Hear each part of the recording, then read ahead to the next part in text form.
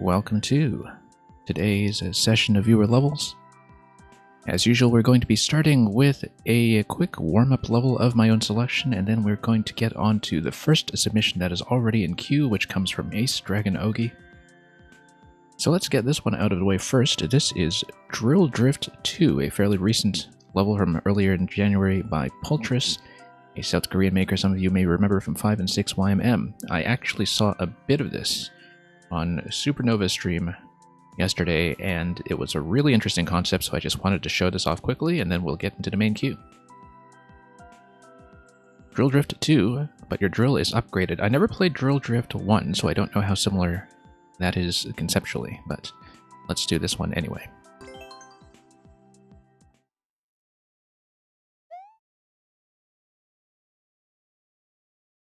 As always, do let me know if things are alright from a production standpoint, that the audio and video are going well.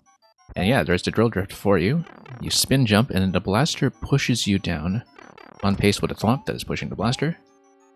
Or rather, stacking the blaster. And so yeah, the spiny forces a spin, then you go down, and you continue like that.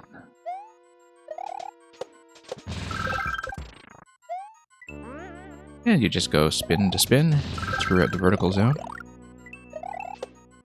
And, whoops, came out a bit low there. Unfortunately, you do need to be big here in order to be pushed through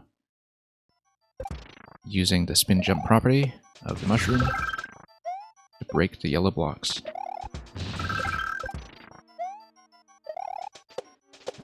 Down we go. Notice how it allows you to squish the spike tops as well that are on the top of the stack. Very nice quick push there. Whoops, let's go up. It is a very refreshing spin jump, yes.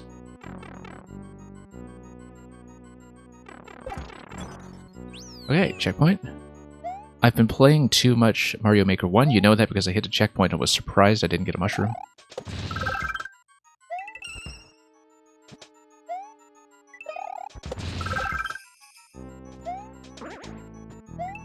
Moles, okay. There we go. Oh, that's interesting. That little bit with the wiggler pushing you up. Got that money, and Mang, welcome. Down we go. And thank you for the submissions.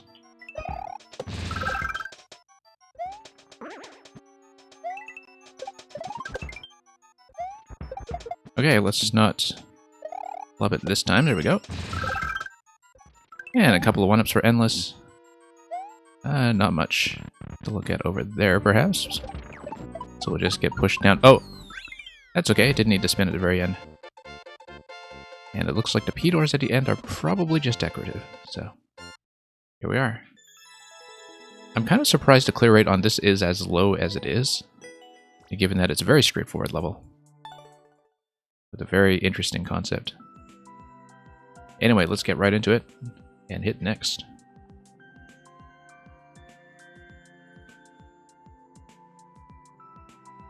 Ace Dragon Oki, if you are still here, please check in and we will pull you up first.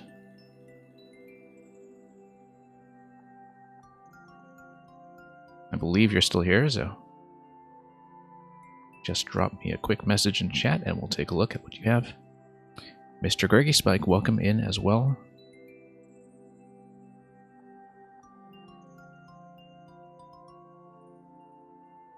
And yeah, got that money. Very good idea to make it here early. I also made it on time, which I suppose helps. And isn't something that happens every day.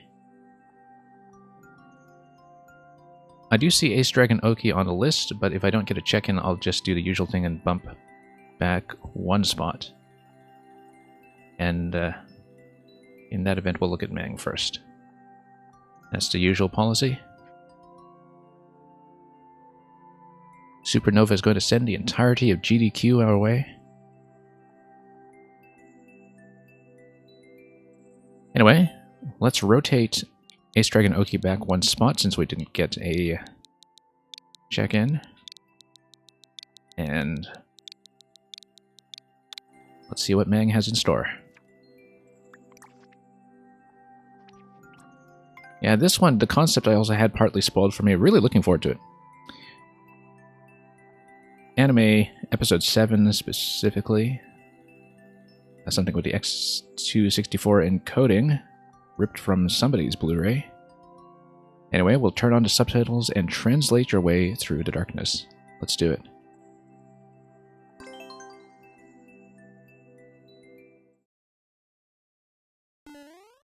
And never mind the spoilers, I still have to play it, so not a big deal. This was really interesting, though. I didn't quite look at the whole thing, I just know what the concept is.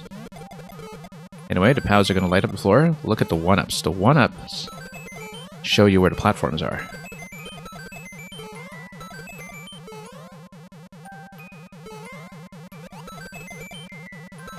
Love how just a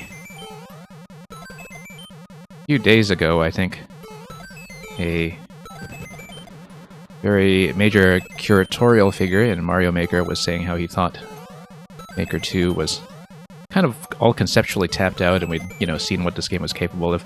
I have never seen a dark level concept like this. So Mang is just here, casually turning out new stuff.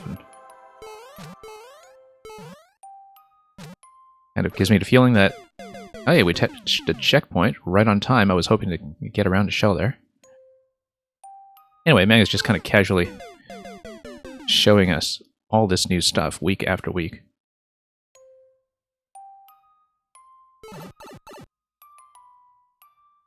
I'm spoiling myself anyway by starting at episode 7. Yeah, that's a good point.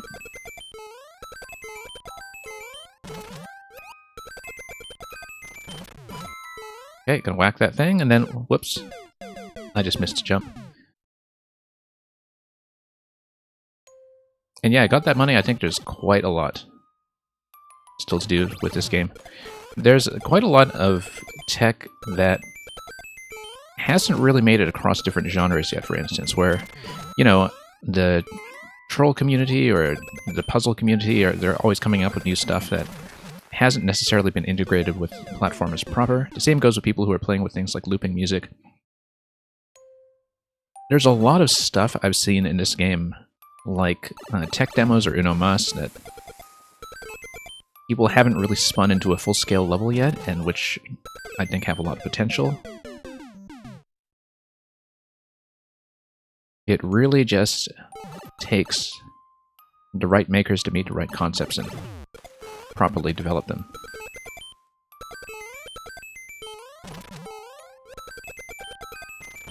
Anyway, over here we go.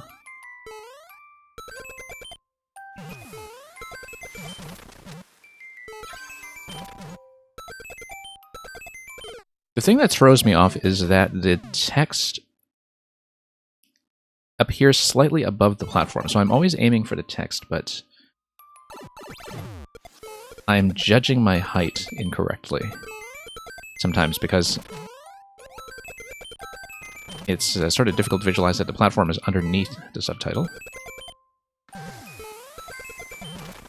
Whoops. A bit more forward momentum there, perhaps.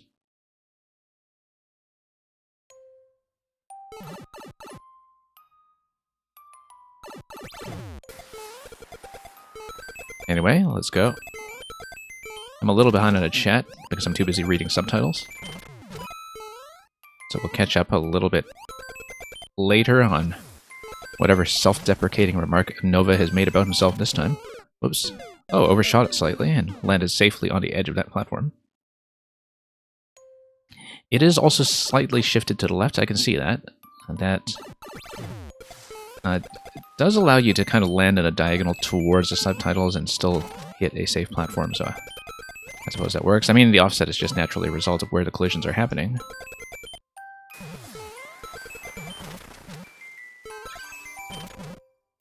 That is definitely throwing me off slightly in a few places, so... Oh, there we go. I don't think we can hit that because I'm not tall. Oh. Glitch, did I ignore something you said? Sorry, I'm just missing a few messages here and there, but welcome, Glitch. I did see you come in, it's just... I'm wondering if we missed some kind of hard mode at the very end. No, just a 50 coin.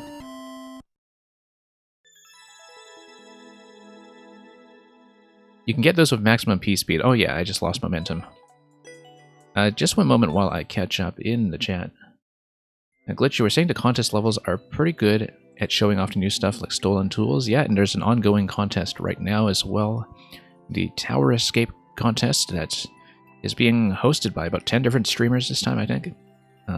Principally led by Burkowski, but also some very prominent players in the community like Carl. I just wanted to take a look at the ending here to see if we potentially missed anything. I think it was just a 50 coin if you went over. Anyway, extremely satisfying, and welcome Shroom Man. Looking forward to your auto level when we get to it. Let's mark that as a win. Don't think we have any subs in yet this week, and I'll catch up in the chat. Ace Dragon Oki, this is second and final call. I think Ace Dragon Oki actually dropped the code and left at the very beginning, so... One moment while I just read everything that was going on earlier, just to see how you're all doing. So yeah, anybody who I didn't quite acknowledge when you came in, welcome. Hope you've had an excellent 2022 so far, if I haven't seen you lately. And Eagle Gamer, welcome as well. So let's remove the current code and let's see who is next.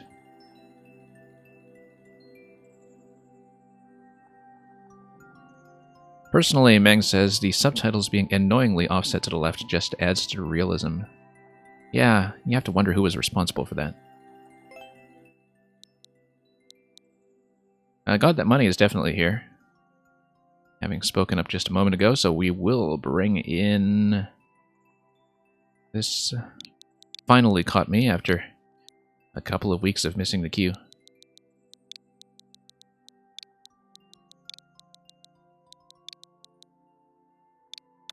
And Mang, thank you for your older maker code. We're going to take a look at 6-1 Buzzy Beetle's Sky Treehouse. I Got That Money, who has been building a whole bunch of these Perspective Superworld levels completely out of their numerical order. Thank you for the follow. But here we will ride the Buzzy Beetles as you traverse this perilous Sky Treehouse. Let's see it.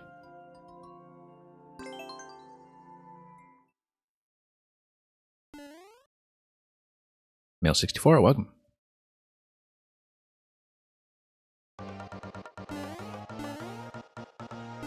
Luca says you forgot to add some translator notes at the bottom. Well, that's obviously all according to Kikaku. Anyway, let's get over here. If anybody hasn't heard that joke before, Kikaku means plan. Whoops. Why did I think I could drop in there? Anyway, here's a giant tree. We'll just distract ourselves with that tree, and that would be my excuse for missing that platform completely. I Got That Money. You said you actually finished 3-3 today. Okay. Okay, halfway in. Excellent. Interesting to use the Mario Kart music here in conjunction with the tree climb. This is a gigantic tree. Wow. Very DKC2-like in a way. I've said that before about a number of traditional vertical climbs, but especially when they have this very clear theme to them.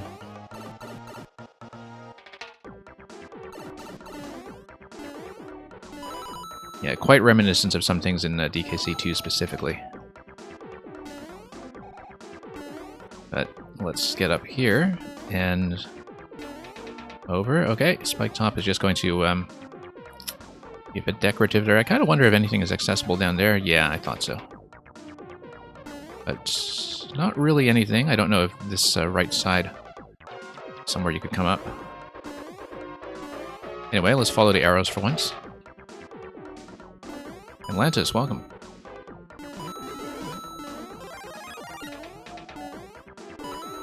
Oops.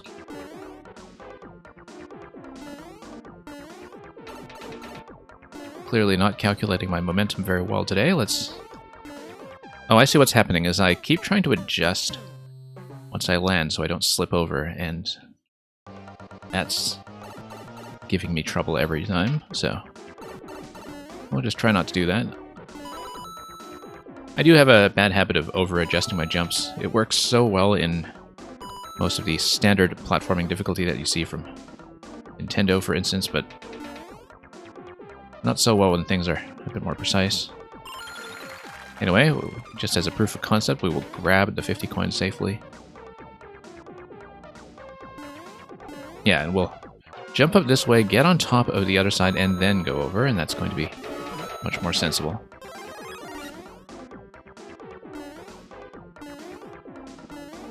And sure, let's do things this way. Well, definitely slipping everywhere.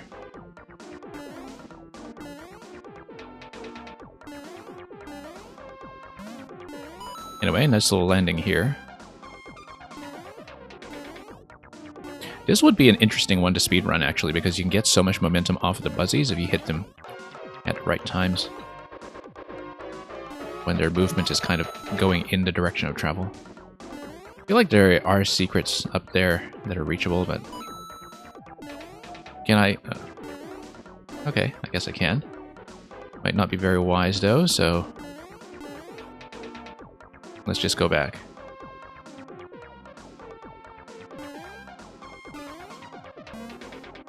I was just kind of curious as to whether the top part of the level was accessible. Far too curious, perhaps.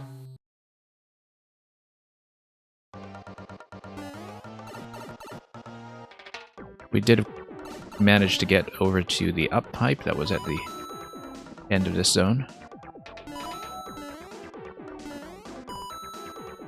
We've seen that before. Let's just go for the mushroom.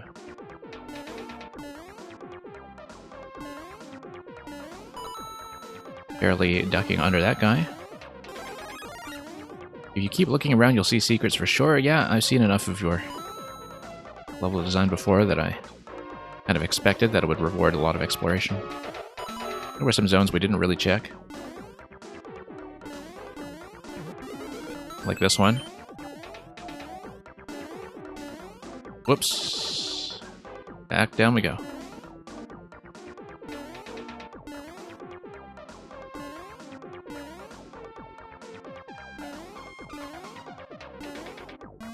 Okay. Let's travel in the direction of the Buzzy. And yeah, that whole line up here as well. Didn't see this previously. Or that. So, it doesn't matter too much that we failed earlier. It gives me the chance to see more of what's going on. Ah, okay. This is kind of like a Super Mario World style bonus room. Except the order for these one-ups here isn't going to matter too much. We'll grab those for Endless. Next time we're here, we'll just take a different door, of course. If there is a next time. And let's drop back down. Need to proceed carefully so we don't fall directly in where this central trunk here does denote where munchers are going to be located.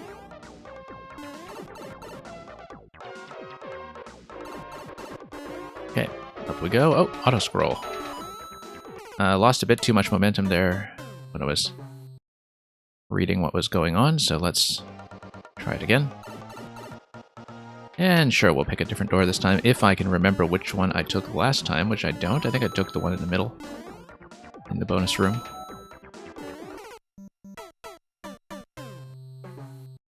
I'd come quite close to bumping my head there a few times before. This time we actually managed it.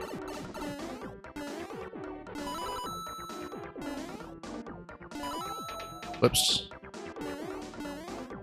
You know what? How much height can we gain here? Not enough. Okay.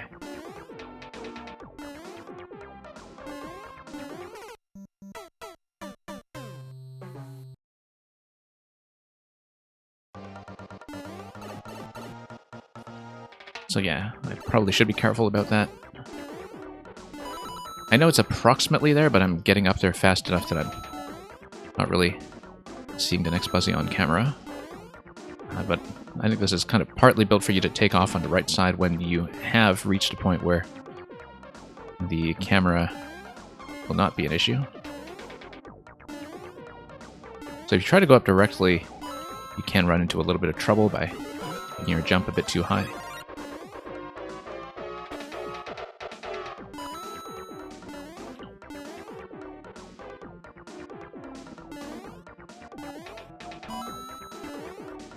And yeah, there have definitely been a lot of vertical scroll concepts, speaking of the camera, where one thing that sometimes makers have a lot of trouble testing against is that at certain locations you don't know how high the player is going to choose to bounce. And sometimes that can affect some things like spawn timings as well. That's been the case for a couple of vertical levels I've seen recently, even by very experienced makers. I think that's just 1-ups all the way across. It's just whether you get 1, 2, or 3, and we've already seen that the middle door gives you 3.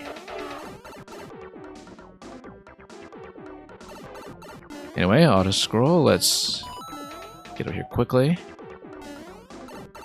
And miss.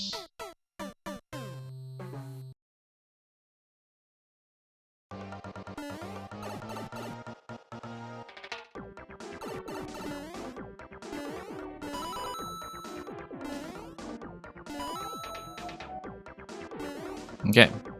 That time we actually rode that Buzzy down safely instead of just jumping immediately.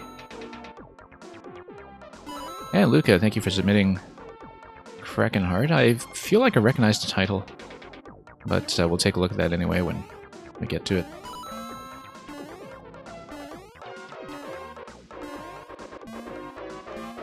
Okay, let's get up here.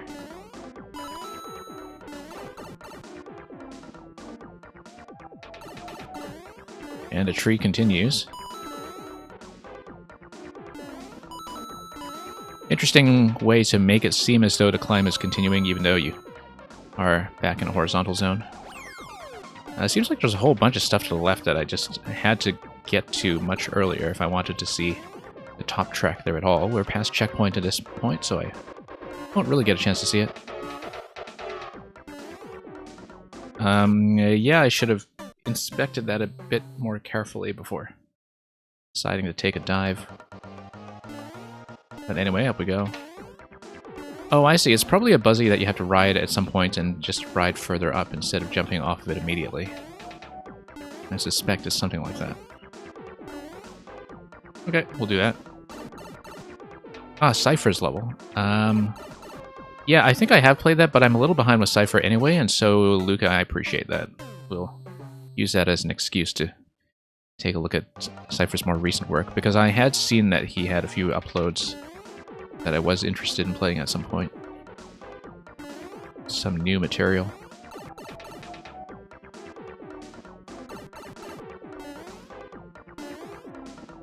Anyway, back to the climb. We can go left. I don't know what we'll do here, but looks like we would need more momentum. I see. This is just mostly a safety zone to land on if you drop down for some reason. Always love this trickery with the seesaw. Spike tops and seesaws make for a pretty good combination. You know, just a platforming setup that manages to be interesting on a very low budget.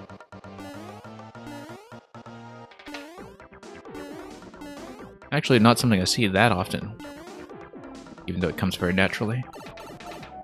As with most things that work their way back and forth on a seesaw, but I think spike tops have a way of making that pretty interesting, so. You think Cypher just finished uploading all levels for the Super World? Okay, because I'd seen the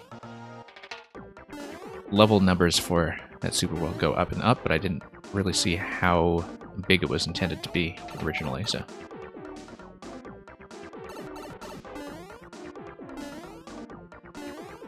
No, we can, of course, just go directly across instead of messing around with that.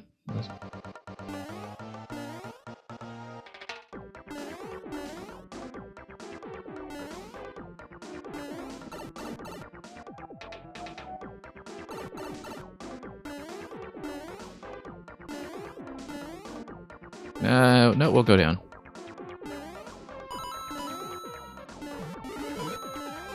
And I do want to see this side, even though we made a complete mess of it previously. There we go. And neat little house in the sky here. Oop, nearly hit my head once again. And that just seemed to be an alternative way up, and so we'll head back down and lose all of our progress.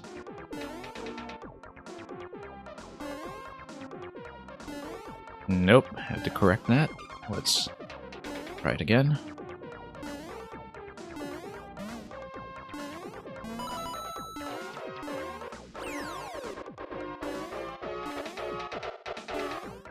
Now let's get up over here.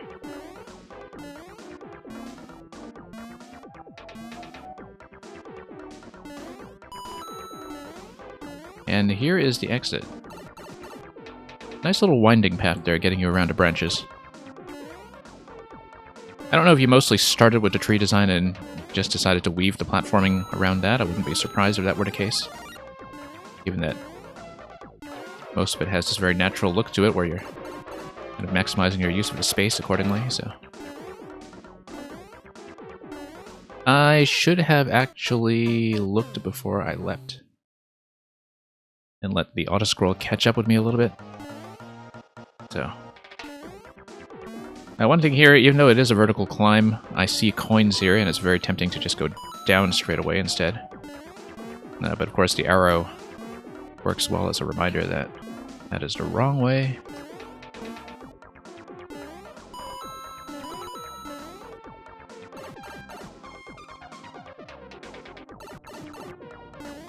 Now, we missed the upper level last time here as well, so let's go for that and miss the question blocks on the bottom.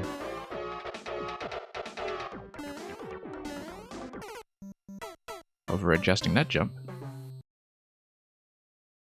And yeah, it's not a huge diversion here. The coins are there to lead you on your way up, but I know that my habit when I respawn at checkpoints, especially in zones that are not necessarily going to be linear left-right, is that I won't necessarily think that back to my short-term memory of what the level structure was, and I'll just instinctively go in a direction that feels natural, as if you were starting from scratch. That might just be my habit, but I've run into a fair bit with checkpoints that are kind of placed in the middle of a zone before.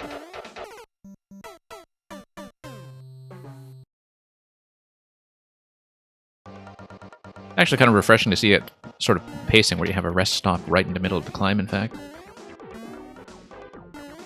Given how much more conventional it is to see checkpoints placed right at the subworld boundary, but I suppose in the interest of using a subworld boundary that kind of feels a little more natural, like you're traversing one continuous space, and, you don't want that flow going from one subworld to the other to be too interrupted.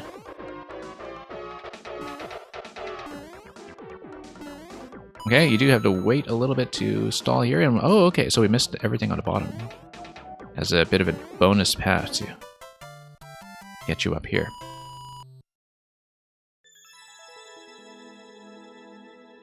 Anyway, clearly didn't see everything there was to see, but hopefully we still gave this a good showing, and thank you so much for the level. Certainly looking forward to seeing more. I know that I've got a whole bunch of yours to catch up on. Got that money, so thank you.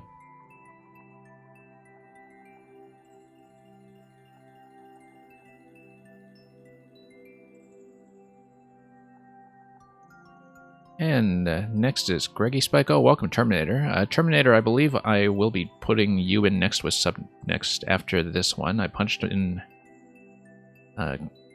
Greggy Spike right before you. Got that through in chat, so let me just check what's going on here. I think that's going to be the case. So yeah, we'll do Greggy Spike's level first if Greggy Spike would like to check in. And then after that, we'll pull in sub next. Yeah, Greggy Spike, we'll pull up your code. Greggy Spike, I actually did. I don't remember if I actually told you this at some point, but We did finally finish that Metroid level that I was having so much trouble with. I did have a dedicated stream for it in late December, I think. So if you didn't manage to catch that, I'll be sure to send you to VOD. But in the meantime, we'll see something else by you. Yeah, this one here is Super Metroid First Mission. We did finally go back to it and beat this thing after having other issues with it. Do let me know if you can drop your hands away from Smash for a moment, whether you have a preference for what to play. Otherwise, I'll just pick something. I'll just pick Fake Precision, probably. Although, yeah, there's quite a lot to choose from.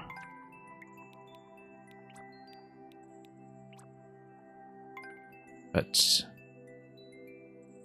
let me know if you have another recommendation, otherwise we'll pull this one in. Lots to catch up on, of course.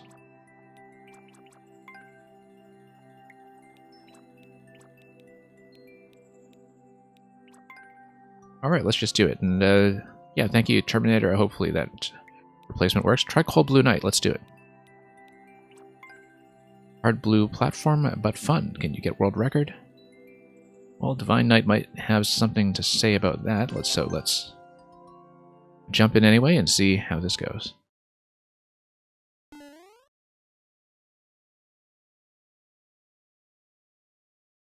I remember previously playing a whole series of yours that was also ice platforming in SMB1. Kind of nice to go back to that.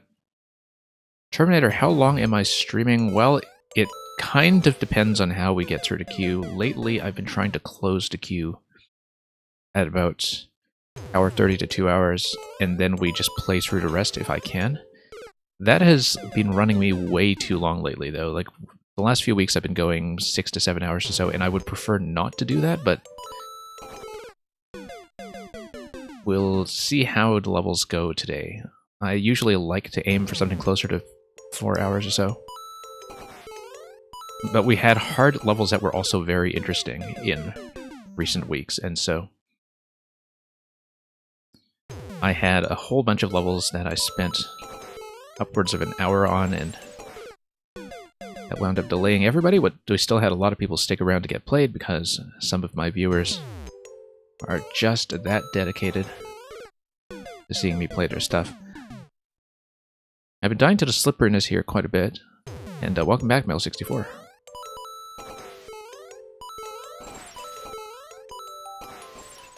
Well, outpaced an icicle, so yeah, as you land on a platform, there is a bit of an incentive to stop while you drop for a bit, but then you have to time accurately when you're going to continue running and making the next jump, so you can build up enough momentum to go forward like that.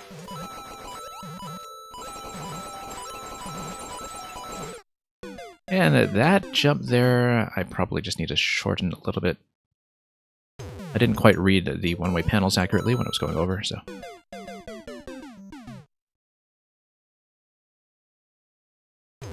We'll see how it goes. Whoops.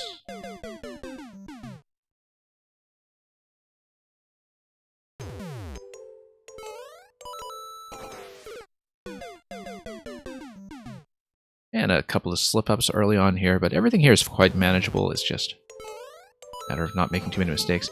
Interesting use of that bonsai at the very beginning to just prevent me from doing much of an initial jump. I mean, of course I can always just wait out the bonsai and go from there, but not a great deal of a reason to do that. Still missing the 50 coin. It's a nice little optional challenge for every restart. Not that I've managed to clear it. And then there's a chance to realign myself. I was hoping to get a short bounce on top of the bonsai, but it seems very clear now that I actually had to go straight over. And so I was aiming for a short bounce on it, and I just missed completely because I didn't expect to sail over it. Whoops. But that's a decent amount of progress. We'll get back there and see how we do.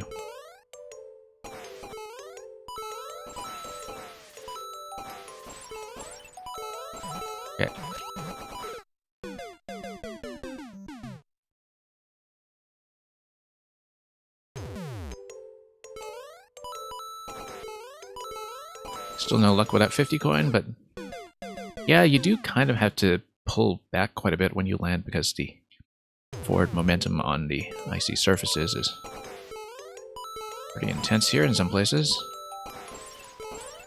So you have to be careful not to slide too far forward. Drop here a bit.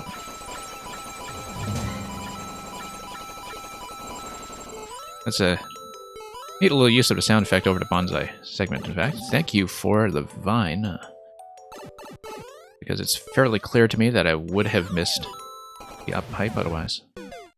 Sort of interesting here that you can drop on top of the bonsais. In fact, I think you need to because of the icicle placement. That you need to kind of back up a bit into this landing and then bounce on top of the bonsai to get on the next platform. Yeah, you do have to adjust by pulling back, though. You don't really have the chance to adjust by jumping. Zucchini, welcome. Hope you've been doing well.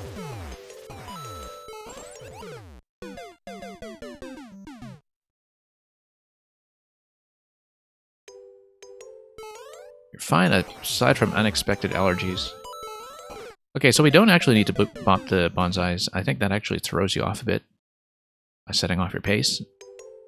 The idea here may be to outpace the bonsais instead. Here, I don't know if we can just drop directly. We might be able to.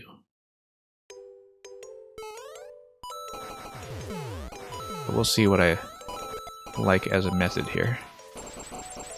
Here's a nice slow drop. And jumping off of that too high. Terminator, did I hear about Nintendo making that Mario film with Chris Pratt? Yeah, it is by Illumination Entertainment, which is the studio behind Despicable Me and Sing and so on. When the casting was announced a little while ago, there was quite a bit of discussion about that on the stream. A lot of people wanting to talk about it. Yeah, let's try to beat the bonsais like we did last time. I think bouncing is not going to work here because it makes you go too slowly for the next bonsais to come after that, so slip right off there. Plenty of time to dodge that one. And we need shorter jumps, I know that.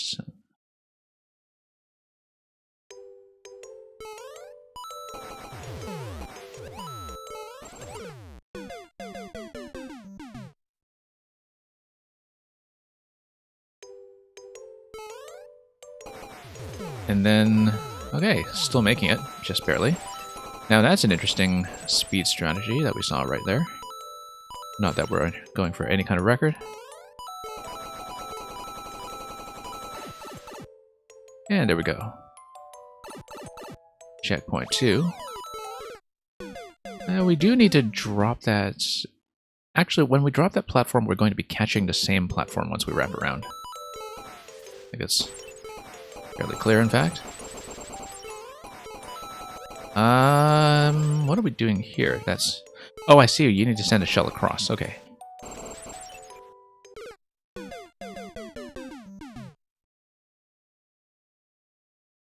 So we're going to SD ourselves over there.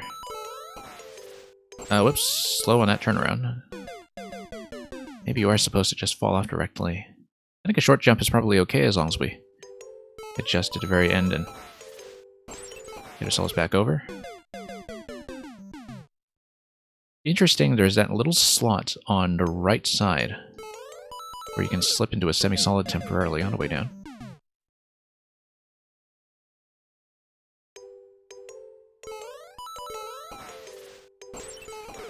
Yeah, Male64, I don't think I was aware of that reaction.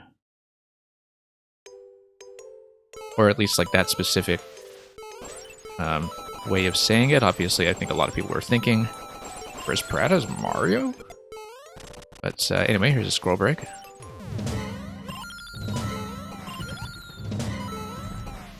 And I missed right at the end.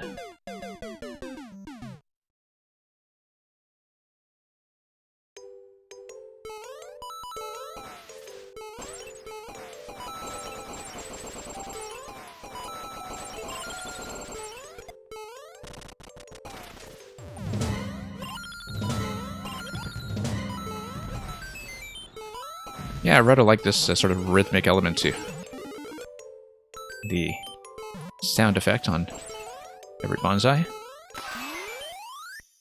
And that is a win. Thank you for the GGs, and thank you to the submission from Flint Bosco, which we'll hopefully get to soon. And yeah, Greggy Spike, lots of fun with that one. Pretty roomy in terms of being able to adjust with the jumps without them feeling super precise. Lots of flexibility in certain places. I could see that going for the speed record in certain locations would be quite interesting if you know how to use the bonsais effectively in combination with the platforms. Had a lot of fun with that, so let's mark that as a win, and let's bring in sub next, which I believe will be Terminator.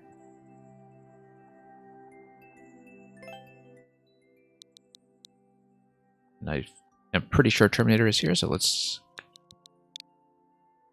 get over here and put this in.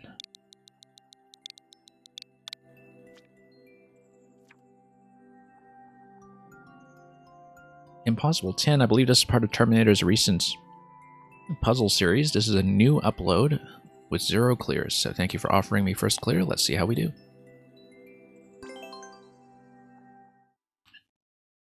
Terminator's been on a bit of a puzzle kick lately.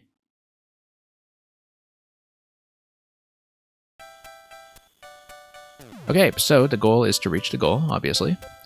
And I believe it's going to be through the door that is on the top left, because these two doors are probably just resets. We need to pay attention to which POWs we're taking from which pipes, I think. That's likely to become relevant. We don't know what's going on with these two pipes here.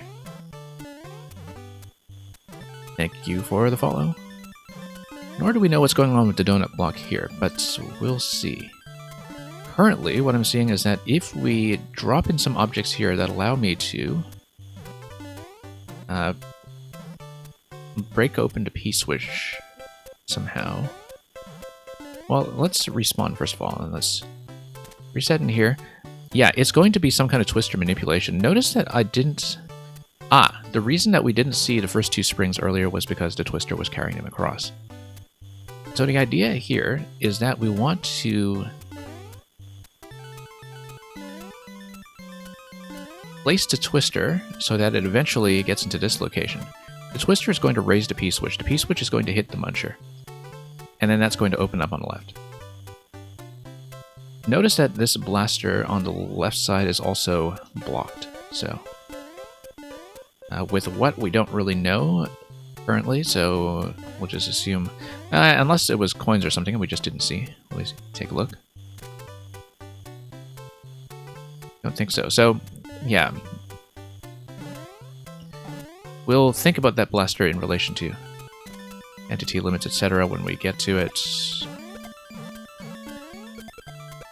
I was hoping to rescue some of this stuff. Interesting, when the twister carts everything off screen, it does not respawn. Probably because the twister is just dropping them sort of still within a loaded range. Because there is a bit of off-screen boundary logic when it comes to twisters moving objects off-screen that is a little bit weird. The idea, anyway, will be that we want to obstruct the twister from its original location and move it back. We drop the donut block, if I can. If I can. I think I'll need to actually drop something underneath the twister, too. No, we can kind of do this. Maybe. There we go. It's a little bit precise, but we can do it.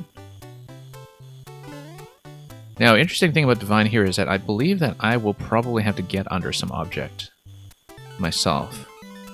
We can try dropping something in the slot just to see if it is in fact bottomless, as I would expect it to be.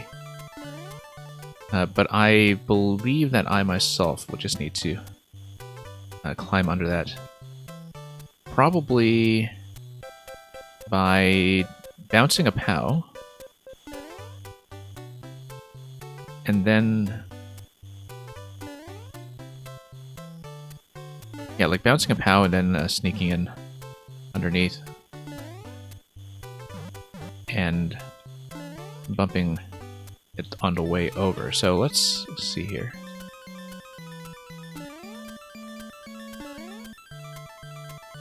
I do need to raise it.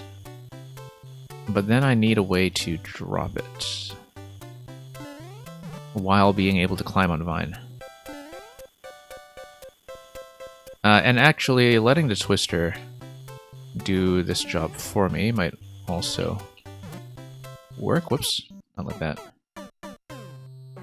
No, I think it is going to be just allowing the POW to bounce up and then tossing the spring away, and then... yeah, it is coins out of that blaster, so no entity limit trickery here, as far as I can tell. Notice that this one respawns and the other ones don't, in terms of whether the Twister is actually destroying the objects. Anyway, let's go back here. Let's try to do the same thing with walking. I think the idea here, if you don't want to do this precision style, is to grab 2 POWs and obstruct the Twister by placing it a little bit further. So you can walk it over and then drop the donut block. Once it's... it does need to be on the donut block, but you want it to be kind of partially on, perhaps.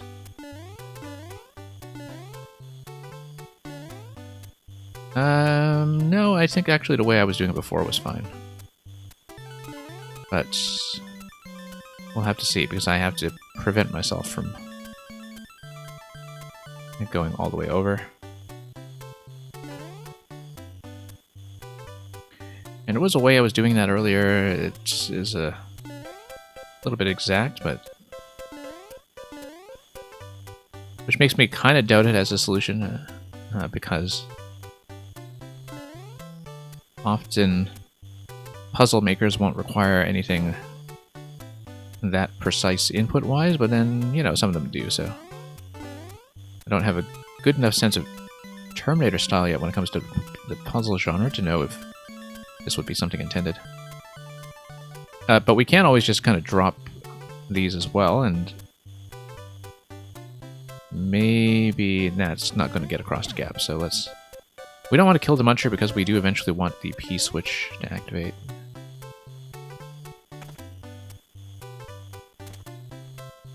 Whoops, hang on. Let's try this again. But you can see what I'm approximately going for here. Nope, hang on. Let's do it again. We did have it earlier, we just need to crowd the Twister on the left side without it picking everything up. So let me just block it off. Nope. How did we do it earlier? We probably want to just use multiple POWs, in fact.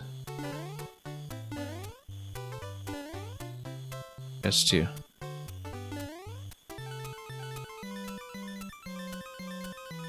get it to behave. Let's see.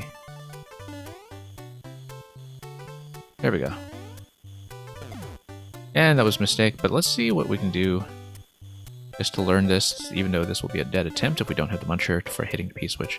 But I think it's fairly clear that you want the Twister to raise the P-switch for you. And that there's something going on with the POW placement that will allow you to do that.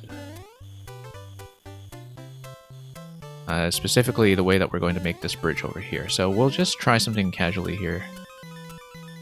Just to see if we can get it to work. Grokowski, welcome. Grokowski, of course, is the host of the Tower Escape contest that, if you're a puzzle maker, you should definitely get in on.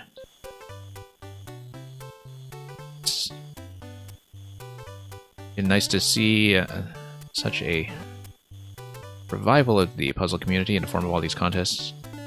Whoops.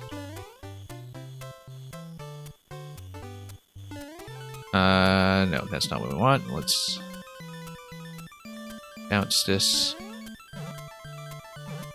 I actually want to constrain the twister a little bit. No, because we do need a twister to kind of get across here at some point, so we might actually have to raise it some other way. Let's see if we can get it to behave properly. Like by getting it on top of a spring, for instance, and bouncing it.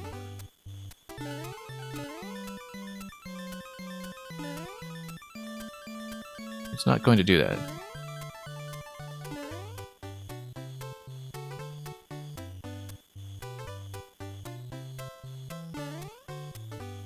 So I need some way to part it across. I may actually just be able to do it with a POW push.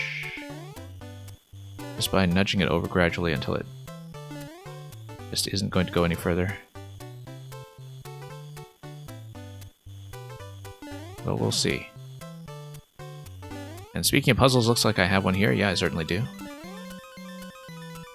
I think it's one anyway. Whoops. So there are a couple of things to determine. I don't know yet why we have been given quite so many objects to work with. Because it looks like there is going to be some particular sequence that I need in order to create the right kind of setup that allows me to get the twister over here. But I'm pretty sure the ultimate target that we want is twister in this spot and possibly raised on top of something else. And so the question is whether we can get the twister to change positions such that if you can get it on top of a POW, for instance, that might be something interesting.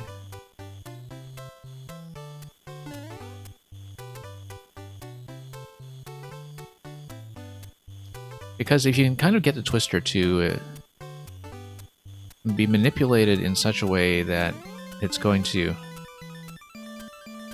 follow a series of POWs that you can kind of stack in a row, and that's one possibility. The other thing, too, is that you see where we position that POW. Let's take a look at what happens if we... Whoops. Do something very similar here. Using the spring. Whoops. Not like that, obviously. I mean, if I just drop a spring into that location, I will not really be able to punch the donut block, but let's see, because I think that the implication here is that we should be creating some kind of bouncy platform or something, using a combination of the trampolines and POWs to escort the twister over the gap. Exactly what form that's going to take, I don't really know yet, but let's do that. That was maybe a bit premature.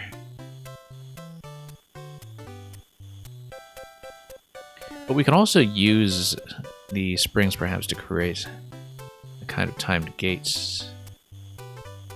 This we know is just going to be a pit, so no point in dropping things in, but... Or is there?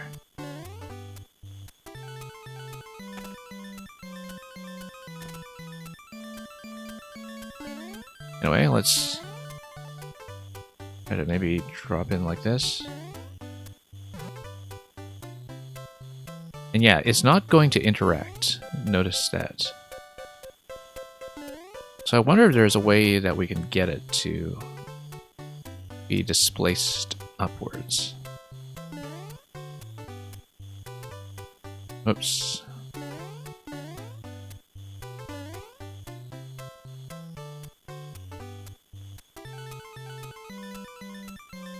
Like, if we find some way to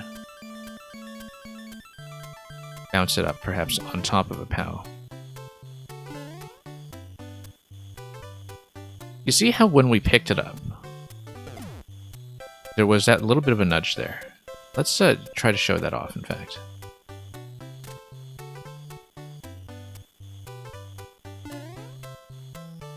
where if you manage to do this, hang on, it's a bit specific, but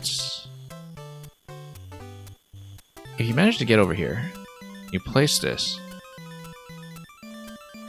and then you pick it up when you don't have the donut block in a way. Let's see if we can do something similar.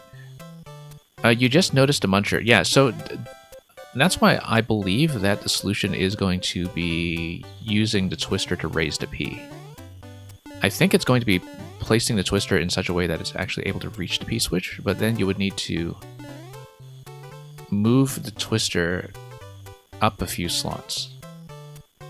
For example, by building something like a stepladder that it can actually go up somehow. Or by placing it on top of POW platforms, and you then manage to manipulate using these springs.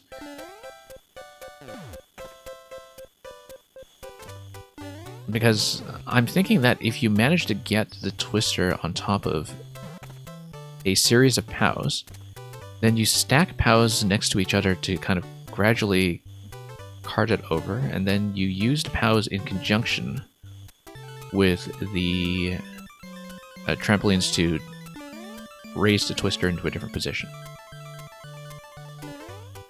The other thing is that perhaps it's not necessary to get the twister all the way over, depending on its reach. I guess, no, it's kind of within a 3-tile range. Difficult to say.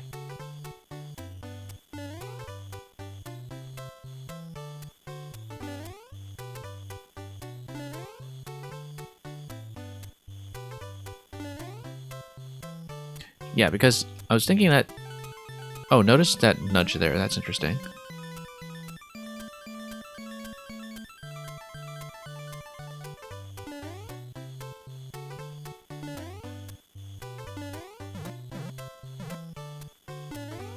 Well, let's think about this for a moment. Now, this vine seems important, and the thing I was thinking about earlier was if we could just get a POW on top of my head so I can just have a POW bounce on top of me while I'm in this position and while the twister has the ability to run across. That was the initial thinking, and it is still doable.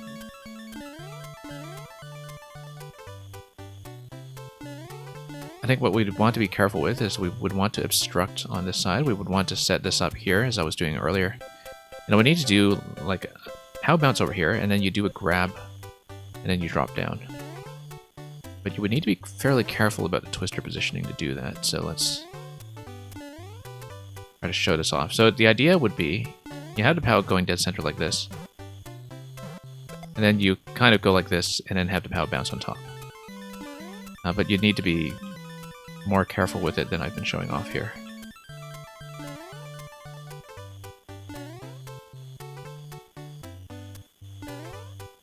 And the idea would be that if you have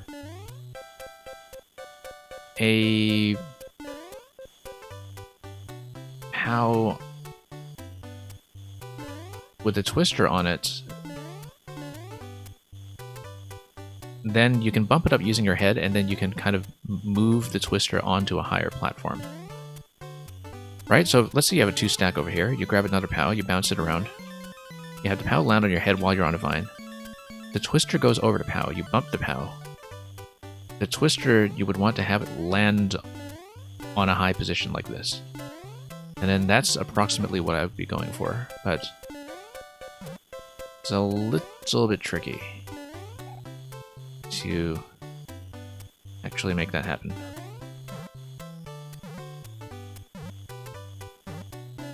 Anyway, we'll try to nudge this thing over, so we can actually have a bit of room here to lower it. Whoops. Yeah, just a little bit here with the donut block, I sort of suspect that there is a proper way to do it that isn't just a precision check. And that's the other issue with the twister going like this, is that we kind of need to obstruct it. But if we do obstruct it, then we run into a bit of a problem, which is how I get the POW underneath my head. I'll see if I can explain that a little more clearly. Oops. So let's say we want to stop the Muncher from going over here and picking everything up. Well, first we can try to stack things on the left side. That might be doable. But if we try to block off the Twister some other way, we would need a way to remove the block. Now, Zucchini... if it's something that isn't going to be like a spoiler, then yeah, I would say as long as there's nothing too dramatic. But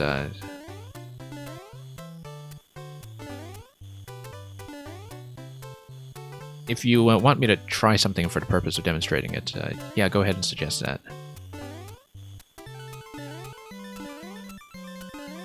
I generally try not to have too much backseating here, but sometimes, you know, if you're just curious whether I've been able to try something yet, then I can explain my reasoning for doing that or not doing that. Whoops. I feel like I understand the general concept, but I don't understand the sort of specific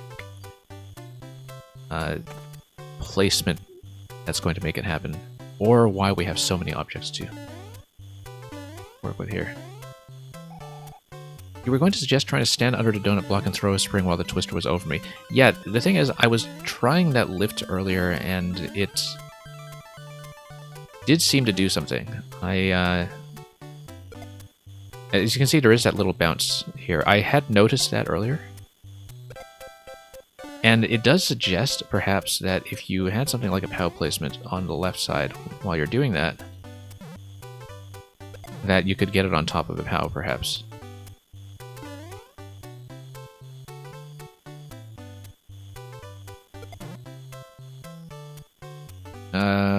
But let's try to get this down like that. Whoops.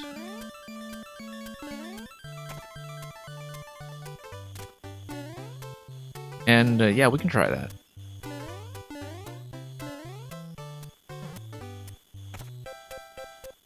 Because I had noticed earlier that the throw on the spring does nudge it a bit, and there was some reason why I didn't kind of pursue that further at the time, probably just from not being able to set it up accurately before I was distracted by something else. But then the idea here is that we would set up another POW, and probably have a bit of a POW chain that we will land us on top of. I was trying to get a POW sort of in this left slot here, so it's on the slope. That might still be doable as long as I can get back down here with the spring, which I may or may not be able to do. We can, actually, if we just let the Twister travel a bit further. So let's create out the POWs this way just to be careful. So let's leave it a bit of room, for instance. I can see now that one of the reasons why you would want these additional springs is to kind of make your way across.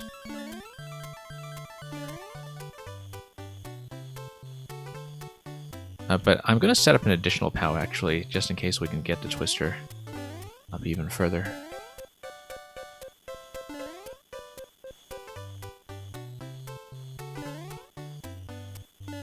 But the idea is that now I have enough room. Nope. Nope. Picking up the wrong object now.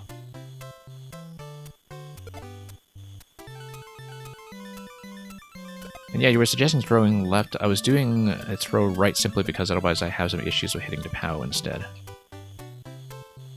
And it's not a bad idea. I feel like the POW, if it's just receiving a tiny adjustment, it could probably work with something similar. Thank you for the submission glitch.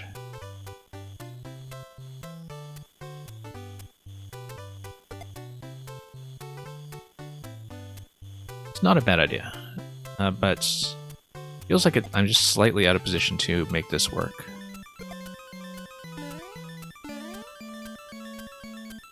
And yeah, glitch will honor the skip after this level.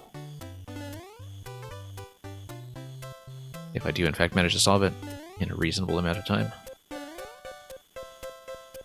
So yeah, as you can see, it's not quite getting up to the POW there, but it is able to perhaps bump the twister in such a way that it does continue left without having to do the donut drop immediately below it. We can try it. Like, so as it's going left, for instance. Notice that it is going to go over slightly, like this. That you can create a bit of a platform for it to go over.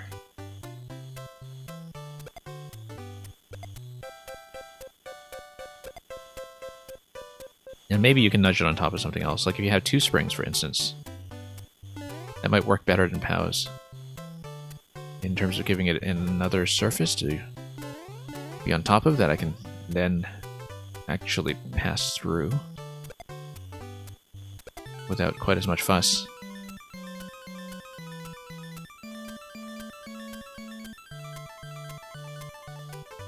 Yeah, and glitch, I guess that would be for the contest. Hey, we actually got it. So now we have the ability to probably set up a POW on the left and then get it on top like that. That's interesting. And now we can gradually make our way across, perhaps, except we have to deal with the gap.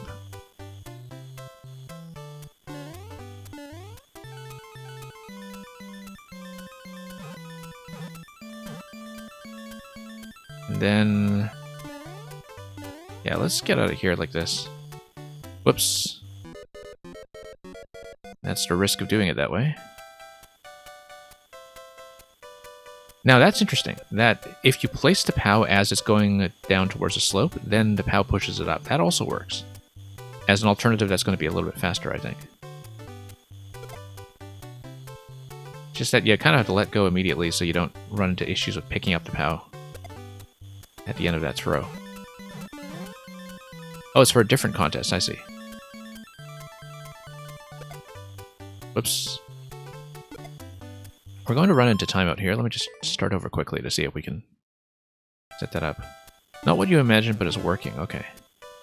You thought it'd eat something sideways like a P-switch and a stump. I think I understand what you are getting at, Zucchini. But yeah, it looks like actually that if we do drop the twister down here, that you can do a POW push on the slope. That would also work. Like if you take advantage of the POW collision that way. So possibly that is a more sensible way to do it, but we'll see what happens. Whoops.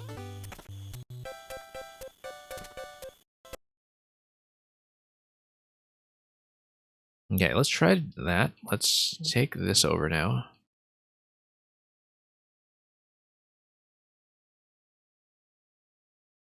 In fact, yeah, if I just bump it, I should be able to bump it over. Maybe not. Maybe from a slightly different height, not quite. That's okay, we'll just lower it directly. Drop it over here. We still have the issue of transporting it over to central area. I think I know how to do that. Once we get there, it's just going to be using the POWs on either side to create a bridge. Like this.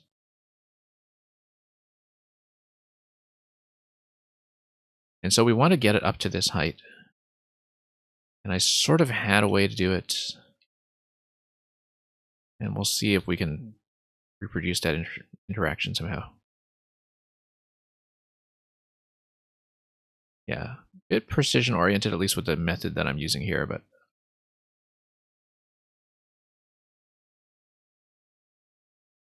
there's probably a better way to do this, like what we demonstrated before. Whoops.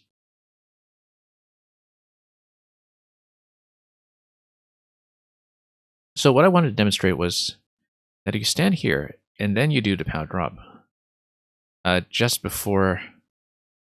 oh, okay, we lost a muncher, but I'm going to see if I can demonstrate this. Like just before it comes down, you should be able to get it to nudge its way above the slope.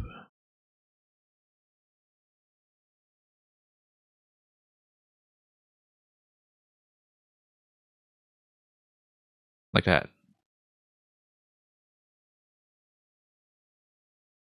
Then you can kind of continue creating a POW bridge over here. And we lost a muncher, so this will not be the attempt, but you can kind of see what I'm getting at here. Nope, that's not how to do it. No, come back. Game audio is down. Okay, thank you for letting me know. Yeah, let's fix that. Let's fix that. Just give me a moment here. Usually it doesn't quite glitch out this early, but we'll be right back.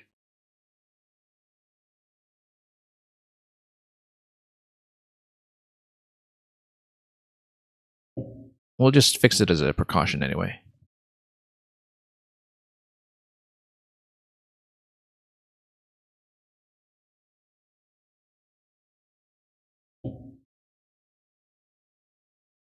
And Glitcher saying you heard me fine. Okay, because it looked like it was actually gone on my end, looking at my indicators here, so let's get back into it.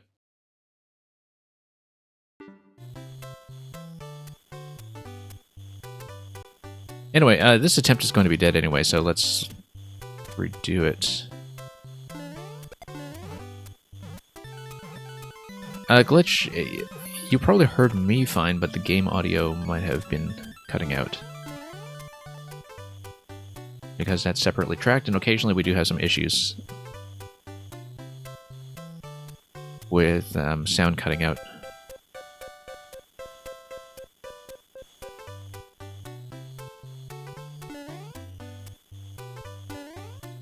But yeah, so you can kind of see what we were getting at. That does require 4 POWs to do properly.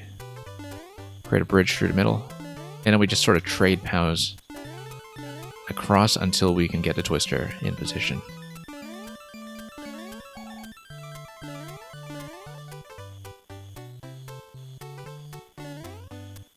So let's say we come down here and drop this.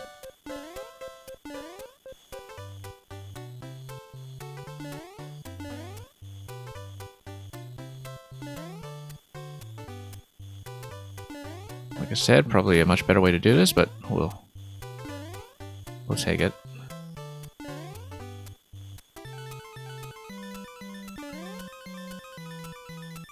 Hang on.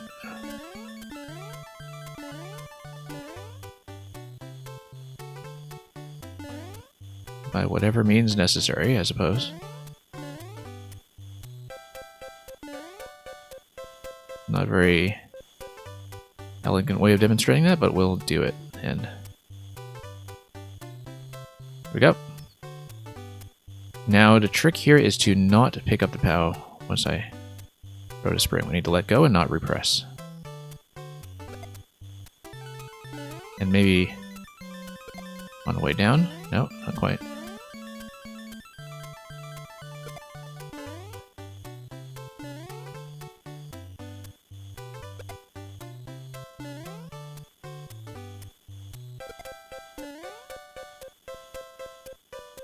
Well, this is going to be a bit of a sticky situation. I don't know if it's actually doable now. I would need to redo this POW. Or perhaps slip in the left side here.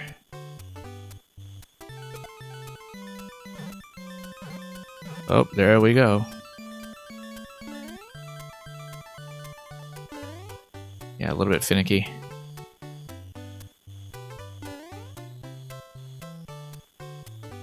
We'll see if I can do it. And have it nudged over the way we saw previously.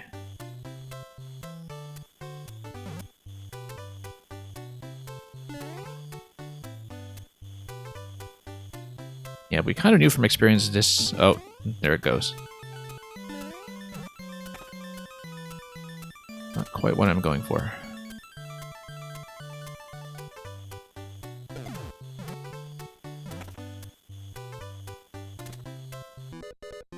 Yeah, I don't know if this is actually going to be the solution, though. It seems a little bit precision-oriented, and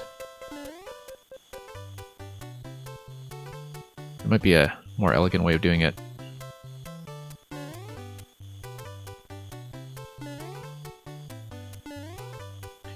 I think the idea, now that we kind of know how to nudge the twister up slightly, the idea of getting it on top of a POW bridge over the gap is probably going to be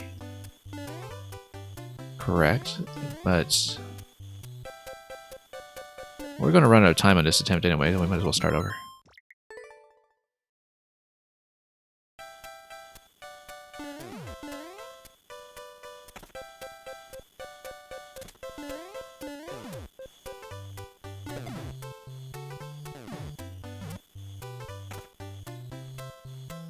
Yeah, it's fairly clear what the objective is going to be, I think. In that you're not dealing so much with a sequence of locks and keys, you're more thinking pretty much entirely about how to do this one specific setup.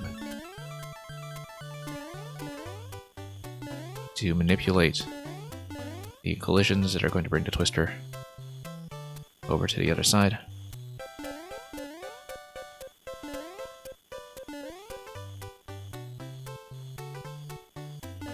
There probably is a better way of doing it.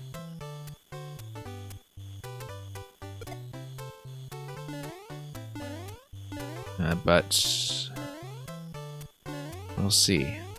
One thing that I haven't really come up with a use for yet is what to do with the multiple trampolines.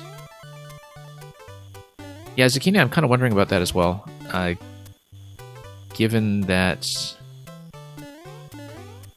I mean, I'm fairly certain that at the lowest level that's not going to be enough for Twister, but it does look like to get the P within range, you may in fact need to take it 2 blocks up. Which would require you to do some kind of stepladder or some kind of chain in terms of having, for instance, one spring get it on top of another spring. Which isn't really going to bounce it because the twisters don't interact that way, but you would need to get it on top of a POW plus trampoline combination, which is what I was thinking all along anyway, because you have 3 trampolines that would be matched to 3 POWs, and then you would have 1 extra POW as a blocking piece.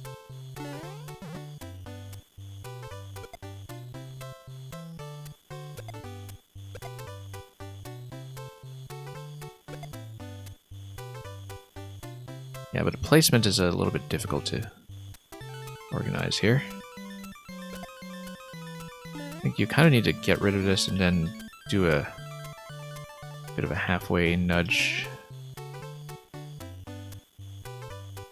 before the donut block comes in.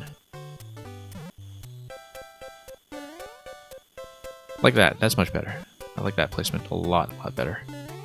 Yeah, you see, now it's actually going cleanly on top of trampoline here, and we can drop it and get it on top. Oh, look at that.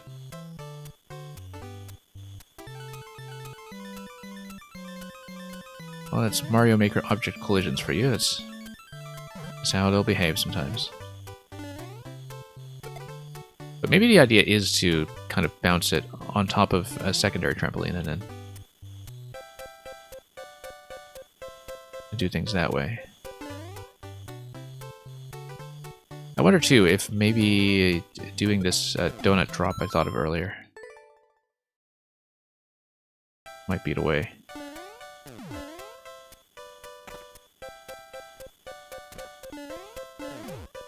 Yeah, Terminator, I might not be able to finish it this sitting, just so you know, since we do have a fairly lengthy queue behind you, plus a queue skip from Glitch, and so don't want to keep too many people waiting that long. We might have to return to this one.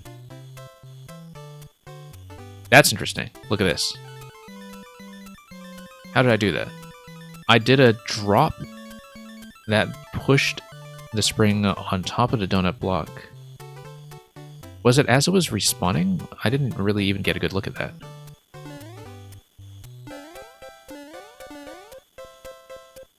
I didn't get a good look at that at all, actually.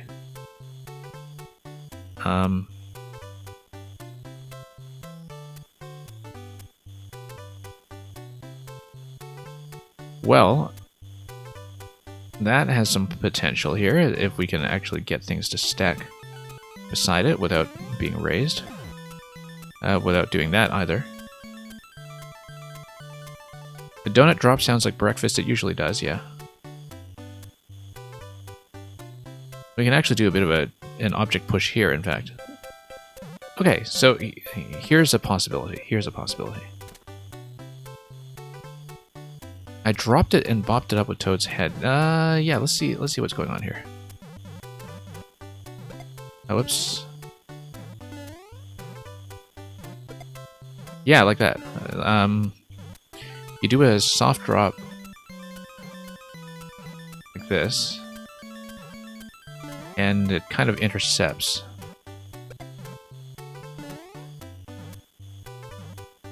I'm not bobbing it with my head necessarily. It's let's see if we can. No, hang on.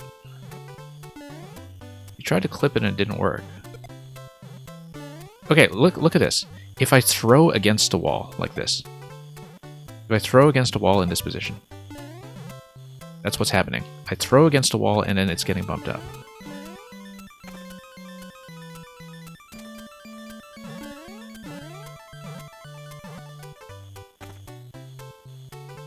So we may have managed to figure something out here. Obviously, you can't do that with the POW because you do need to do a straight throw forward. Positionally, it seems rather precise to do that, though. I was sliding down a slope, you think? That would make sense, yeah.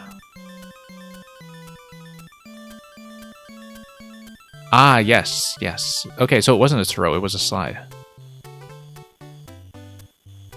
Yes, I did manage to do that just now. Let's try to obstruct it a little bit better with the POW so it's going to be right on top. The donut. Whoops. And we'll try that again. Hopefully without getting picked up.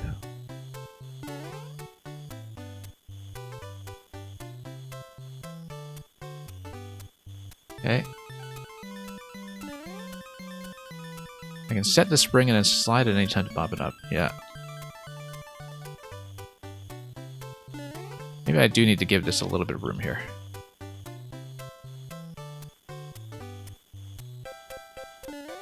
Yeah, I might need to actually let the twister go a bit to get the drop to operate properly. I did manage to reproduce it just now, though, like the slide interaction.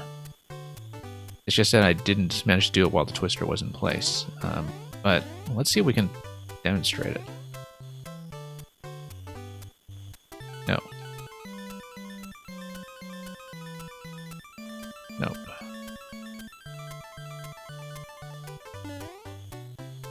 Seems rather precise, though, for a puzzle solution. And yeah, Beyond Stumped, nice to meet you.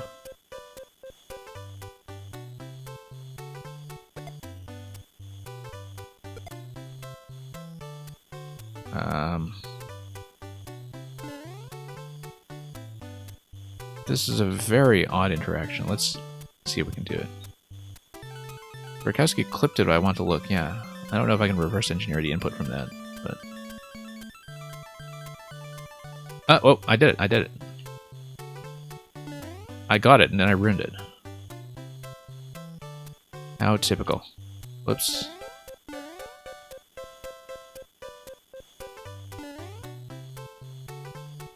Just as the twister hit the corner before the donut, yeah.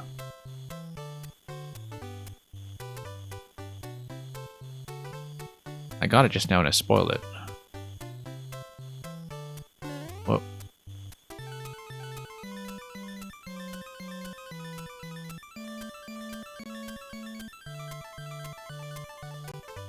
Nope.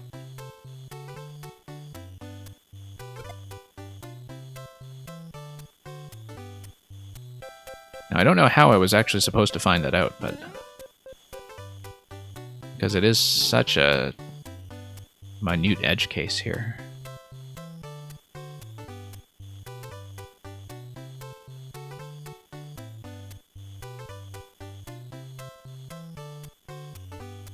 That even if you do it, it's the kind of thing that doesn't necessarily feel intended, simply because it is just that obscure. We'll see if I can actually manage to squish that.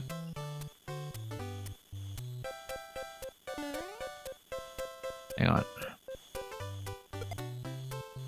Almost.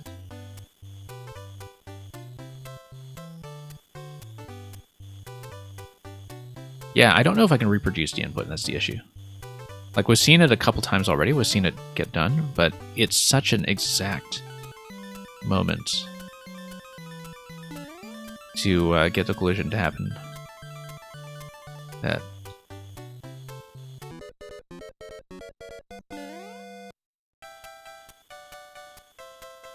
And yeah, Terminator, it might be useful to have a hint. I usually don't take the hints, but for this one, because we're just trying to figure out systematically how to do it, that it's might be useful to know what actually is going on there.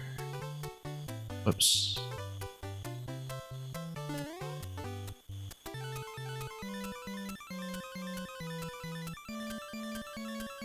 And we'll probably just give this one more quick look before we proceed then. And because if there's some further step after that, I don't know, we'll do it this sitting.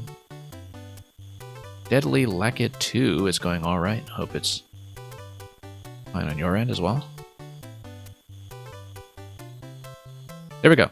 We got it with 44 seconds remaining. Excellent. Now we can kind of do a push.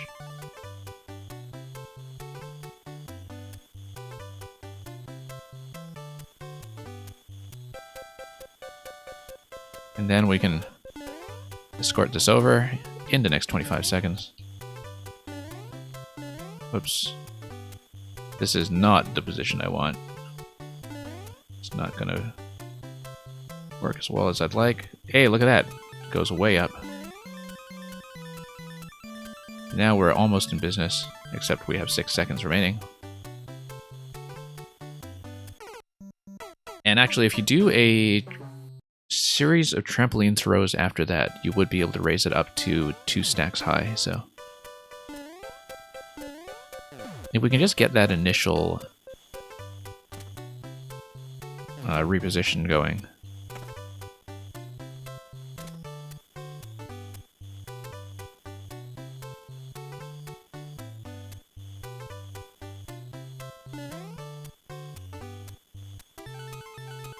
Yeah, because we may be able to do something like this. We can also potentially take advantage of the donut block dropping.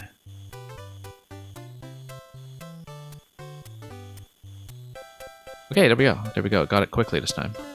That's very useful. Now let's try to get some of these POWs across so we can make the bridge. But yeah, I suspect that we might actually need it to be 2 tiles high, and if that's the case, we'll just make the necessary adjustments.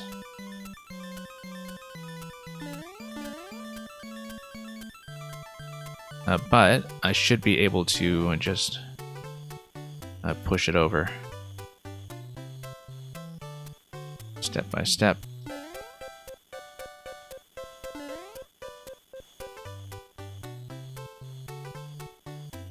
Nope, not quite. I have to be very careful not to hit the POW.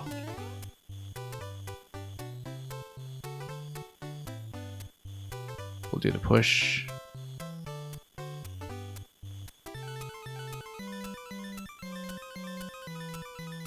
Nope, lowered it by mistake. That's a bad idea. Oh, now we're in trouble. Okay. Yeah, it's a bit finicky. Like, even if you do set it up, it's a bit too easy to just kind of destroy afterwards. Now, I did manage to raise it from this position before. We had done it but I hadn't gotten it up to full stack. I'd kind of gotten it partially up to slope. Like, something similar like that.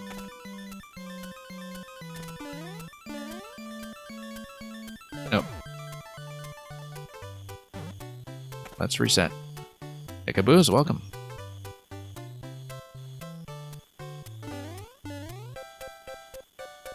We've been working with a bit of POW jank here for the last little bit.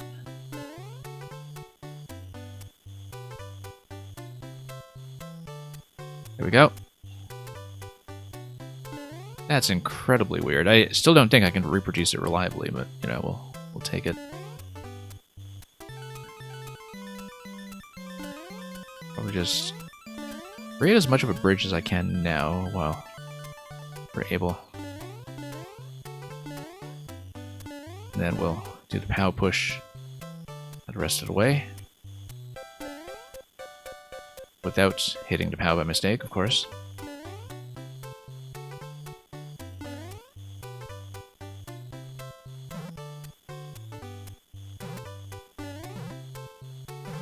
Okay, that works too. I rather like that, in fact. Because then that allows me to drop a POW on the left side and carry the twister over that way.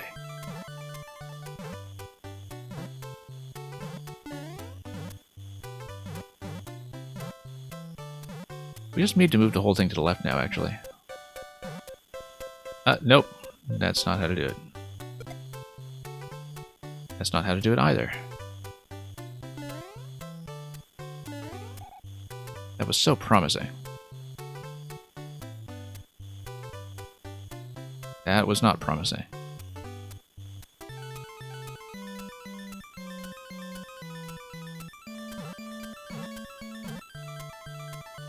Yeah, this has been POW jank central.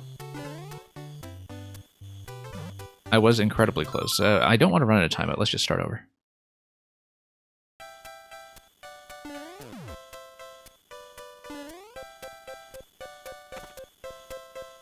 Yeah, because that gives me plenty of height now if I manage to get 2 springs underneath.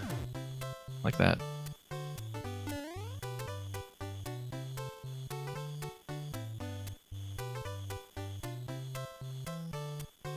Nope.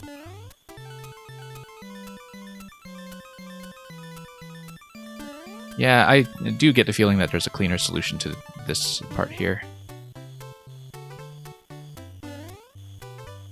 And yeah, Glitch, I was sort of thinking that we'd need 2 under as well. SD, welcome.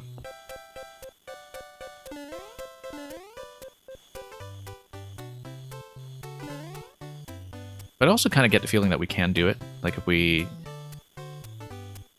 use the POW to push the spring on top of another spring. Like that, for instance.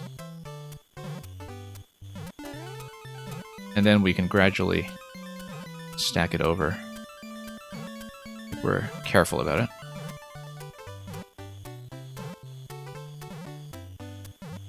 Like, we'll create some platforms using POWs, perhaps. Or drop it on top of a second stack. So, let's say I go POW plus spring on the left side here, just to raise it a little further. And we'll start creating a bridge. As before. I think it will be necessary, although you don't even need to get it all the way across necessarily if you just get a twister wide enough to push the P.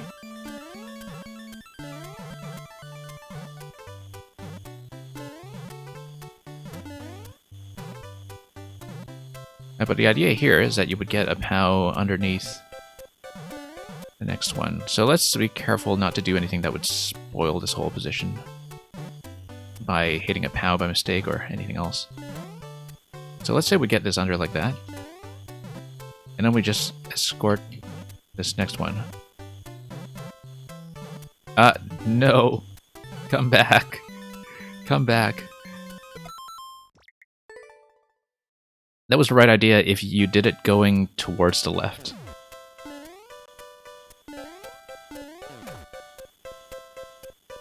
I think as a precaution, we probably need an extra POW on the right side as a blocking piece, just as an emergency, until we get to the point where we actually have the setup working.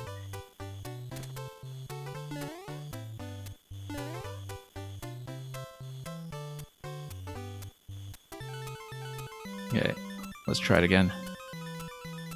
Terminator is saying my method is more reliable. I don't know about that. It doesn't seem reliable to me.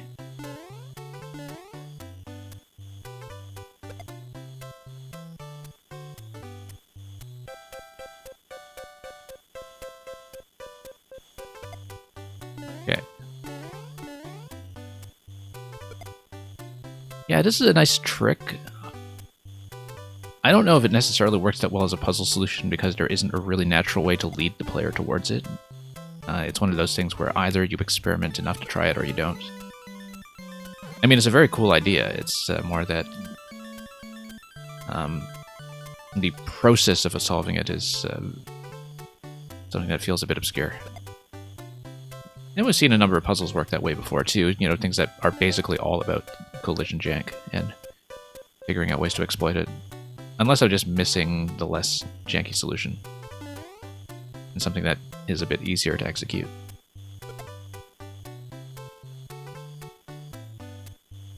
Whoops. Always something crazy, exactly.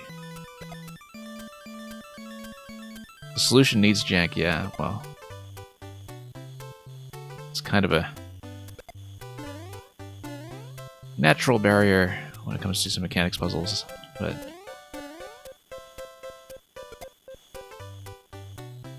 how did I manage this earlier?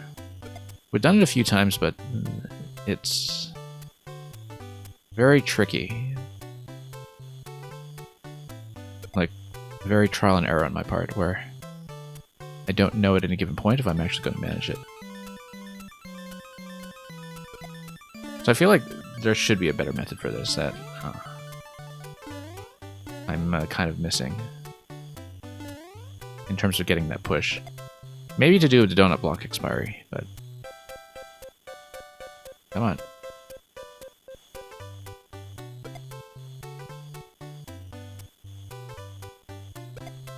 Nope, I feel like I'm doing it late now, where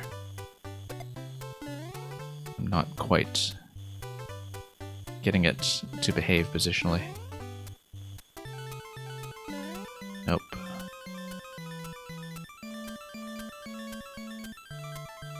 There has to be a better way. But the spring throw method I was using earlier didn't quite manage to get it going high enough. The twister takes priority over what it makes contact first between spring or donut.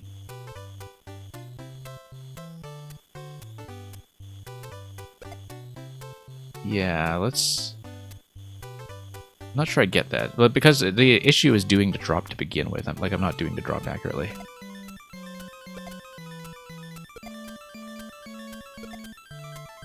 Like, you can do it like this.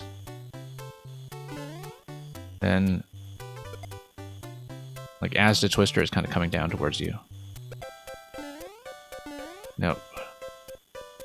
And yeah, Zucchini, the thing is, I think you were right about the slide. The last few times I managed to do it, it was using the slide rather than the forward throw.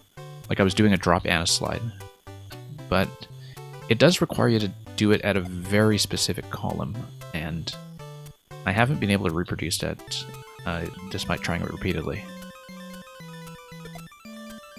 And at this point, we're so low on time that I think we should just start it over. And yeah, really looking forward to Nikabuza's work for the puzzle contest as well. It's really going to be quite the all-star event, I think, when it comes to puzzle design. I've been on this one for way too long, but we're so close to actually doing it. It's just that I've spoiled the solution a few times from the execution falling apart. Whoops. You raise the spring just as the twister touches the corner.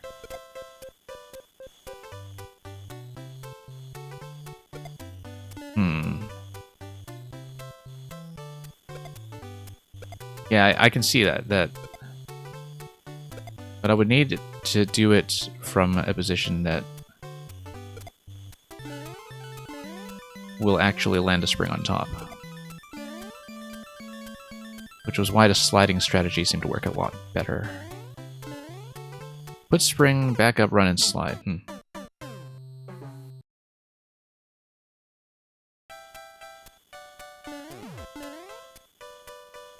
Yeah, let me try something.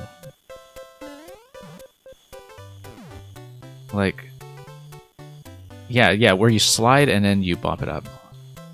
You see, like that. So you place it first, and then you slide. Yeah, it actually gives you the full block. I think Zucchini's correct. You're absolutely correct, in fact. The issue is that you have to avoid picking up the spring. So once you get into slide, you have to let go of the dash button. That's how to do it. It's very reliable, in fact. And so... yeah, I like it a lot. I think we can do it now.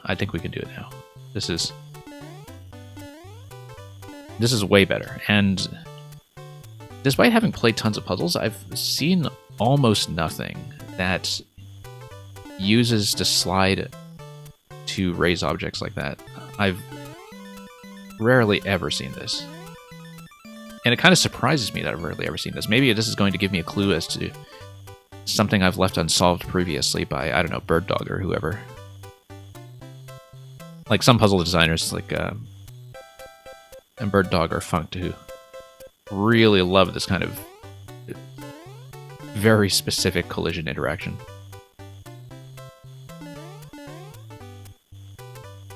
Have I played Puzzles by Waldemy?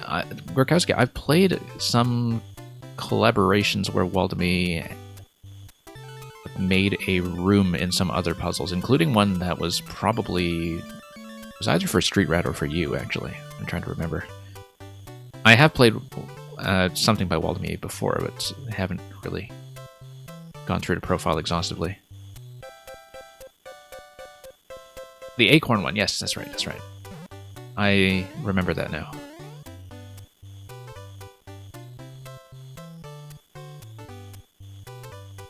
Anyway, let's see if we can do this.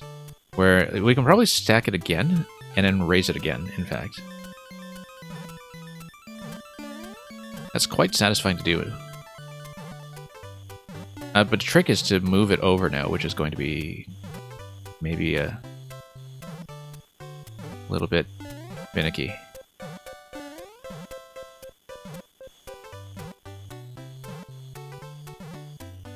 But if we can get two springs side by side, and we can get this to get on top of a POW instead of a spring, maybe that would be the way to do it. Or we can nudge things over like that. Then drop a POW on the left side. With good timing, perhaps. That's probably not what I'm going for, but if you pick up the spring, then the twister will drop on top of the POW, and then you can do that. Now we're going to be at serious risk of hitting the POW, of course, but we'll just try to manage. Oh, whoops. There we go. But yeah, the slide strategy seems to be the best idea we've seen so far. In terms of being something that will just consistently work.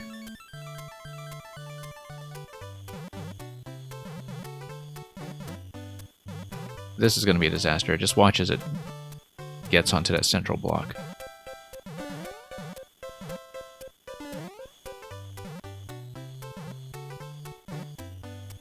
Okay. Now, actually, I don't need to use the spring any further. I could just do stacks of 2 and drop them on top of house stacks of 2. Probably. Like, if I just get this on top here, and then I step ladder the whole thing over, maybe I can get it to drop on top of the POW.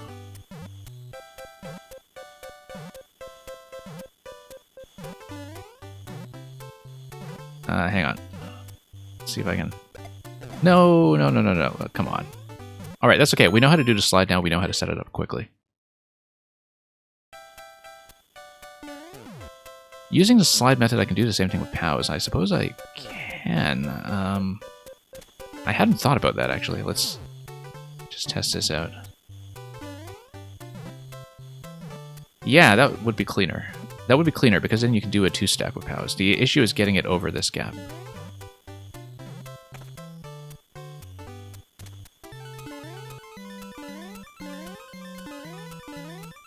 I think I would probably still want a spring for the initial one, maybe. Or we could just create like a POW tower.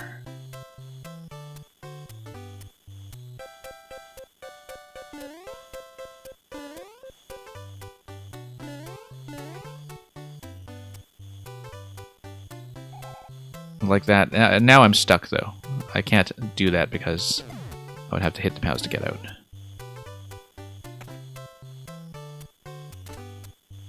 Yeah, that's the reason not to do it. So...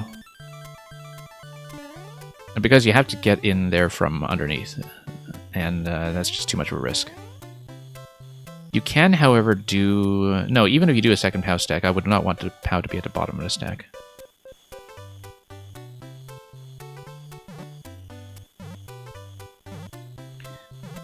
But at this point, you can probably use a POW to push the spring instead. And then you can stabilize it like this. And that seems pretty nice. Because once you stabilize it, then you can use POW stacks the rest of the way. Probably. Where you can do this, and then create a POW bridge that's slightly staggered.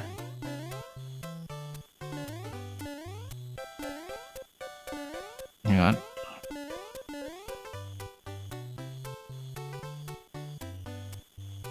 There we go.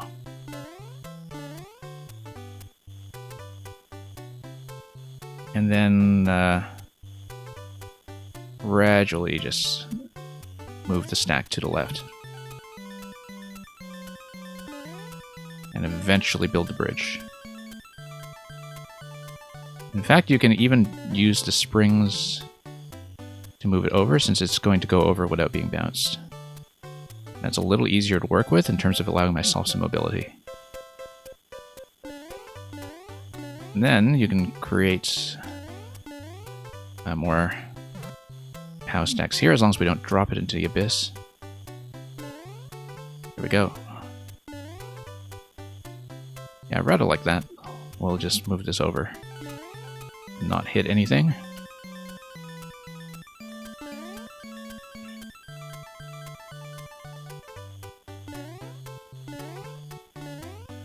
Yeah, it's kind of interesting that this is like basically a builder level in some ways.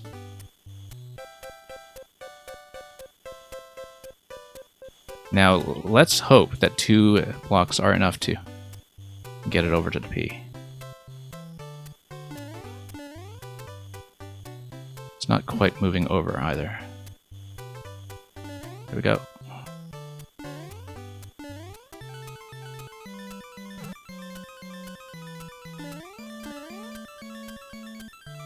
It's not quite enough. That's okay, because we can just create the next stack with the spring on the bottom instead.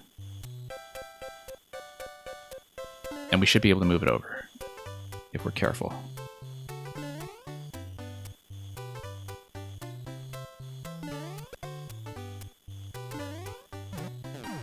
There we go. And that's the clear.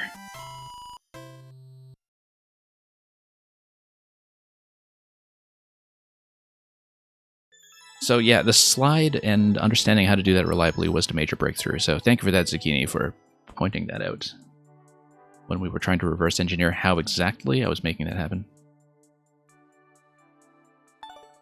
And thank you, Terminator, for the level and for offering me a first clear. I will probably close the queue at this point, just so you know. Let me see the list and who's currently here. Yeah, I should close the queue pretty much right now. Otherwise, we're just not going to get through everything. Now, let's mark this as a win. We will honor the queue skip that was requested by Glitch, and then we will go through the usual next and sub-next rotation after that. So at this point, I will be closing. Terminator, I don't know if I'll get to that one, even with the sub-rotation there. Because I did say I was closing, so... We will, once again, punch in next just... no, sorry, we'll punch in Glitch's level. Let me manage that in Warp World. See if we can take it up.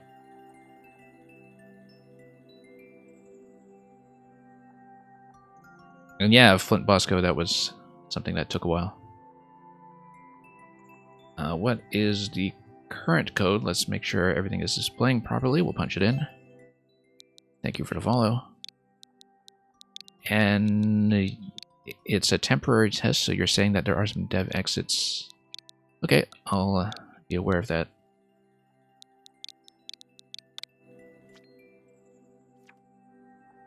Yeah, Terminator, having a sort of building interaction like that is pretty fun. It felt a lot better once I found a reliable way to make that happen using the slide.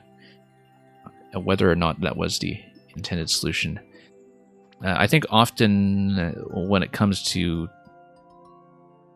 figuring out, you know, edge case, collision tech and such, that the more precise you're required to do it, the less fun the level can be. But then once we figured out something that's going to work 100% of the time, then suddenly things clicked.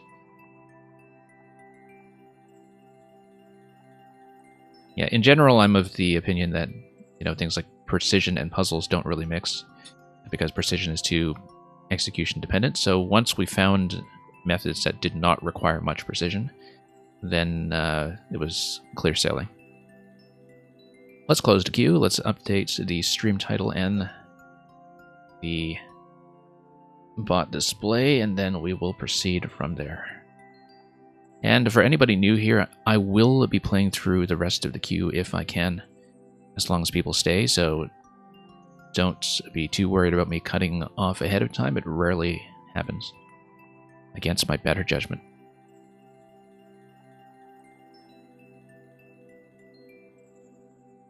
So we'll take a look at Clown Car a la mode test. Can I survive these challenges? We'll see.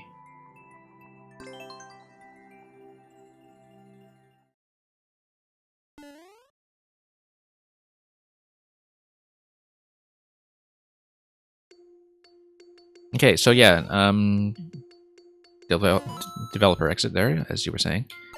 Let's enter the ship.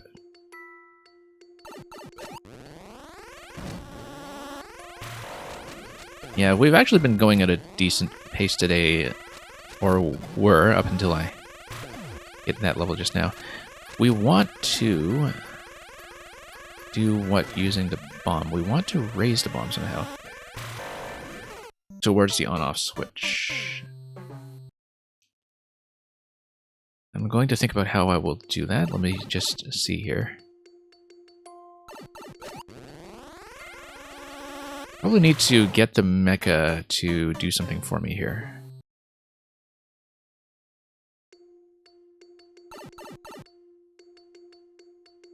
Or do like quick shots to just send the bomb up. Yeah, I think we just need a series of quick shots to bounce the bomb upwards once it has been ignited, and then we just keep it suspended until it blows up at the on-off switch. That's likely the method that we're going to go for here. We need to do that with the bomb before it hits the muncher. And you need to be fairly precise. It's kind of like a bit of a rhythm game. There we go. And then we need to get across before we run into trouble with the scroll break or with getting bumped around. Not sure I like that corner on the entry. I think the entry to the next room can afford to be a little bit safer. You left an extra clown card. Yeah, I mean, this is sort of in a testing state, as you were telling me. It's fairly clear what to do here. I mean, it's not an issue to figure it out. I think because of the airship camera, Bob, it can be a little difficult to see that there is something at the bottom layer here if you are taking the clown car over at the wrong time. So it's almost better, I think, not to have a floor there, because the way that the airship camera is going up and down, you're just not going to be able to see it, and that's likely to bump the player around. The other solution, of course, is just raising everything if you have the space in the level to do so, because... yeah, you see how the spikes kind of continue past the on-off gate on the right side? The fact that the camera is going to hide that from the player, I think, makes it a little bit of an issue, where it's very easy to hit that on your way over without knowing that it's going to be coming. So. And that's just, you know, one of the perils of using the airship theme is that you're going to hit this stuff when it looks like you're all clear. Like, it looks like you have all the space to work with, and you actually don't. Okay. I don't know what that was about. That seemed somewhat simple. You were saying that one of these is the dev pipe, right? Let me just take a look at this. Green pipe is the dev pipe, so let's go here.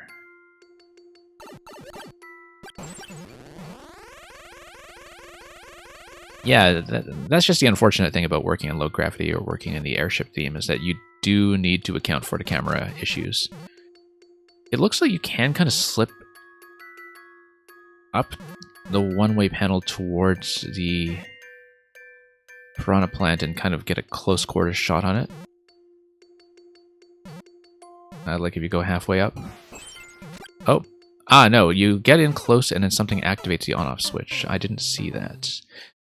There was an icicle on top of the on-off switch. Once again, because of the airship camera, I couldn't actually see the tip of the icicle until pretty late. Now I can see it pretty clearly, in fact, once I paid attention. So you actually just need to navigate right and left. It is very tempting to just kind of move towards the piranha and shoot it that way, but then the icicle does drop quickly enough that it prevents that from happening. So we can't just shoot the piranha and go. Bit of a tight corner here, but then that's really what this fight is about, apparently, so we'll try to make it happen. Yeah, worth testing, for sure. In case somebody is going to fly the clown car quickly and accurately enough to actually get the shot in. But yeah, it looks like this is just going to be a back and forth to drop something on top of the P eventually. Yeah, it's going to be the muncher on top of the P once we manage to do that. So here we just kind of maintain position. We just try to get the piranha plant to shoot at a consistent diagonal so I can make it over safely once I, whoops, missed the opportunity to do so. Yeah, depending on the shot timing from the piranha plant, I will have to find an opportunity here to go through and navigate my way through. It's kind of a nice pattern, actually, not too claustrophobic. Just enough room to work with.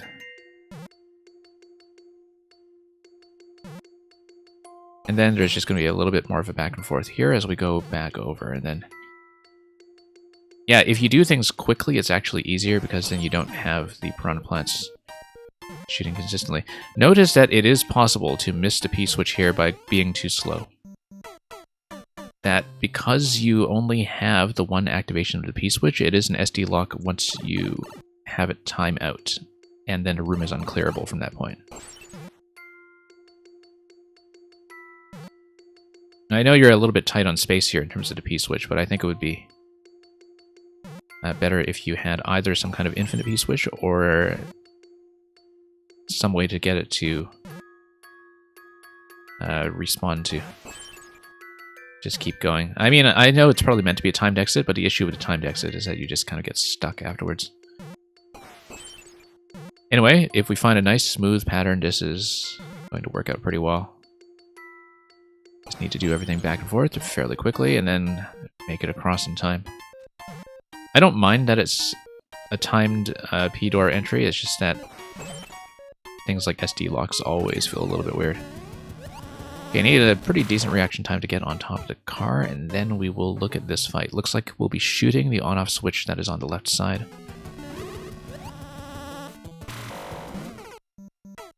And then there will also be the bomb that's on the right side. You think the pipe up top is an infinite P? Okay, I didn't see it. Partly from the airship camera.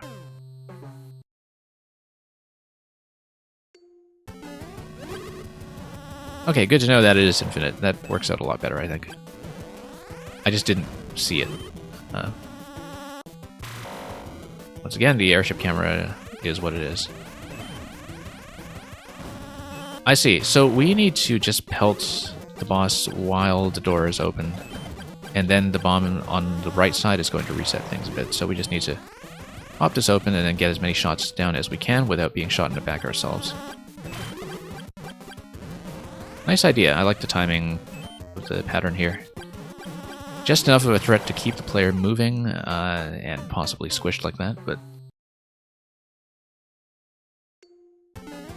relaxing enough in terms of pacing that it will probably work out. If I shoot the bomb, I can keep the gate open. Yeah, I like that as an option. I saw that once I actually read the one-way panels on the right side, which I didn't really get a good look at initially. You know, in case anybody wants to really speed through this. So.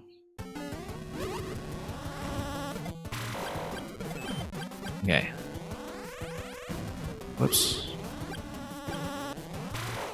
Now, the thing about the clown car is that I cannot really outpace the blue mecha. If I'm going parallel to the blue mecha, I do need to let it pass me because I can't actually outrun it going up and down. So it is possible to get kind of squeezed by that guy. The optimal strategy with the blue mecha would be to activate it as you're crossing over. Oops. And yeah, so you just want to cross over like that. I'm gonna miss the bomb on the right side. Whoa. Missing that shot.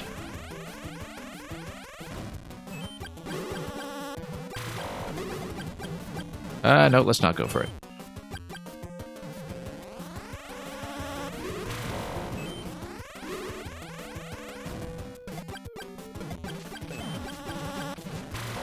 Whoa, close shave there.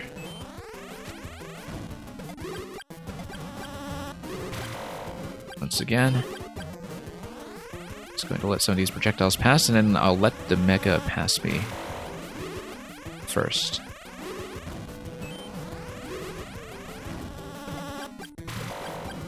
Nope. Got squeezed.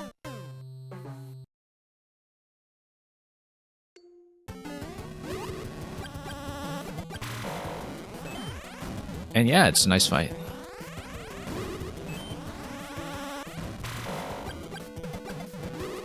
Blue mecha really does kind of squeeze your position like crazy, but then we just need to deliberately activate it when we can to just keep things going. And the low gravity works well for repositioning the bomb as well. That, you know, if we want to get the bomb on the right side. Notice how the bomb is also obstructed by the big mecha. And so, if you decide to kind of open up a larger timing window by going for the bomb, it is something that you have to be quite careful with. Notice how the bomb detonation also took out a second bomb to conveniently leave that timing window open. It was kind of a nice touch. But yeah, it's nice that the low gravity gets to behave pretty consistently in terms of getting the bomb onto the bottom right pocket. Whoops, didn't get the charge shot.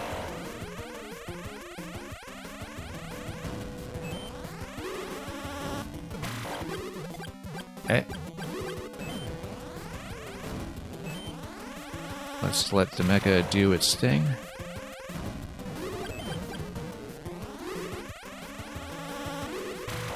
I'm gonna outpace it very slightly here.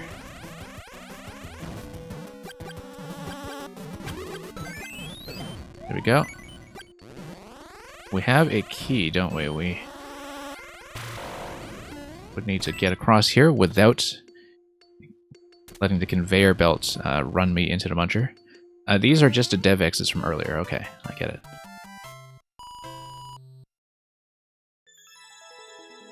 Yeah, I think the fights fit in well together if you're mostly doing aerial clown car fights in a series. The fights themselves are good. Once again, there are certain spots, especially in some of those transitions, where I am fighting with the airship camera, but other than that, the current patterns look pretty good, so thank you for that, Glitch.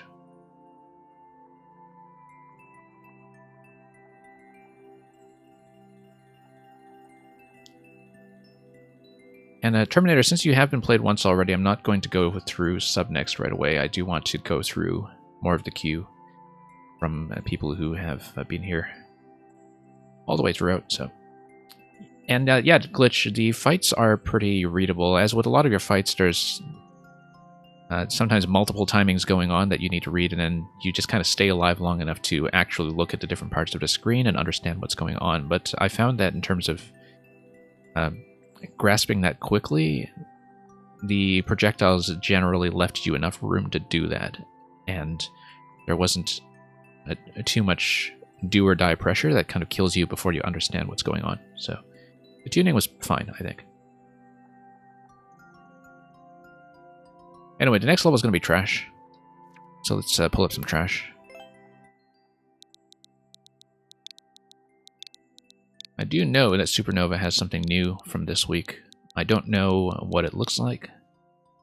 Oh, it's the one with the Cuphead artwork, because Supernova has been playing Cuphead on stream lately.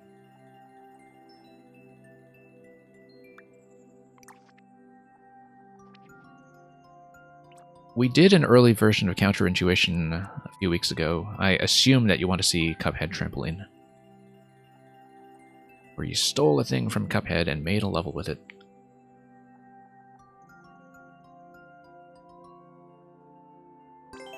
Mang69 with the record.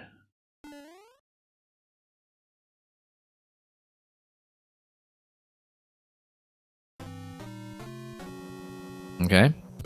Interesting.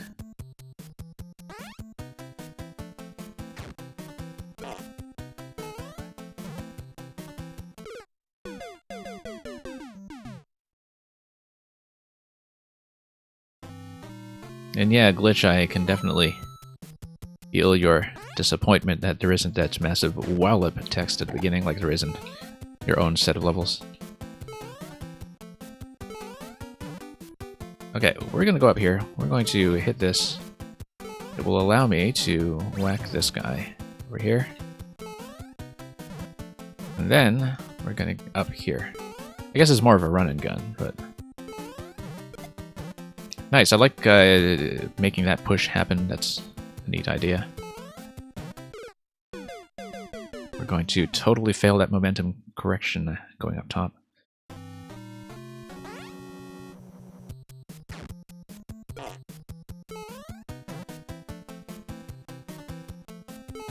Yeah, pretty obvious to me in that spot that you were supposed to put on the squeeze, but... And I guess the introduction is also what prepares you to think about this as a mole stack. That the opening screen basically tells you that you're going to be in charge of the positioning. If you're paying attention, you just have that as fair warning.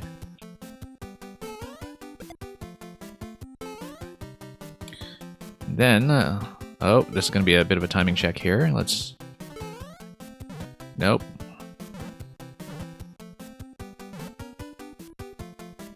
We'll move this over. Oh, nope. It's actually placed a little too high for that. Let's get some of that forward momentum going, though. Already, I'm kind of impressed at that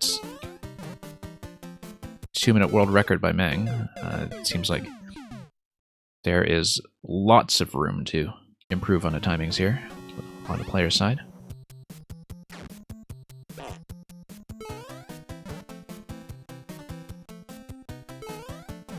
And yeah, in general, Monty Moles are just amazing. Truly one of the most useful enemy parts in this game. just in terms of the sheer amount of stuff you can do with them. And so yeah, it's the Muncher collision level here that's going to dictate whether or not you're going to get a kill like that at the bottom of that stack. But finding optimal timings for some of these bounces is surely a very interesting challenge. Let's drop down here, and up we go.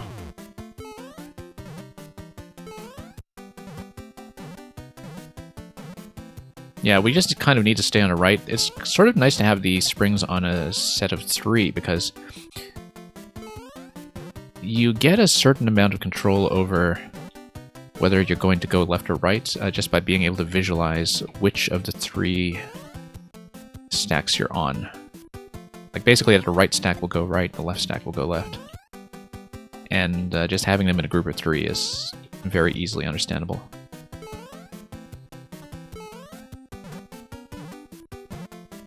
Okay, there we go. You can get a bit of continuous movement too if you just stay on the right.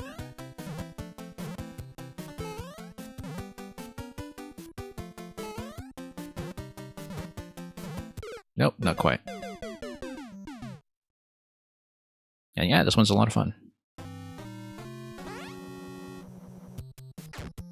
And despite Supernova trying to assure us that all of his creations are trash.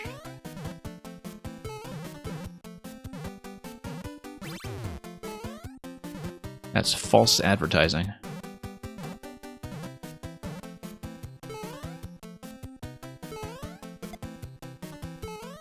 Okay.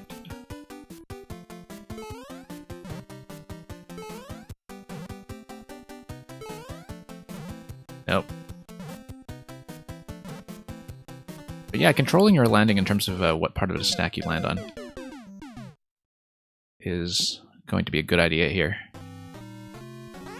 Especially because there always is that bit of a turnaround time when moles take their time to change directions and bump into each other. So let's head up this way. Whoops.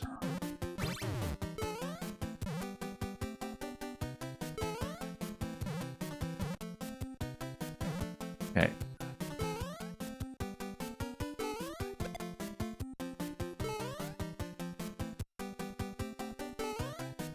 Nope. Nope. Bit of a face-to-face meeting there. And yeah, Glitch, I'm glad the playtest was helpful.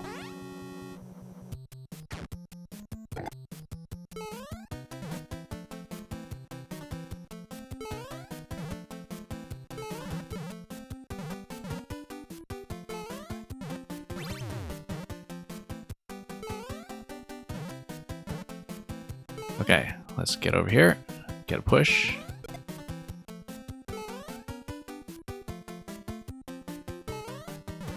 Yeah, always happy to see some new fights from you, Glitch. So, it's been the first one I've seen from you in a while, actually, so good to have you back in action.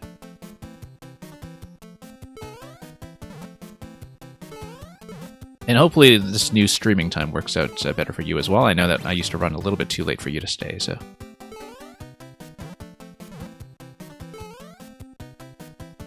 Let's get this going.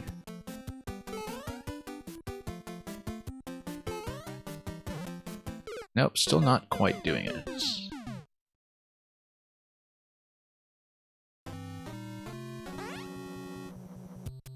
Yeah, the old start time was beginning to be a little bit unsustainable, as I was discovering late last year.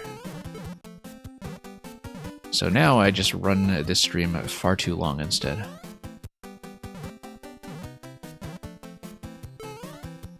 So far the new time's been working out. I think I'm able to run more streams than I otherwise would be able to during the week. The viewer level stream on the weekend is still going way too long consistently, but I have a bit more control over the ones that are midweek. And for those who are new or have been missing the stream lately,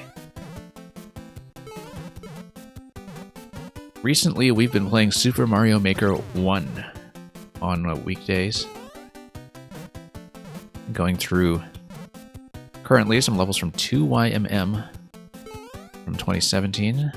We did 1YMM before that. And we'll have one more edition of the anniversary to go after that, but then we'll also be playing some other things. Some Maker 1 puzzles that I need to relearn mechanics for, and probably some other selections, possibly some viewer picks. But it's been an interesting experience to switch rapidly between the two Mario Maker games and just understand how different they are in character from each other. Like, they really do feel like completely different games, not just because of the intrinsic mechanics, but also just what the communities were like and what people were building, and what the different parts were encouraging them to build. You know, it's sort of an interaction of both systems and communities when it comes to defining what a Maker game is going to be like. And you do see that very vividly when you switch between the two quickly, so...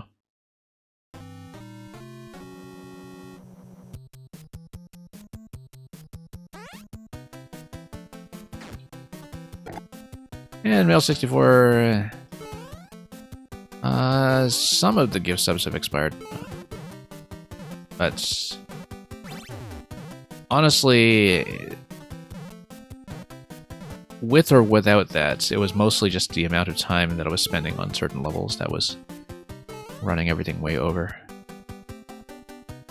Because I have a lot of levels that feel within my ability and where I'm very close to getting the clear, so I'm kind of encouraged to finish it up by the sunk cost fallacy. And that would lead me into all kinds of trouble. I like that I have all kinds of second opportunities to do things here, that it's not too sensitive to doing everything perfectly on first try. Lots of opportunities to rethink my timings if they are not quite working out.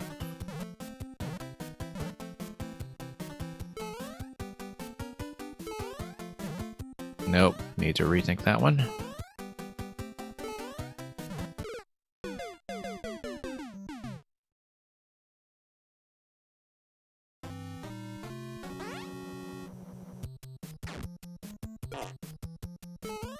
Okay, let's go.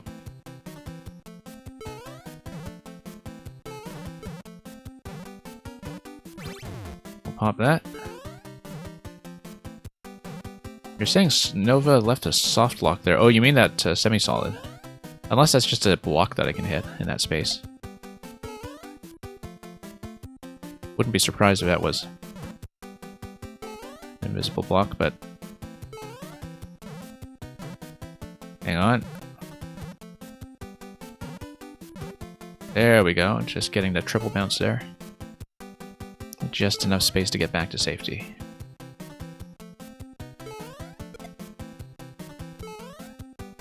Like this thing? Yeah.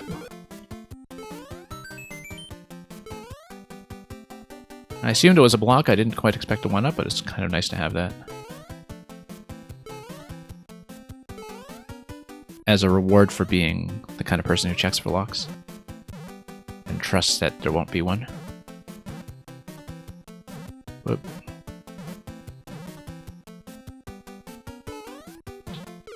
Nope, not quite. Ecstatic Broccoli, good evening to you. I don't pay too much attention to what time it is here. Perhaps I should.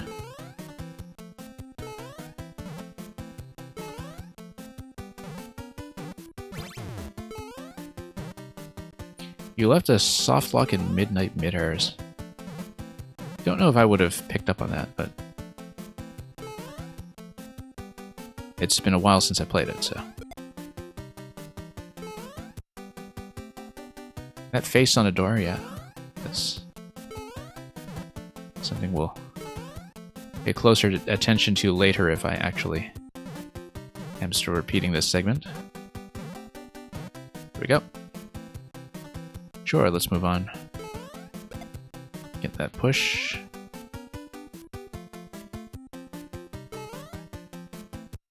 And then we'll reposition ourselves, try to stabilize a little bit. You do have the ability to sort of stabilize indefinitely if you're careful with your positioning.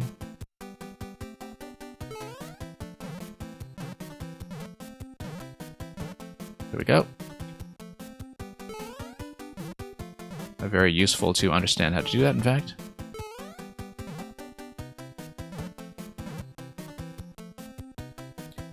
Anyway.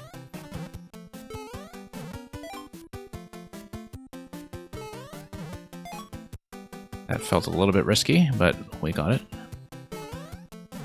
And we've got one more coming. So, a bit of a timing check here as we take advantage of the fact that you can stabilize on this platform, as I was saying much earlier.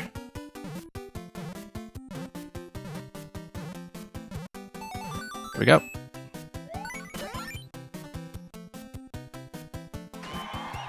CP. Is it really?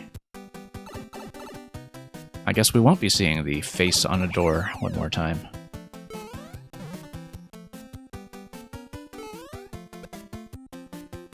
Anyway, I have to get in and out like a burger. So what's the protection against despawning this? I guess, yeah, I guess it's just a matter of range. This allows you to see what's coming. It's just actually a scouting area. I also don't know what the moles are placed on top of. I guess presumably they may in fact be global, but I guess I need to place this in such a fashion that I'm able to get on top of the platform as it's coming back, because then I need to intercept it as it's coming back, because otherwise I won't be able to position it. You need to drag it to the right by going up top first. The contraption is global. Yeah, I would think that you're fairly thorough about that kind of thing, so... Always worth checking, but... I would have assumed that you had paid attention to such nuances, just to make sure things are working. And Zucchini, unable to stay today. Yeah, sorry about taking so long. I do that far too often here, so hopefully we'll be able to catch your level next time. I do run fairly consistently in this time slot. I used to be able to do 2 viewer level streams every weekend, but lately I've just been able to do one big one. But yeah, we'll hopefully get to yours much sooner next time you're here, so thanks for hanging out. And you have a good night. Okay, we'll tug it back. Get it to turn around, and then, whoops, no. Slow down in the corner, let's pull it over.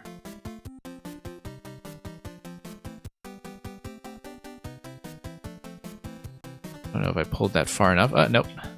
I keep thinking that I'm going to get off the bridge, and this is not actually the case. Pull it over all the way to the end, let it overshoot me a little bit, and then we'll go around like this. And then, nice high jump. There we go. And miss.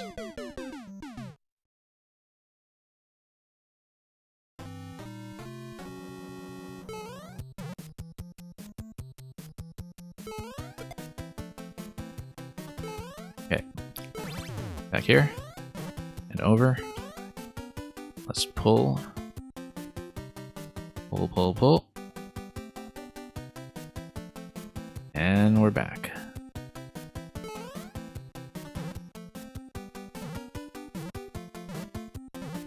Like I was saying, the speed timings on this must be pretty interesting. I, of course, did need to bounce off of the right side that time, so the platform has some left to right momentum going. So it can catch me on the other side.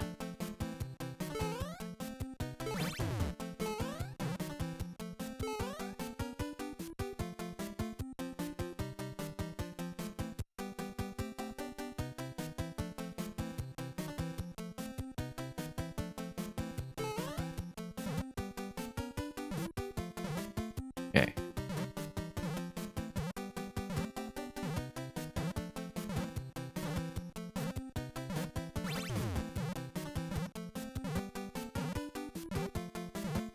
Alright, here we are. Oh, look at that Wiggler.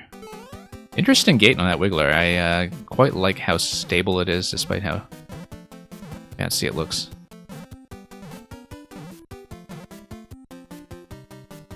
Aha, okay, so either you need to survive for a lot longer on that platform before you do a very high jump, or you do need to intercept the platforms between those grinder blades in the center. I'll have to go back there and see.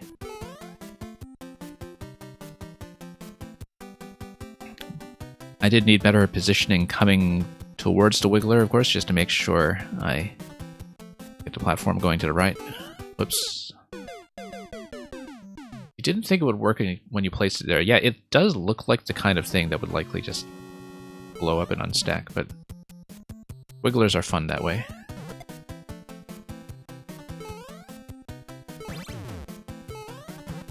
They do give you a ton of flexibility with movement patterns. It's a very unique way to do the stack as well, instead of just using the usual winged objects as your hopping platforms.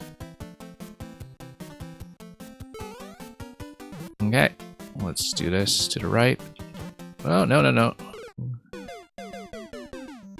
Not quite.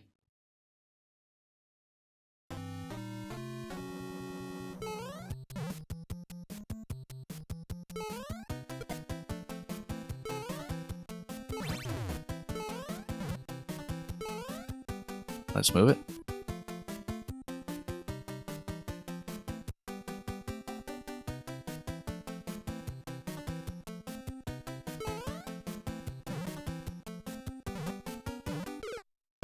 Yeah, I do need to jump off to right, but just give myself a little bit more clearance.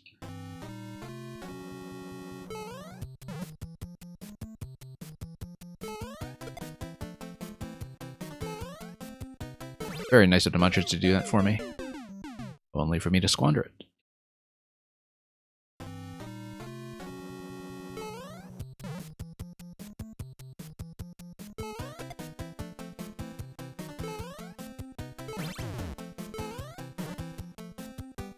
Okay, let's move over.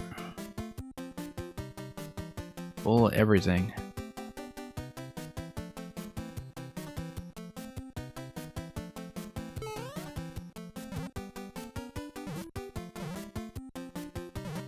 Okay, nice high bounces, and then we'll pump this to the right.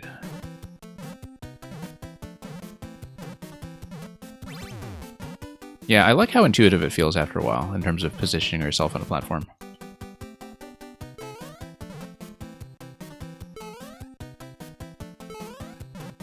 Nope, too short. But I do need to drag the whole thing to the right when I make that jump.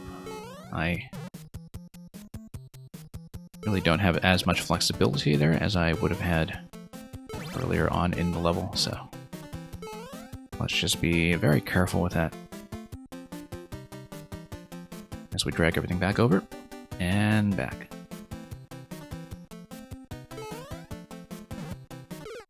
Once again, have to stabilize that.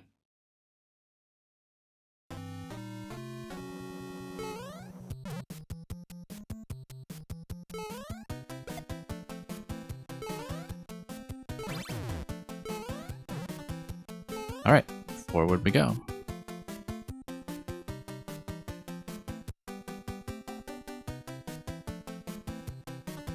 Drag this.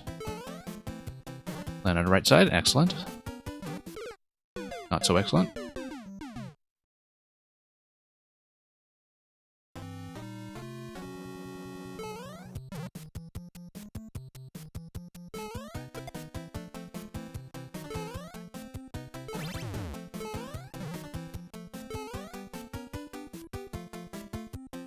We'll drag everything over. And back.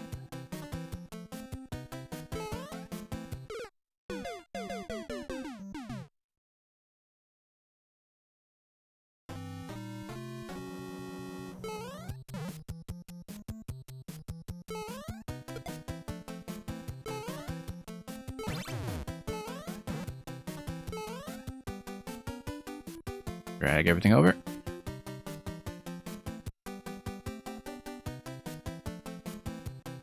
Yeah, we'll gradually get the hang of it.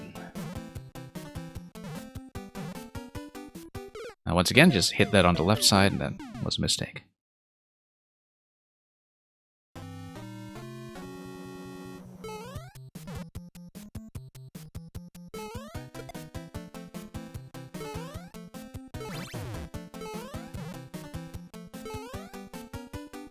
So we'll move the whole stack.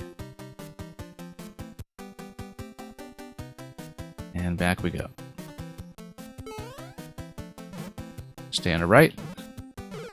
Not that far to the right. I don't have to drag everything over to do that part. Interesting. Because I was overshooting it previously, so... we'll... see what kind of adjustments we can make here.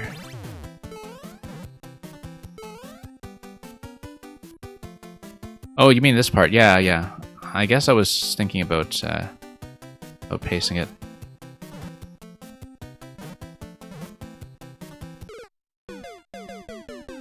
Yeah, I only need to get it far enough, but we'll see. You're saying there's not really a real way to fix this issue, but I mean, it's possible to have the player set up a reliable method to get it to work, so I'm not too concerned about it, even if it is going to involve doing it the long way.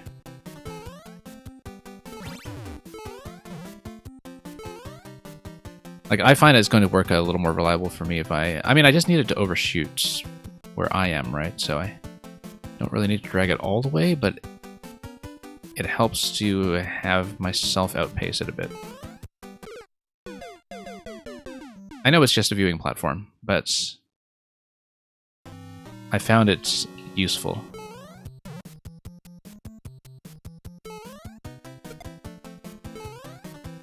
Yeah, because when I first saw it, I thought, okay, this is definitely just a scouting platform, but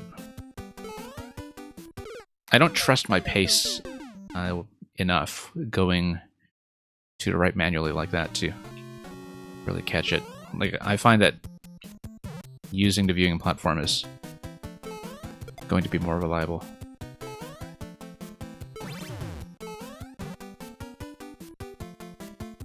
Like, is the spacing actually going to be right? Okay, I guess it is. So that will be the speed method.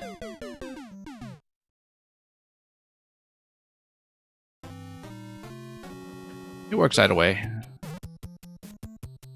I guess this will save a bit of time, though, if we just go directly.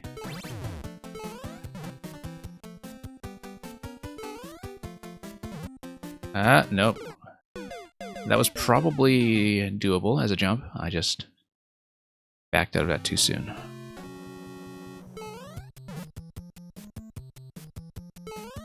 Bump it, and back.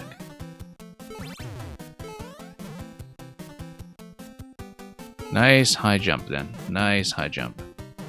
We'll just bounce over.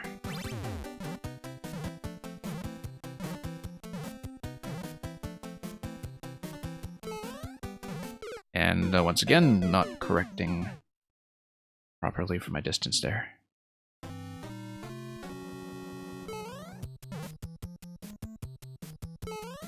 Oops.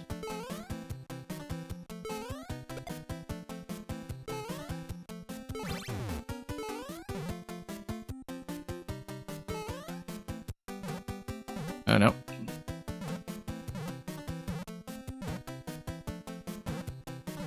Come on. Here we go.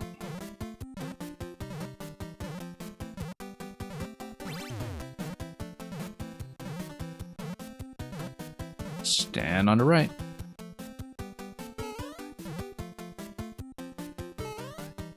Progress. Now what's going on here? We're going to hit the on-off switch and then that will give me access to the POW. But I would need to move this out of the way first to get access to the POW. And then we need to hit the on-off switch again to open the case. Okay, pretty understandable.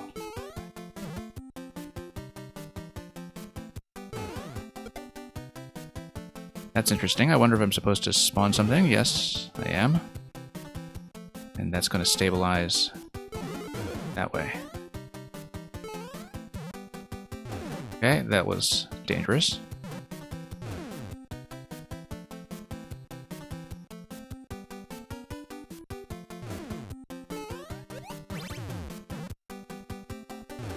So now we need to do a combination of this and the cannonball. And then we can stay low if positioning doesn't seem to be working out.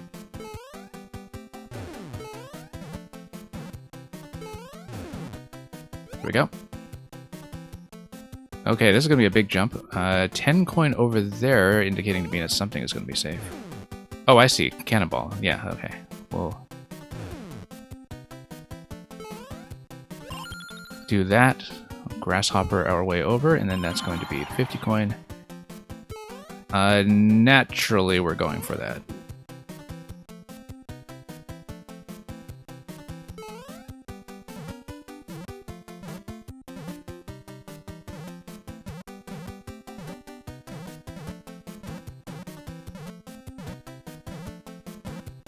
Going to be hilarious when I miss.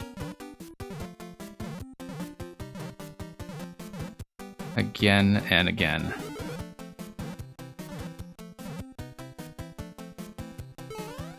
Third one up for Endless. And let's go.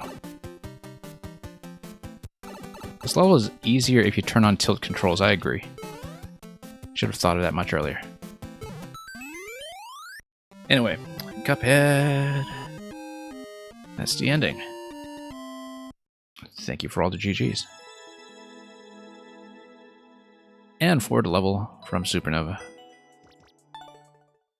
Lots of fun, that one.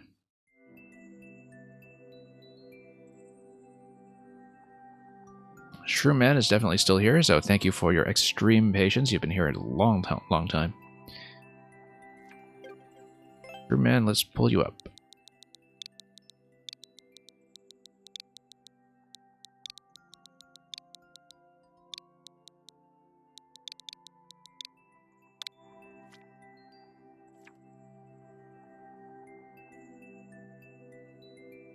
Don't move a Fire Ghost Auto. New auto after a big hit, optimized to perfection. Don't move and enjoy. Okay. We'll do the usual thing that we do with an auto level and try to figure out the plot. Once upon a time, Toad entered Fire Ghost Auto and decided to play 1-1 with a twist, except this time it's just a twist. So it's going to be a little bit of back and forth on the cannonballs as he decides to basically simulate the experience of avoiding contracting COVID in early 2022.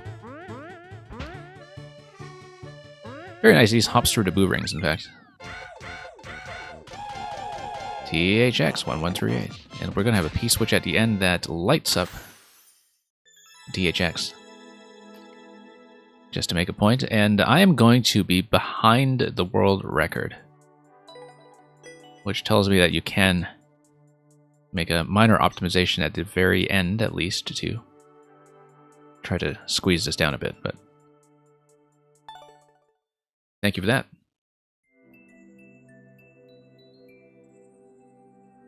Hey, we actually raised the clear rate to an even 70.00 as well, so that's very satisfying.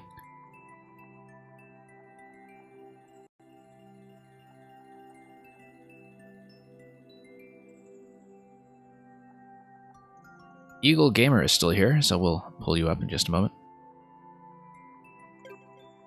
Yeah. I mean, having a lot of the fire bars work out perfectly is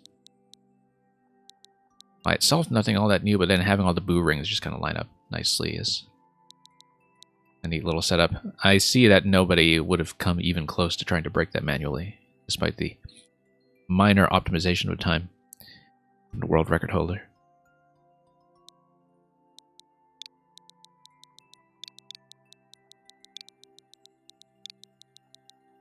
Ecstatic Broccoli, you looked away and you missed a whole level. Yeah, it doesn't happen very often on this stream.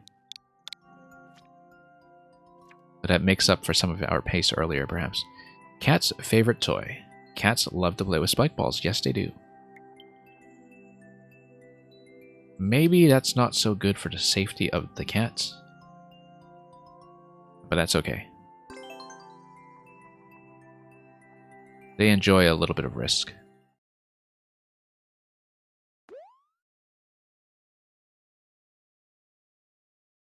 So I assume we're going to pick up the cat suit and swat a whole bunch of spike balls here and there. Notice that the cat suit is skippable here. So if you... Yeah, you have access to more though, so that's not too much of an issue. We're going to escort this, well, eventually. Oh hey, it totally is like a cat toy level. High clear rate from having gentle resets. And that's going to stay alive, which is good. Well,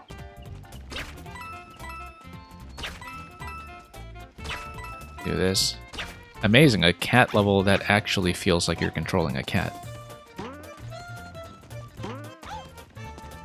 Can't wait until you hit the goal pole so we can take a nap. Okay, let's get around here. Whoops. And given the likelihood of taking a hit here, nice to have this level give you plenty of opportunities to retry as well. It's always nice to see a level that, despite being easy to clear, is still very mechanically interesting. And in a way that isn't just resetting you for something very specific and tedious. But it is actually kind of a fun interaction. You know, all these little mid-air hits here and there. Naturally, we're going to go for the 1-up because cats are easily distracted. That's what they do. They see a 1-up mushroom and they get their cat hair all over it.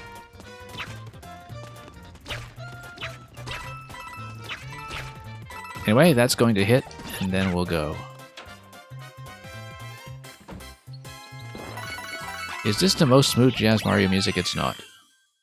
Although, there is a very fine semantic distinction between jazz and smooth jazz. Like, this is closer to, you know, a big band style, like in the 3D World soundtrack.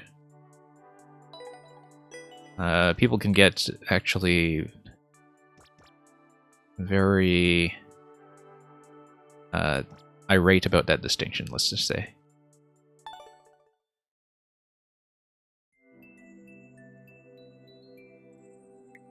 Yeah, the Rat Gang is too busy jumping in response to my jumping to hang out here on the stream. Anyway, thank you for Cat's favorite toy. We will mark that as a win.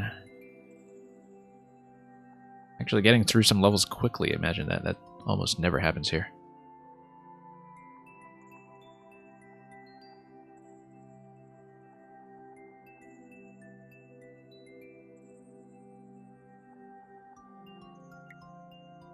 Meng.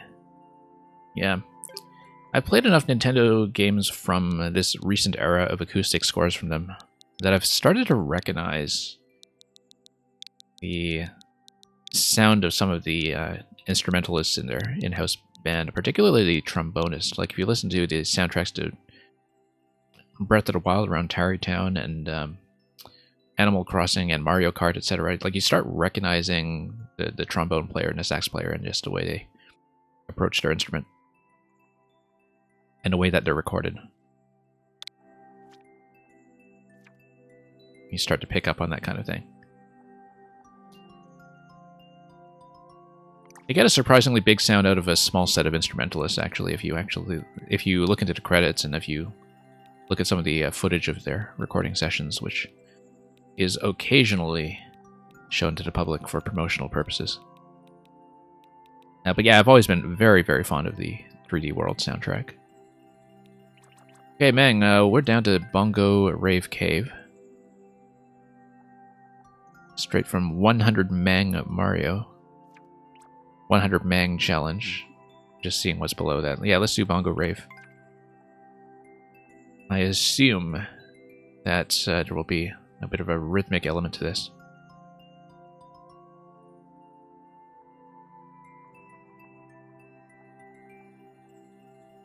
And yeah, Ecstatic Broccoli, I do know that I've seen some footage of that before from some of the Nintendo games. In terms of their in-house studio band. Some of it is on YouTube, I think. Some of it was occasionally released as clips. In some of the older games when Satoru Iwata was still alive, he would interview some of the Nintendo employees in-house about the development of the games, and they would show off some footage with that, usually. Some exclusive stuff from inside the studio. Key door up front here. That's interesting. We'll think about that.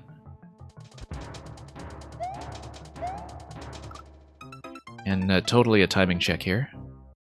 Also, I think we need to take advantage of the upward momentum. We need to ride the upward momentum up in order to consistently gain enough height. So that's fairly typical for a Meng level to think about momentum from the moving parts that we are interacting with. Oops. Yeah, we just need to sustain our way there with an additional jump. I'm a little bit late coming off of the first stack. That's easy to fix, I think. And we'll try to fix it.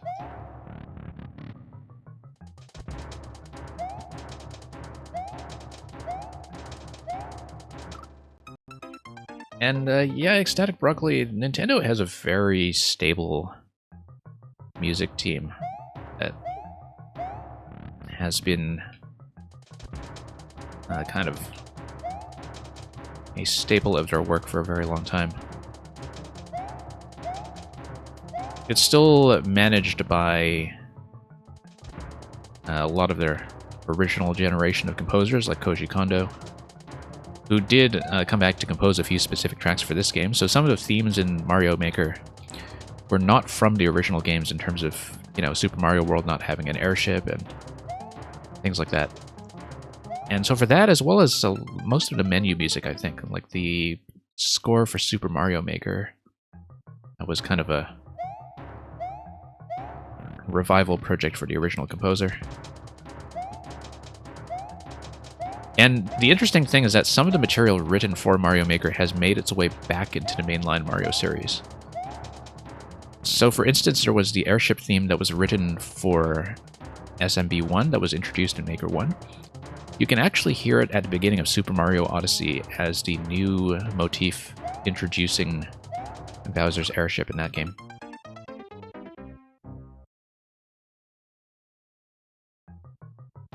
And so I would kind of expect that some of the Mario Maker music is going to return in future Mario games as well, with some of the new themes that have been created. The 3D World soundtrack in this game, though, comes entirely from the existing 3D World soundtrack. There wasn't anything new, I don't think. Mail64, wasn't Kondo more involved in Maker 1 and 2? I'm pretty sure the new themes in Maker 2 for things like jungle and desert, etc. were still by him. I remember them heavily promoting that when the new themes in Maker 2 were introduced, in fact, that they did clarify with some of his work. I have, in fact, seen him in person on stage, because I went to one of the Legend of Zelda symphonic concerts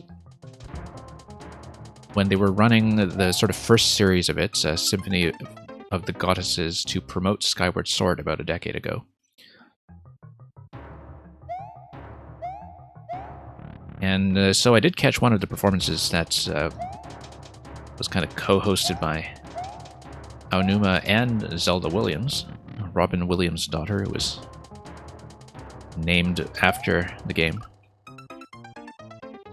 And Koji Kondo actually did show up as a surprise guest at the end of that performance. He wasn't there for all of the touring destinations for that, but he was there for the one I saw. And so yeah, he just did a quick solo piano performance of I believe it was Grandma's theme from Wind Waker, which, in spite of not being the lead composer on Wind Waker, that was one of his contributions to it, if I recall. Terminator, do I think ROM hacks inspired Mario Maker? I think Mario Maker actually had a bigger role in inspiring modern ROM hacks. Like, the ROM hack scene in Super Mario World had been going on for a very long time. In Super Mario World specifically, but also some of the other Mario games, obviously. There have always been fan hack communities around each of these games. But the modern Kaizo community as we know it in Super Mario World was mostly the product of a lot of the people who made their names in Mario Maker 1, like Panga and Barb and Pooh and so on, all switching over. Like, there was a definite kind of before and after in the Kaizo community when the Maker 1 people all took an interest.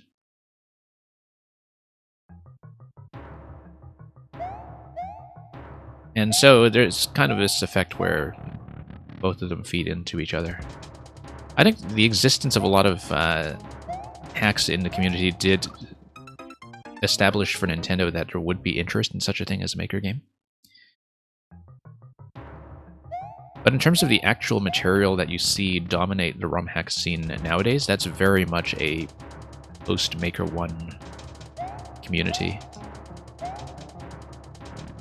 It always surprises me how young a lot of those players and makers are, in fact. Because a lot of them would have not been around for the kind of original golden age of 2D platforming. And they would have taken an interest in Super Mario anyway, despite that.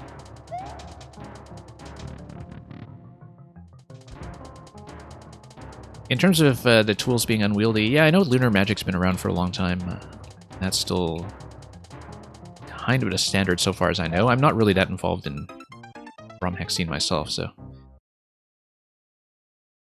some of this is just secondhand knowledge, but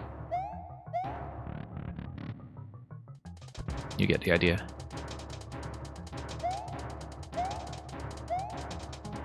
It's sort of interesting to see live video game concerts become a thing within my lifetime. Like, enough of a thing that it's able to sustain a lot of local performance groups, not just big promotional orchestras that are funded by the big studios. It's coin 1. Let's get into the middle here. We do need momentum coming out of the middle, though. Nope, not quite. Totally got chomped by this. It looks like a face, doesn't it? Like 2 eyes and mouth. Man, I don't know if I played an early version of this or something with a very similar concept a long time ago. It does kind of look familiar to me. But it might just be that I played either something derived from this, like a sort of semi-sequel that you might have made. Or maybe I played an early version of this way back in 2020. If there was one, there might not have been one.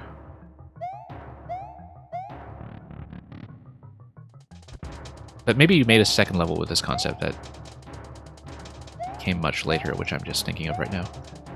But I was thinking about that when I saw the face that I got chomped by just now.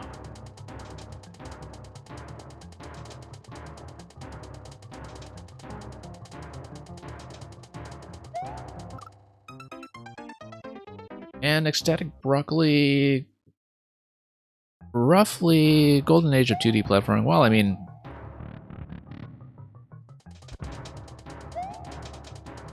hard to say, but I think it's definitely sort of within the bounds of somewhere from between 85 and 95. That's a long stretch. I mean, you basically get that started with SMB1 being so massively influential, and then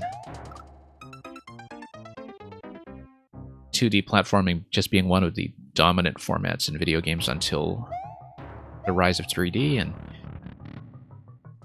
things like first-person shooters in particular taking over. And 3D platforms as well, but I think, you know, there's been, in the console space especially, a very clear transition, I think, between the period when 2D platformers were this kind of like default format for a video game adventure, and then first person becoming a sort of default format that people think about with video games, where like everything was either SMB1 or Doom for the longest time. And yeah, ML64, everything was a platformer back then. That was just the way that people imagined video games, and it's still conditioning, I think, the way that I think about video games.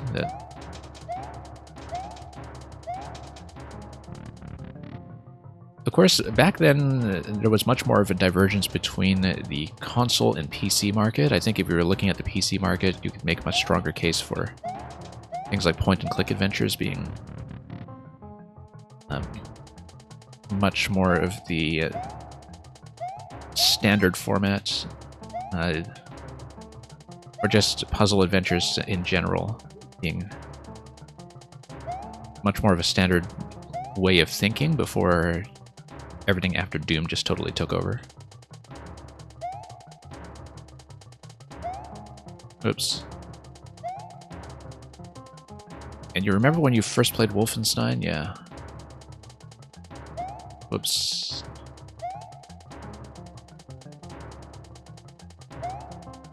Amazing how the cheat codes get burned into your brain, too. Just... Anyway, we're just going to repeatedly get chomped by this guy until we find the right timing. There we go. You have to duck a little bit into that.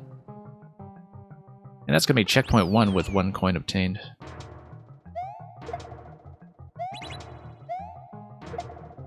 Bad idea. We should have done a second bounce on that.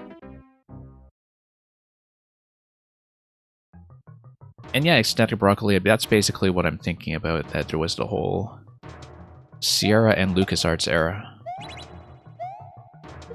That's, of course, just kind of followed on from the text adventures that were all over the place in the early 80s.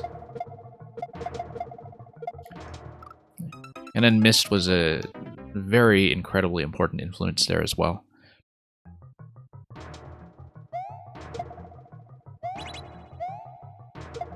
No, we can't do that. We really have to rethink the timing on the way back. I need to think about a time when shooters were thought of as this low-class game for unsophisticated players. I still kind of think that, to be honest. I'm still very judgmental about the 2D to 3D transition, in spite of the fact that, you know, from a technical and design perspective, obviously I respect a lot of it.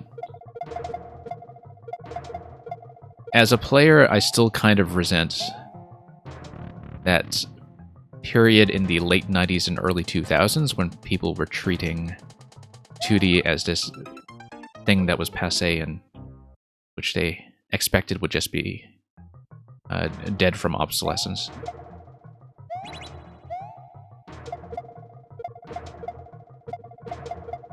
Like, the 2D platformer drought in that era was not fun.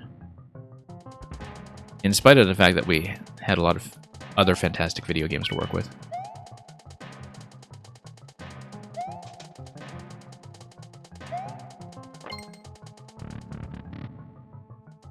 Oh yeah, Luca, I guess we missed the comment art earlier. I was actually kind of wondering if you had left comment art there. We might pull that up and take a look afterwards later in the stream, but... Yeah, I don't think I've played this level, but I played something very similar to it. With the bongo interaction. With the sound effect and everything. Yeah, Ecstatic Broccoli, I was much more of a LucasArts than a Sierra person myself.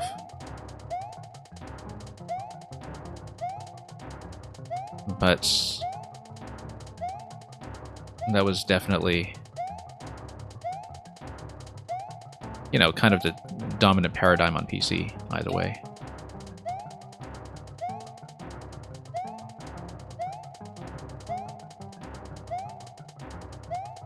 Okay.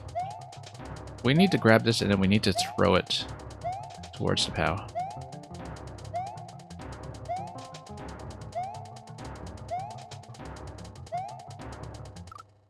And I need the upward momentum from that third bounce in order to grab the spring. Like, that's something that I hadn't accurately timed yet.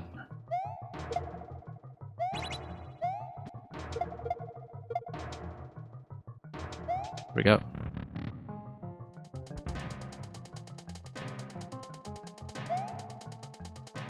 Nope, missed. Well, I guess we can reset. Look at that, SD lock protection. Only to squander it. At that time, Mel was importing JRPGs from Japan and the US, yeah. I came pretty late to JRPGs, to be honest. Despite playing the Super Nintendo while it was current, I pretty much got through the Super Nintendo era without really being aware of how much was going on with JRPGs on the system. And I only kind of discovered them later when catching up closer to the GameCube era, actually. And it was mostly because I was introduced to the music first. Like, the thing that got me curious about games like Chrono Trigger, Final Fantasy VI, Earthbound, even. Like, the thing that got me into a lot of the Super Nintendo classics that I otherwise would have missed was knowing a lot of them from the soundtracks first. Like, I had heard the Chrono Trigger soundtrack to quite a great extent, I think, before I actually played the game. I still haven't caught up with a lot of the stuff like PS2 era Final Fantasy, for instance, but I do know a lot of the music. Or did know a lot of the music. I think I've been away from it for too long now.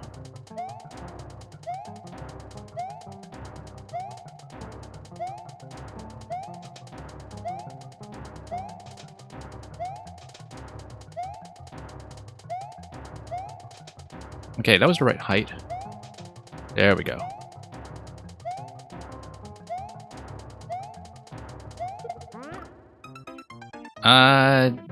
That's not correct. What am I trying to do here? I was trying to get the up throw, and I assume that would hit. I must have been thinking about on-off switches, actually. I think that was just an incorrect solution. Or maybe just jank from missing. I felt like it was supposed to hit in the same way that the up throw activates switches. And I mean, I've done that often enough that I do know that it is supposed to make contact, right? So.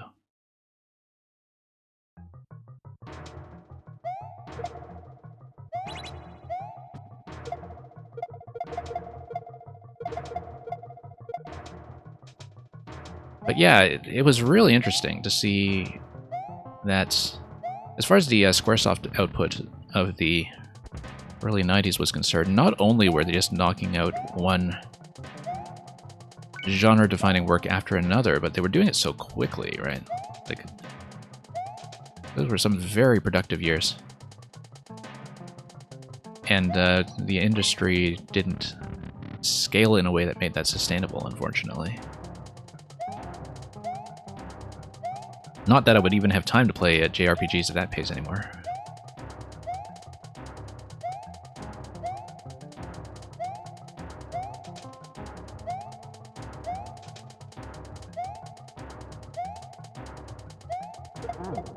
There we go. So it was jank. Optional coin, of course we're doing it.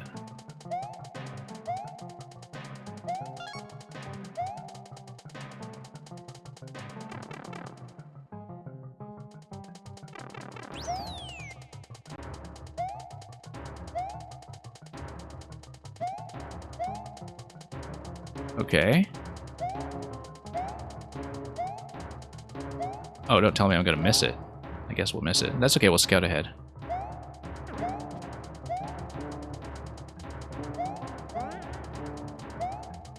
I would like to go back and get that one, though. Oh, this is goal already. Okay. Let's take the hit here, because I want to try for that coin. This segment is simple enough that I would like to redo it.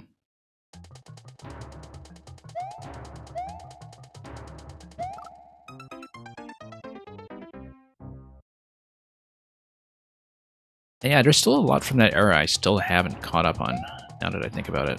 But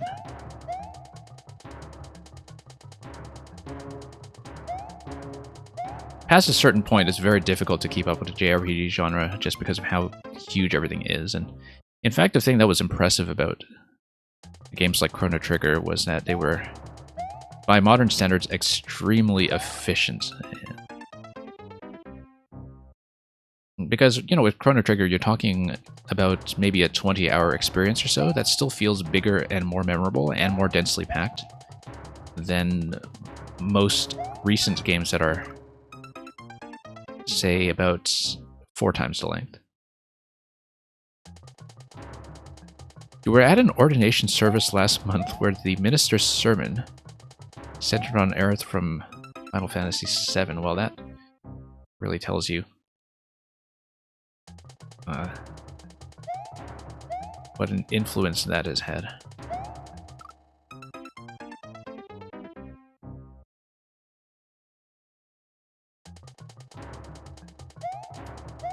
Yeah, I was always more into the LucasArts puzzle adventures than I was into the Star Wars games, but now I kind of miss the era when Star Wars games had the kind of stylistic diversity that they used to. Where they didn't all need to be a chart-topping blockbuster production. They could afford to, you know, be a little bit weird. Whoops, didn't quite get bounced that time. Yeah, you do need the piston there to send you up. Get full momentum going into the spring, but yeah, this is just a standard jump. We were massively overthinking it earlier. And we just need to hit a slightly earlier timing.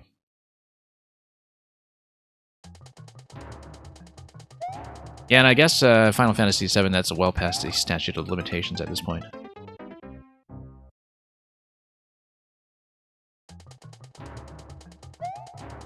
And exactly, you had, you know, platformer Star Wars, the whole Super Star Wars series. But it's mostly the strategy games that I miss, actually. That's... You know, it's very easy to look at some of the strategy games in the early 2000s and say, oh, this one's just an Age of Empires clone or some other clone, and really lose sight of how much worse off the industry is when it doesn't have that, and all we have is just, you know,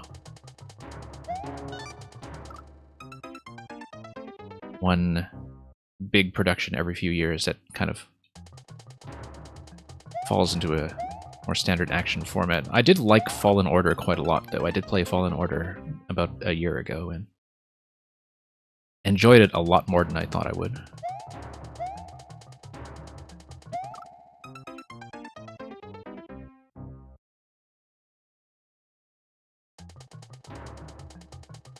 And here we go. And yeah. Back when things did come on multiple discs, the one that stands out for me when it comes to multiple discs is actually Riven, which came on 5 CDs, if you were not a super early adopter of DVDs in the late 90s. I guess it originally came out, what, 97 or so? That would be definitely still in the thick of the CD-ROM era. I remember Grim Fandango came on 2 discs, and you would basically be switching back and forth between the discs as you got through the 4 different acts of the game.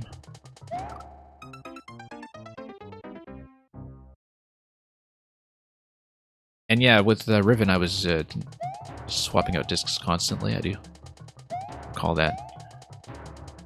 It's been long enough since I've looked at Riven that I'm sure I would have forgotten all the solutions by now anyway.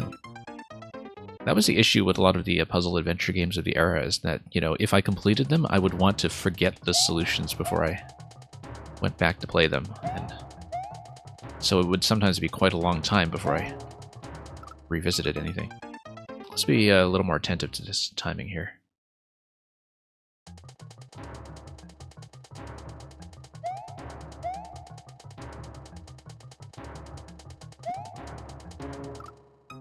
And yeah, ML64, the release that I really appreciated from recent years was the Torna expansion for Xenoblade 2, because that was a very efficient game. Like, you would get a compact Xenoblade experience, which is almost a contradiction in terms.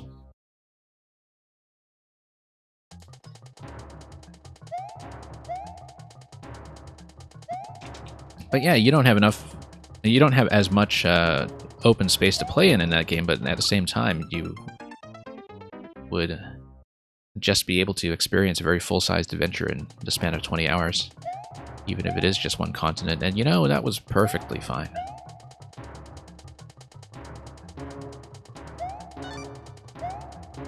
I was able to land back on top of that piston and try that again.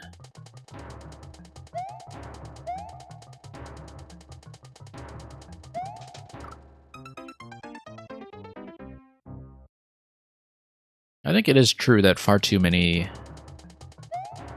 games these days, whether they are on a service model or not, are kind of designed around the expectation that they will be the main thing you play for quite a long time. And of course, that's what I do with Mario Maker myself, so I'm not really one to talk. But you really do kind of have to pick and choose and accept that you're going to miss a lot of things.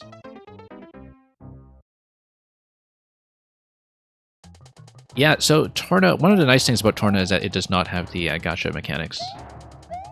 You're not spending tons of time just doing random rolls and cores. Now let's watch this timing. Still don't have it down.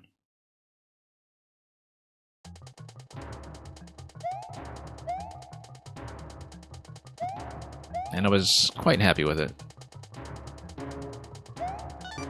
There we go. Now let's just do all the bounces. Come on. I had this down perfectly earlier, and I don't know why I'm missing it now.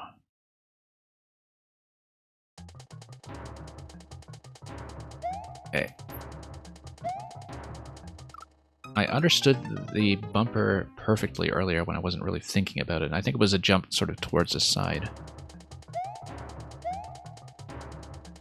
I don't think I actually need to hit the bumper, in fact. Nope. Once again, just poor estimate on that timing.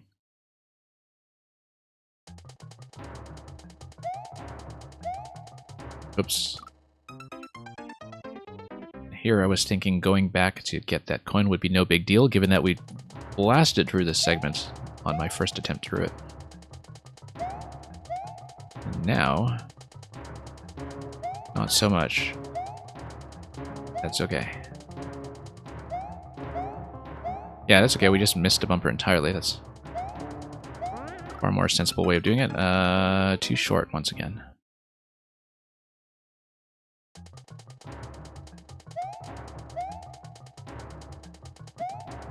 Okay, let's wait and not go too soon. We need to let the whole thing spawn in and get a first bounce first. Then... there we go. Round aside like that.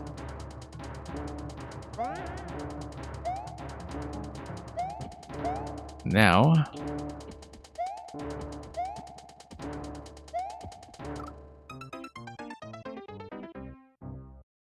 I don't know if the door is missable because I can't quite estimate if the auto-scroll is going to go so far towards the gate as to throw that one tile off. I probably could have just waited there and found it the hard way, but we'll try this once again.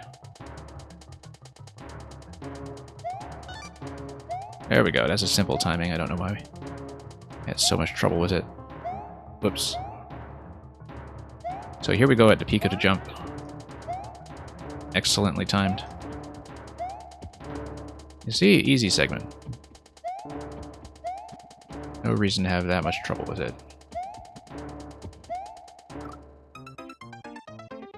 That's a bit of a weird curve, though.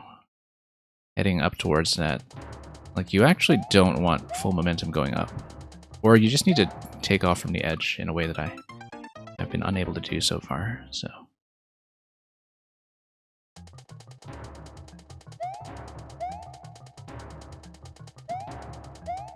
Anyway, let's go back.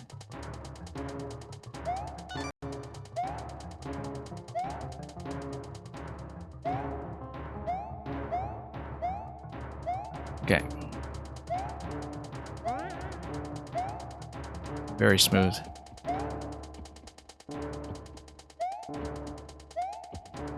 Oh. Okay, so the screen does freeze here. That's important to notice. There we go. Let's see what's in here.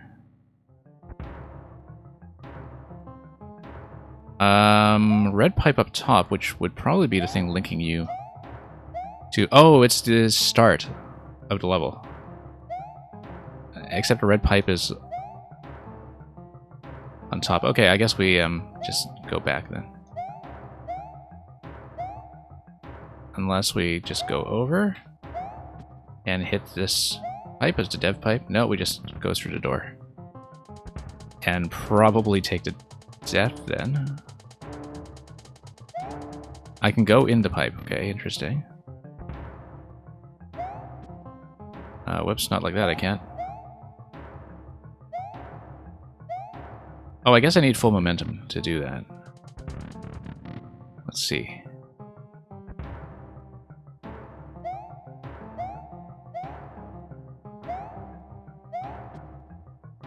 So there is a dead pipe.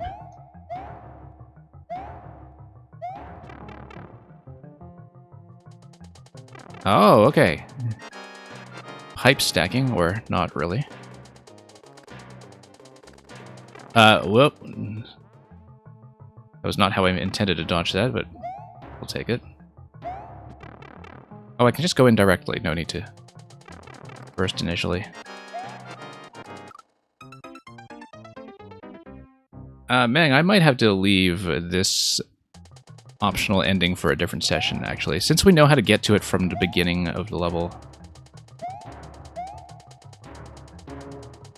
And since I took the key death anyway, I'd better finish it the standard way, since there is key death. Or we can just start the level from scratch and try to do the boom boom ending, but I think, Meng, next time...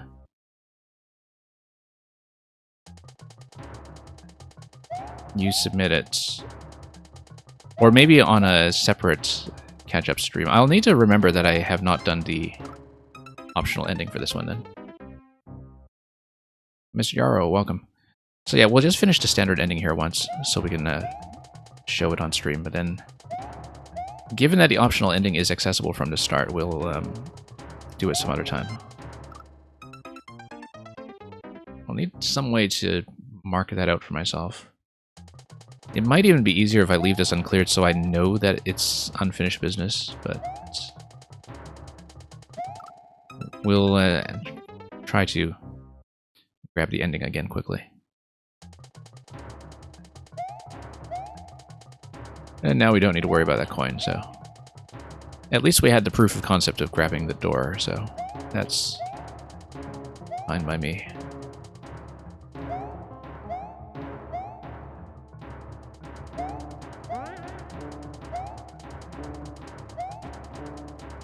That does look like an unreasonably hard boss, yes. Particularly because you know how I tend to deal with timing-based fights like that. I love how you just kind of fall through the gate instantly and it looks like you've just teleported to the bottom there, but... I should have checked comments at the end, in fact, just to see if there was anything, you know, with people marking that they had succeeded in getting to the right side. Oh, somebody trying to spoil the pipe. Not that anybody trying to dev route will have an easier time.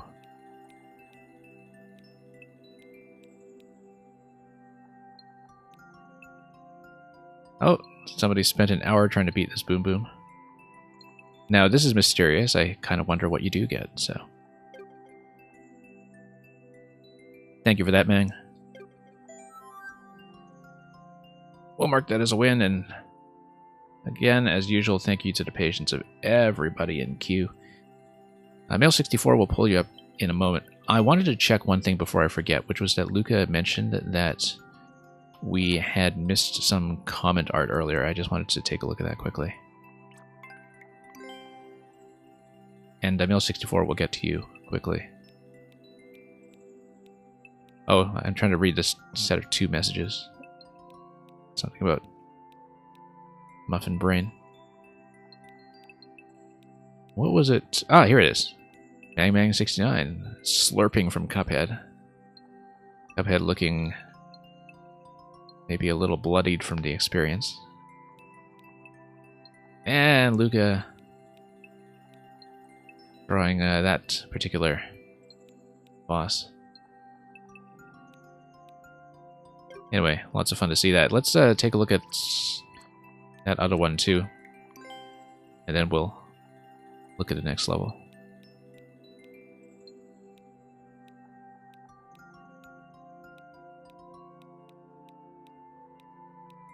And here it is. One up, one up, one up. This guy up here saying, I died at the end. I suppose that would be a top 10 anime betrayal.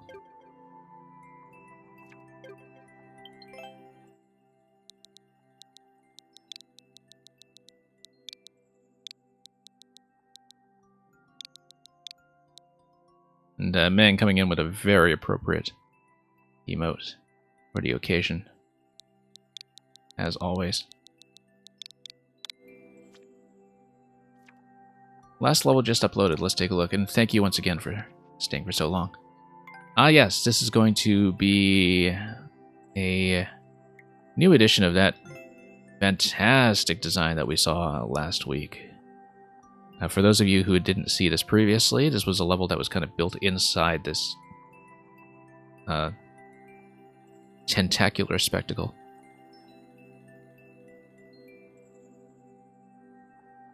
You still haven't finished the alternate, as in the alternate route?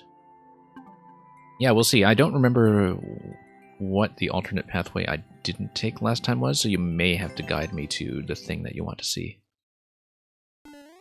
So I'm not just repeating the same route that we saw in the previous session. Oh, the alternate level. Okay, okay. But there was an alternate pathway that I didn't look at, right? If I recall. As is usually the case here. Right, because we had gone left and up top before, hadn't we? We hadn't actually gone through the center, I want to say. Because we had taken the Super Ball for sure. Oh, this level is complete and I can try to break it, okay. Well, we'll see.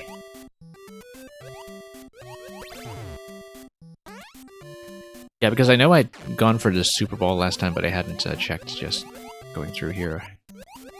More standard way. Then we'll have some kind of big state switch as before to get the spawn-blocked Bowser fight going later on. Yeah, I don't remember if I had uncovered any issues in the last test. I didn't think I had. At least nothing that comes to mind immediately. Yeah, this stuff is going to block off as expected. We're going to try to escort the P. Bump it all the way down. I wonder if it is possible to bump the P into a bad spot, but no, you can probably just go back and get another one.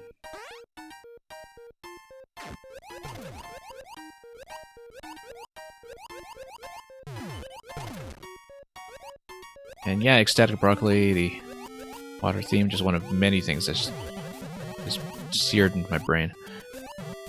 Notice that this P-switch was open for long enough earlier that I could have made it up to the pipe right away if I wanted to. In fact, we can try that. Instead of going through this door right away.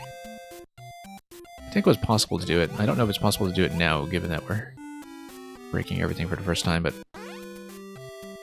I don't remember if I tried this last time, actually, just trying to speed my way to the pipe. I may have tried it. I don't quite recall. Something that is made possible by just getting the P-switch as close as possible to this lower location, so you get plenty of time to skip all this and go around to Piranhas. We'll just go for it. Whoa!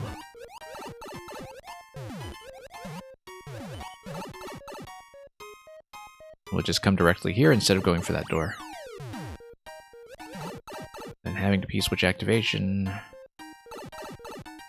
pretty much resets you back to where you were before, except we don't... except we're still on the initial attempt, we're not restarting the checkpoint. Oh, whoops. This guy coming in and fighting me in my head. We'll drop through the left side here once we can. This I can't actually do anything with right now, so we'll come over here. There's probably stuff I can do with the Super Ball had I kept it at this point. Yeah, daddy cheap cheap. Definitely showing you who's boss around here. Let's get through this.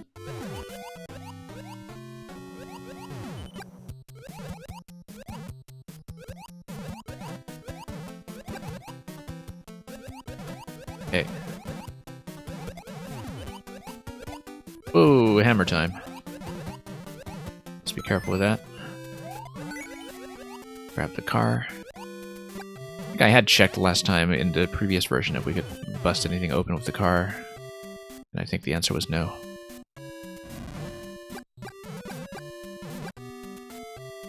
We can, of course, go up to grab fire flowers. If I want. And yeah, nothing accessible up here as we would have expected.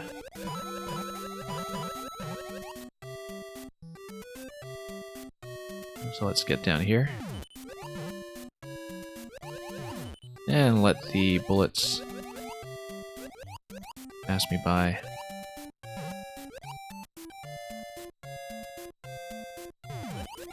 And let's get in. Anyway, big chair. Right, we had seen the top level ending before, hadn't we? I think we had. This seems not very accessible if you're tall, this bit here. It is kind of like I'm being constrained from doing that without taking a hit. But of course, if you do have the fire flower, you're encouraged to go up top anyway, so... Which I think I had previously seen. Well, I don't know if you would like me to see anything on the bottom level. I don't think there's anything here that we hadn't discovered. Oh, yes, let's try to go up top around the flagpole. That was something I meant to try. So let's just take a few hits here. If I can go around. And that just takes you down to the flag. Okay.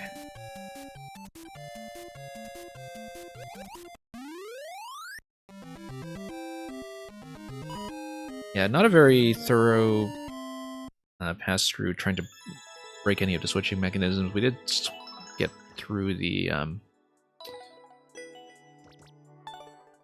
bit of a skip with the P-switch instead of going in the left side door, so I didn't quite see all of it, but thank you for the first clear on this version. I think it will probably stick unless something new is uncovered. And yeah, once again, this is really a lovely design.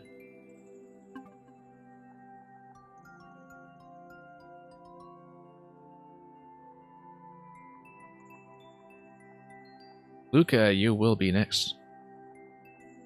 Look at that, we're actually getting through the queue today. Luca, you said you had sent me Cypher's code. Let's take a look at that.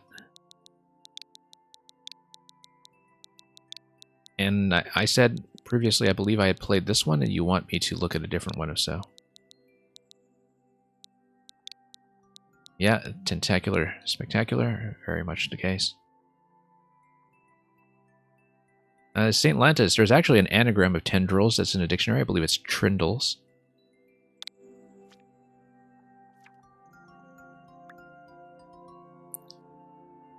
Luca, I think I will probably do the Super World on its own separate stream at some point. Like I Oh yeah, I meant to do Bopopolis, actually, because this is based on one of the best levels in DKC Tropical Freeze, if the name is anything to go by, and it's not a part of the Super World, so I can do the Super World separately at some other point. I've got a bit of a queue of Super Worlds that I do want to see, and yeah, Krakenheart was the one you had initially suggested to me, and we had finished it, so... I'd done this one a while ago, I think. I do remember this one. It's a very cool underwater level, and I looked at it quite a long time ago. We'll do the Super World at some other point. We'll do Bopopolis right now. Look at Mango holding the world record on this one as well, 5 minutes. That'll be interesting.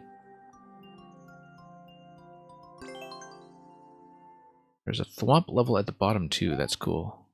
Okay. I know I've played a lot of Cypher's older stuff, particularly most of the levels from before 4YMM.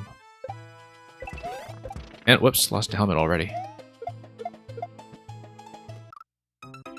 Which is not good news because we wanted to, after the initial setup, hit everything accurately. Let's go left here before we break everything.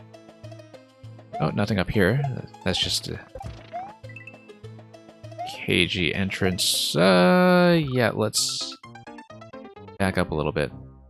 I probably am supposed to drag the first Wiggler a bit to the left so we don't run into issues like that.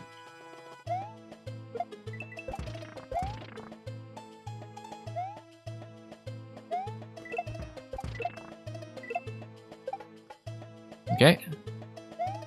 Almost out of view here in the camera, but we got it.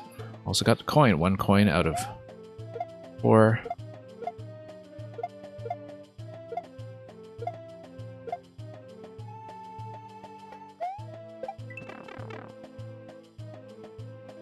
And here's checkpoint. Getting this initial setup going. Wow, okay. Had to see that coming in quickly from off screen. So yeah, maybe it's 1 coin per segment plus the safety. So a lot of these are remarkably like the setups that are in Tropical Freeze Bopopolis. I do recognize some of the elements as being directly inspired.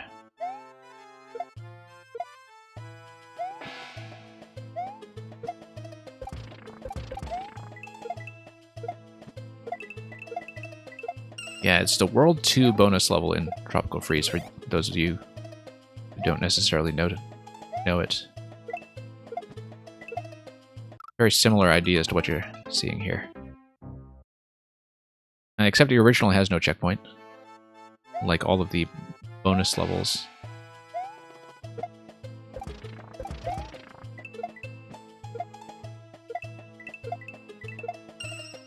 Which means that there are also the levels that aren't any harder on hard mode, because the thing that distinguishes the hard mode in Tropical Freeze is that it sheds all the checkpoints, and you can really appreciate all of the levels as these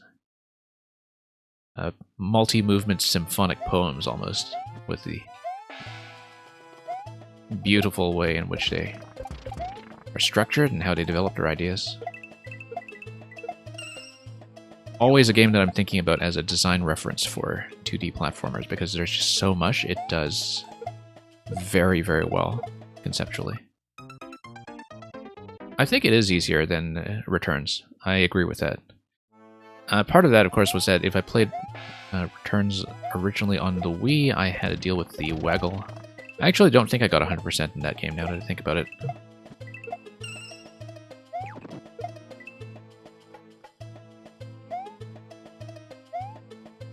Yeah, no, I do remember going back to Returns and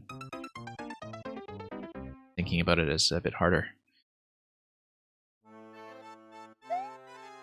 Some of it is sort of a visibility issue in certain spots as well, though. That's the minecart and rocket barrel stuff in Tropical Freeze feels like it's a little more generous to the player in terms of letting you anticipate what's coming.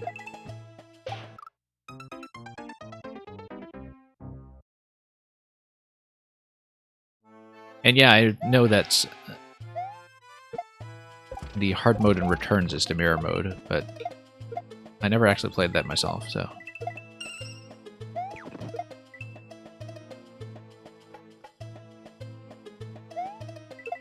Whoa, okay.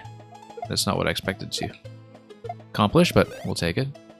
And then there's going to be coin 2 in this segment here, so... let's not forget the helmet. Very useful for unexpected moments like that. Yeah, there are occasional reasons here to kind of go left and hang left on the auto-scroll just to maintain your position. Whoops.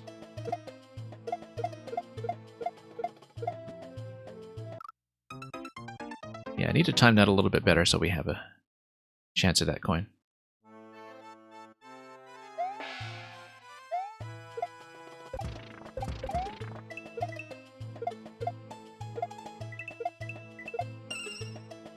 I don't know if I remember the rocket barrel being a huge pain in Returns, but it definitely wasn't quite as refined.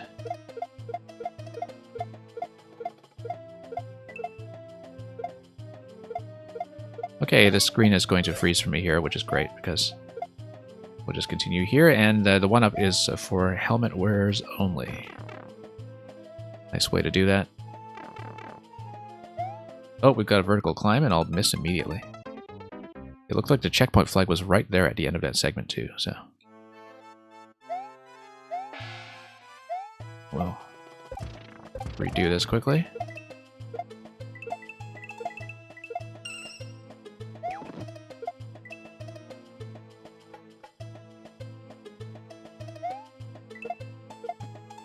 Whoops.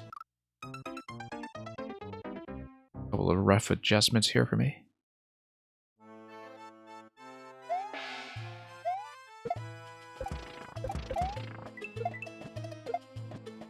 Yeah, there's some really ambitious stuff in Returns, though. I think Returns has, in one of the late worlds, one of the better concepts for on-off switching that I've seen. Given how prevalent on-off switching is in a lot of platformers these days, including especially Maker 2. I remember being very impressed with the way that Returns handled it. But yeah, as I've often said, I think DKC Returns is actually one of the Nintendo games that is in more desperate need of a definitive edition than most. Not only to get it into HD, but also because there has never been this sort of compromise between the content in the original game and the 3DS port that added an additional world to it, but also ran at half the frame rate. So, you know, having something that would be like a really content-complete HD re-release of that game is something that I... And which would also, you know, have non-waggle controls is something that's important to have, I think. I'm usually not somebody who complains about Wii controls. I actually liked a lot of the control gimmicks on Wii. But Returns always did feel like it was one game where that was a hindrance.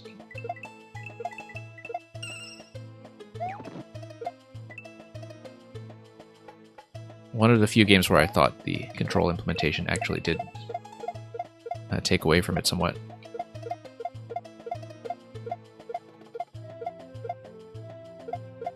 Whoops.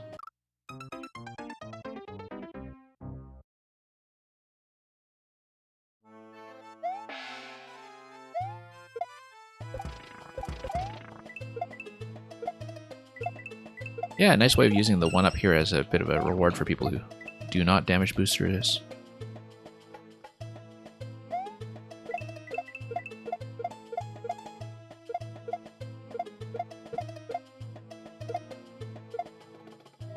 Whoops. Well, we'll just have to ride this one out.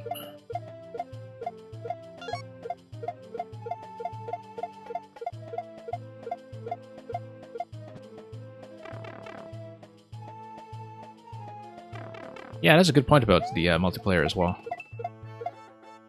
I actually did initially play Returns in co-op. It did make the minecart's a bit of a nightmare actually, because you would need to coordinate certain things quite well.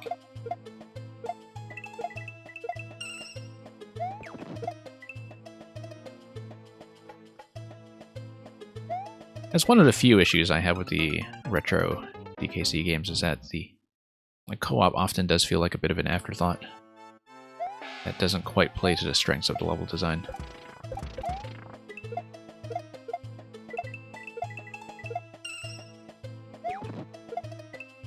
The level design, especially in the Tropical Freeze, is exquisite, but in ways that are meant for single player.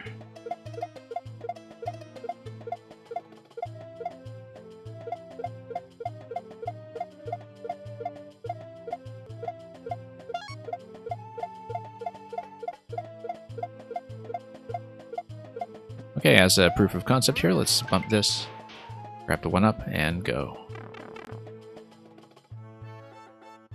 And we'll attempt to make it up to the next... Whoops, oh, we're gonna get scrolled off. Once again, right before checkpoint. Should probably just trust the coins in that area, but we'll see.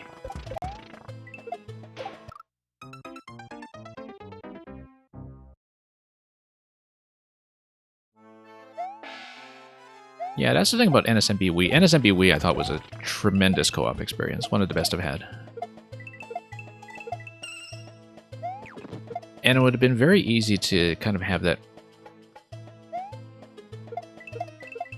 burnout set in with the NSMB era, as it did for so many players, if you didn't experience it in co-op and you just thought it was, you know, just sort of a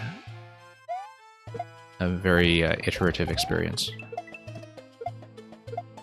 But it was always very clear to me from day one that co-op was the main thing that NSMB Wii was bringing to the table, and that it did it extremely well. It still has the best Bowser finale in the 2D series, I think.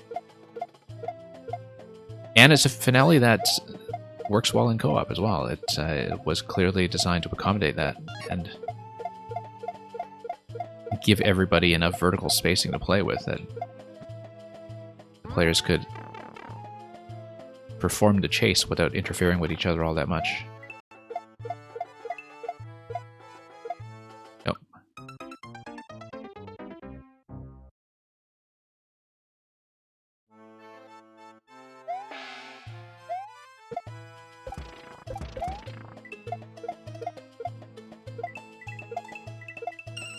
Anyway, over we go.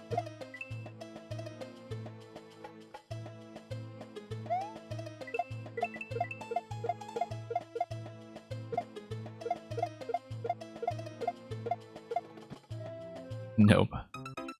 Not even close.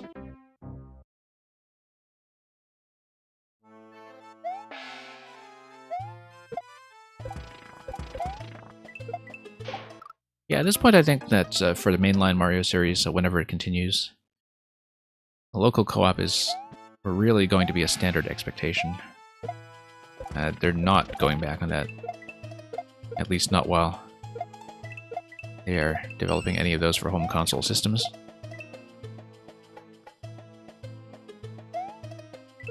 And of course that does have consequences for what kind of level design you see.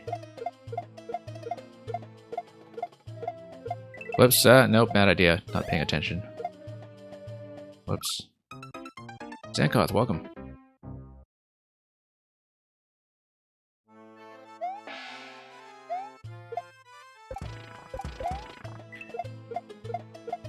I mean, of course, this is just in 2D terms. I think 3D World is a tremendous co-op experience as well. When I originally played 3D World onto Wii U, I did play 100% of it in co-op. Up to and including Champions Road, which was a very interesting experience.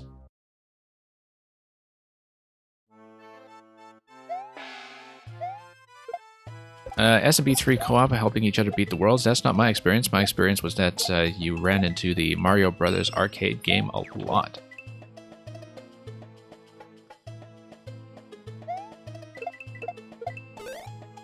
But I do get what you're saying.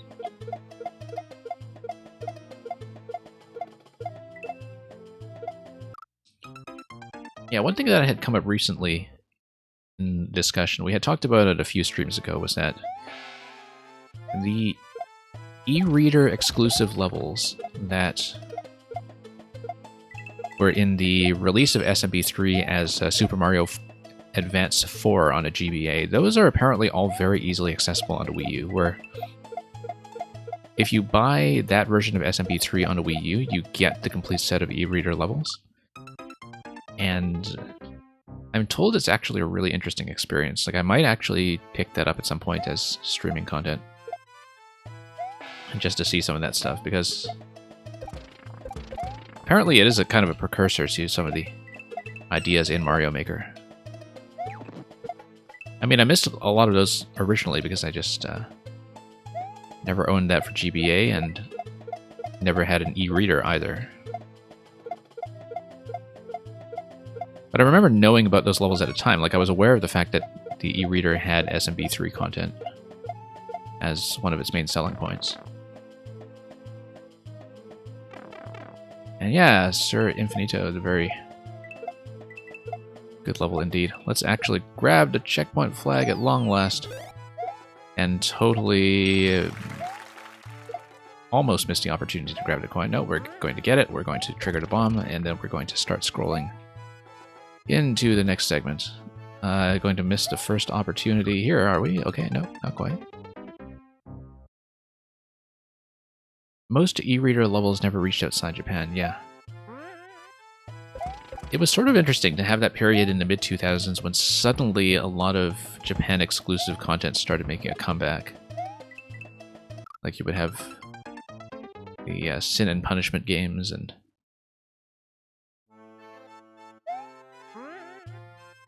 you would have, I think it was in EU only on the eShop that they had Mysterious Murasame Castle. Whoops.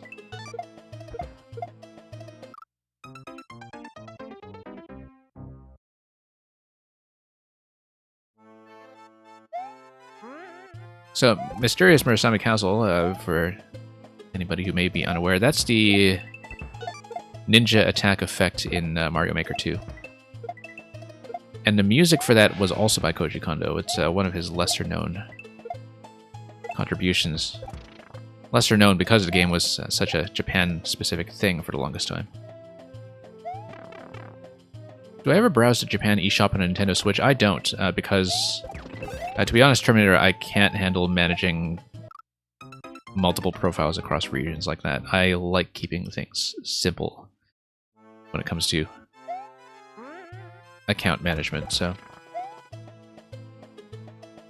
I know that the Japan eShop has a lot of things like exclusive demos, as well as a different rotation of offers and free games and such on the online service. I know there are some differences, but I can't really be bothered to play around with the regional differences in eShops on my system. Oh, like a Pokemon Unite demo. I see. I haven't even looked at Pokemon Unite. I know it's the Pokemon free-to-play MOBA or whatever, but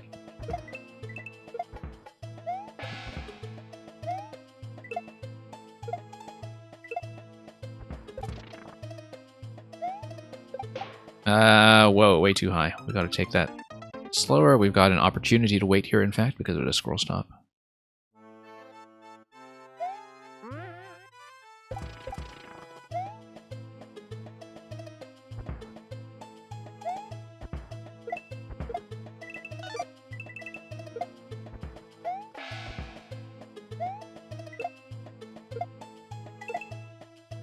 Anyway. I don't know if any of you have been keeping up with Pokemon Arceus, which is coming out later this month. I honestly don't really pay that much attention to Pokemon, so I'm only kind of vaguely aware of it.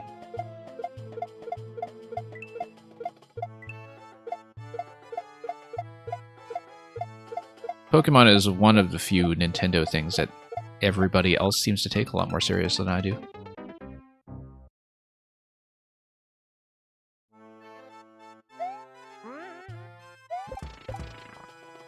But I don't really have a particular attachment to the series. Look at that, just a budging right next to the Wiggler. Coming into very close contact.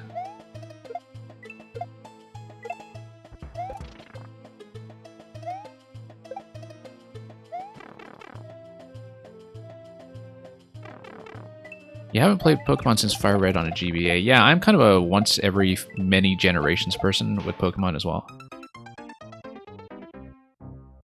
I played Black and White a decade ago and then didn't touch it again until the one on Switch. What is it? Sword and Shield, that's what it is.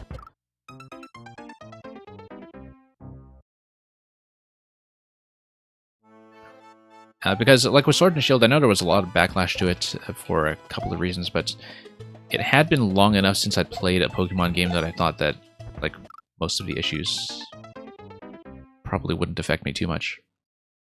As somebody who is extremely casual when it comes to that series. But mostly it was because I had one extra voucher on the kind of 2-game voucher discount deal that was on the online service for the longest time. Where I just had one outstanding ticket to use on something, and I thought, okay, might as well just dump it on Pokemon. I actually kind of wonder if that was a mistake, because now, in spite of Arceus looking to be a very different game, I'm just kind of burnt out enough on Pokemon that I am okay with not looking at it again for the next 10 years. Yeah, as somebody who, like, has always paid a lot of attention to turn-based strategy design, like, I respect Pokemon a lot from the perspective of turn-based strategy, but I find that it has the same kind of issue as things like collectible card games, where I just find a strategy game way more interesting than the actual collection-building game, in a way that, you know, with card games like Hearthstone and such, the mechanics are great, but the deck building I just find pretty dull. Where it just kind of, you know, collapses to a very well-defined metagame after a while. And I think that's probably why I tend to lose interest in Pokemon. That I'm not going to invest the time to do it competitively, and if you're not going to invest the time to do it competitively, like, everything feels pretty samey. Even though the core systems are legitimately very, very interesting. Which is why, for me, it's like a once every 10-year kind of thing. At this stage. Because I just don't really consider it a high priority.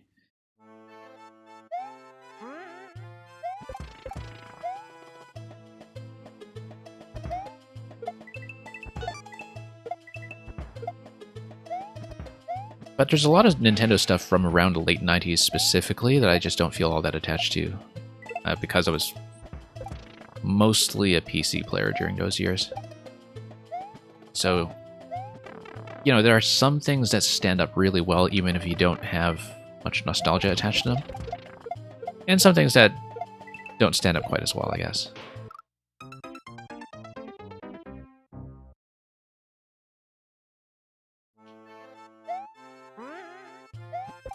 Like, if you look at something like Majora's Mask, for instance, you don't need to have grown up with Majora's Mask or the N64 to appreciate that it is actually incredible. We had this discussion, I think, 1 or 2 streams ago. You can be an extreme latecomer to Majora's Mask, and it's always going to be that good. You spent hundreds of dollars on Hearthstone before you realize how unhealthy a relationship you have with it. Yeah, with Hearthstone, I was in it all the way from the alpha. I got a very early alpha invitation because I was very active in a lot of Blizzard games around that time. And I realized early on that I loved the arena. And that I didn't care for the constructed game at all. And the constructed game went exactly how I expected, where it would collapse into a few standard meta builds with every patch, usually very quickly. And I just didn't care for it. And so basically, Hearthstone, I just played Infinite Arena until I had enough of a losing streak to not keep that up.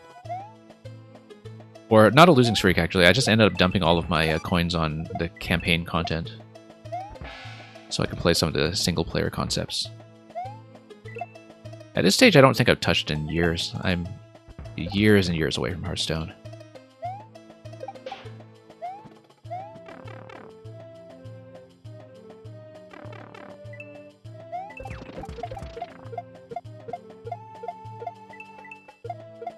I mean, I also uninstalled it around the time of the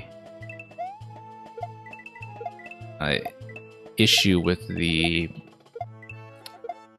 player from Hong Kong who got ejected competitively, but I won't go into that.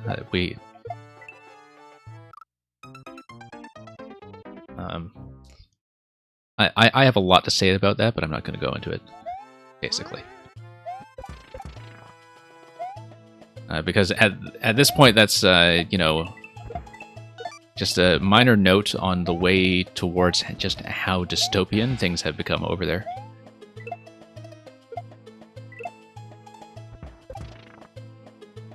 Alright, Terminator, I will go into it only as far as it takes to explain it to you without getting too sidetracked about this. So, in the competitive circuit in Hearthstone, there was a player by the handle of Blitzchung who, on one of the streams for a regional tournament in Asia in late 2019, which was also at the height of the Hong Kong pro-democracy protests, he celebrated his victory on stream by making a show of support for the protest movement. Like, he put on the sort of signature gas mask and said the slogan, which is now actually criminalized there. It wasn't criminalized at the time, but it actually now is a criminal offense to say, liberate Hong Kong, the revolution of our times.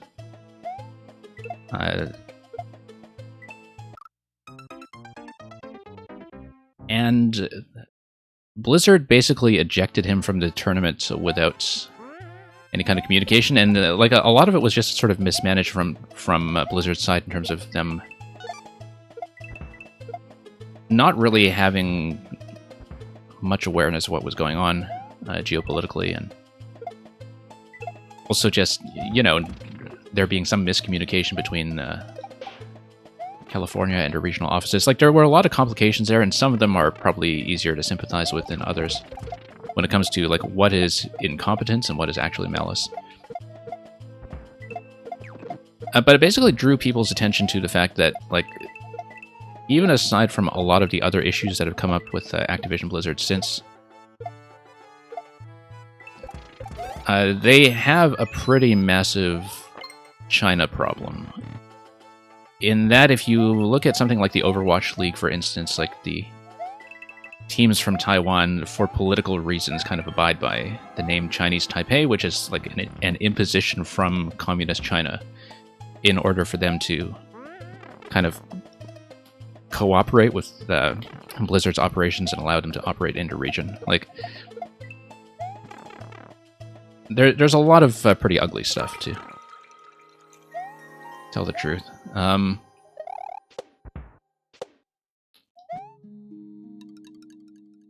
On-off switch. Oh, we need to bump the thwomp, don't we?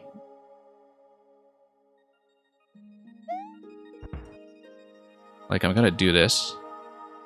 We're gonna bump the thwomp? No. This is gonna be an issue. Hang on.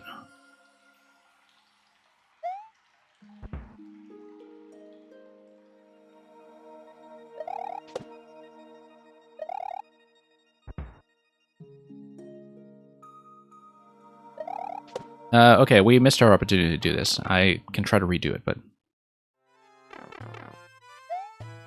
that's okay. We'll skip the 50 coin and we'll just take the clear.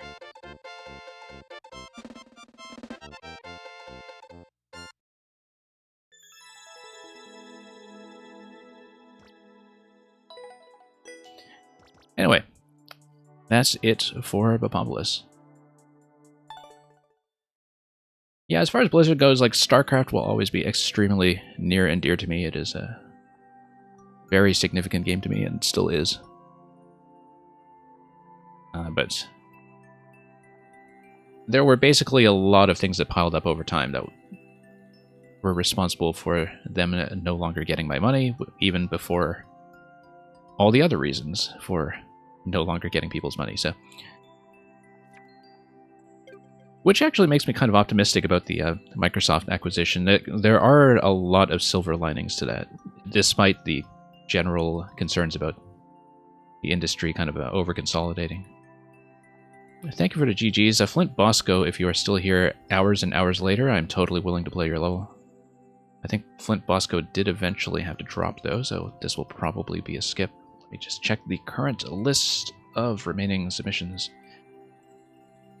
Okay, Greggy Spikes, second level, Deadly Lackey 2, if you are still here, and I don't think they are. And then it's going to be Terminator second level. So yeah, we'll do these remaining levels, and we'll see where we're sitting in terms of time. So we'll do Greggy Spike Part 2 and Terminator Part 2. Actually, yeah, Terminator, because this is a repeat, since you're both being repeated at this point, I'll pull you in with sub next. I'll do Terminator first. I usually don't try to repeat people with sub next too often, but since both of you are repeats at this point, I'll give you priority. That's perfectly fair, so. Supernova, you saw some cool sunflowers on the stream thumbnail. I wonder where that could have come from.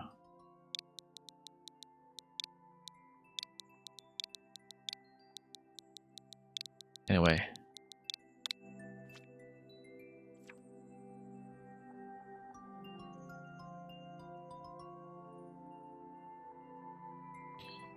You want me to scroll down? Yeah, that's fine.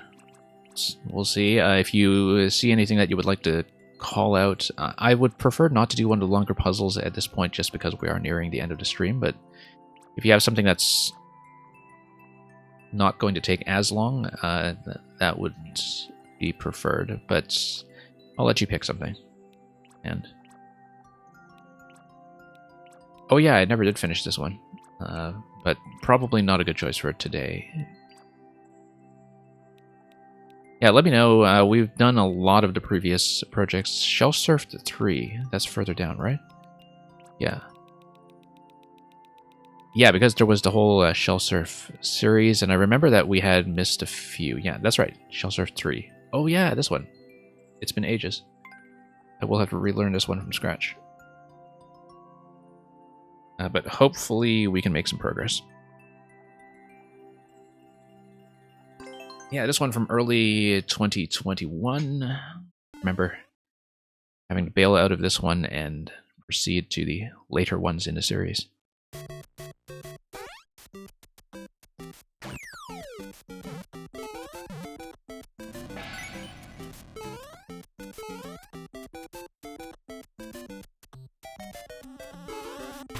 Yeah.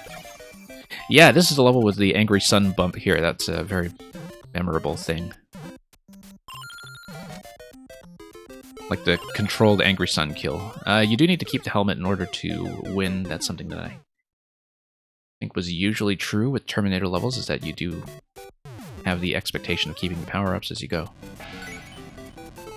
But yeah, because you don't get much flexibility with the positioning, Panto is going to have a pretty consistent position here.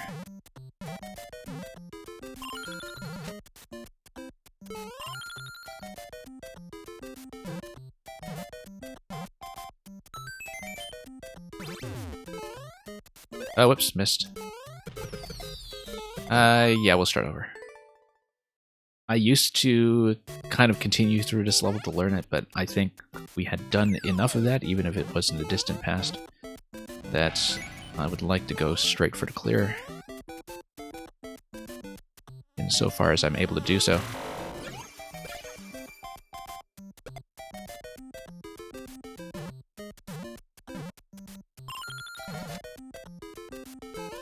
Okay.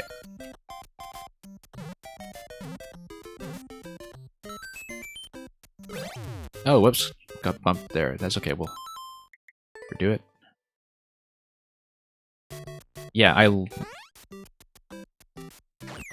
definitely remember that bit with the Angry Sun. It was a very impressive moment the first time I saw it. Just to have that moment there with the controlled chase.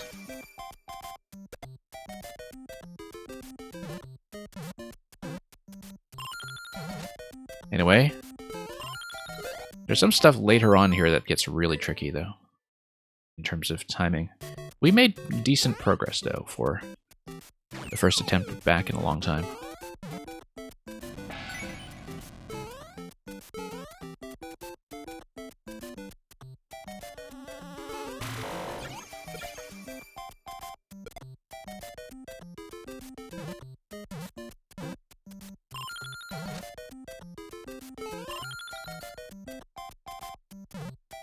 Okay. It's very easy to kind of get complacent about this and read the chat while I'm just surfing, but Zankov, I'll go back to your message in just a moment. Oh, Fanto hunts me down. Your favorite part of Maker 2 is that you keep seeing new ideas and mechanics even after hundreds of hours of play? Yeah. That's very true. We've seen that several times this stream already, in terms of new material.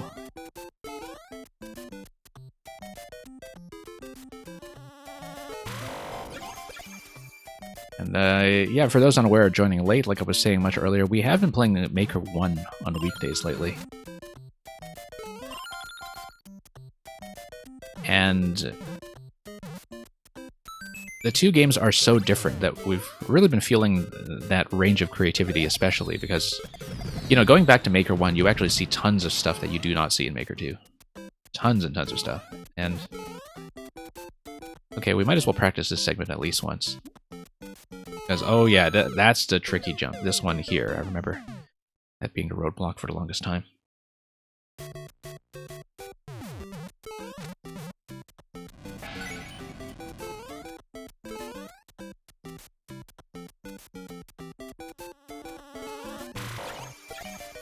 But yeah, this game is pretty boundless if you are willing to be a bit adventurous and if you're in contact with a lot of good makers, which is really one of the best things about streaming this game. Maybe the best thing about streaming this game is that you, as the streamer, get to meet a lot of very creative people that you might otherwise never have discovered by yourself, so...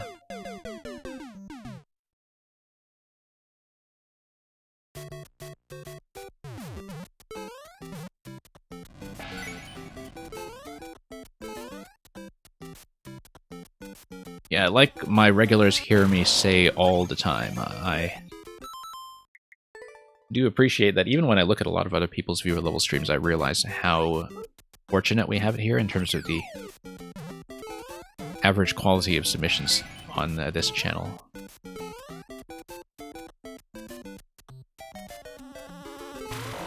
I think I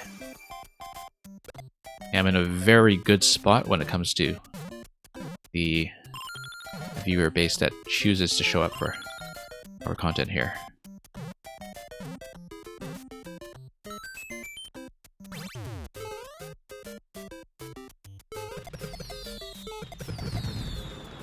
Because, yeah, there are a lot of people who burn out of streaming things like viewer levels because they don't have the benefit of such a community. So yeah, if you follow the coin trail accurately, you can do this.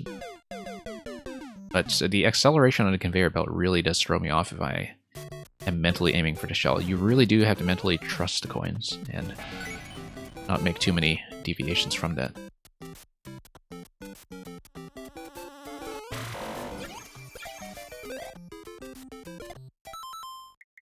And yeah, Zankov, that's absolutely true. That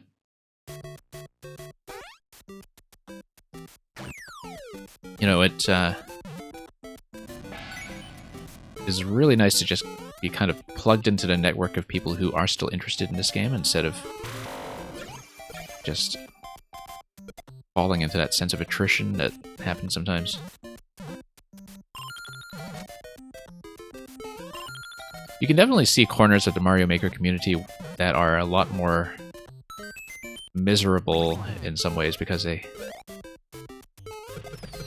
don't really see the same kind of activity and growth.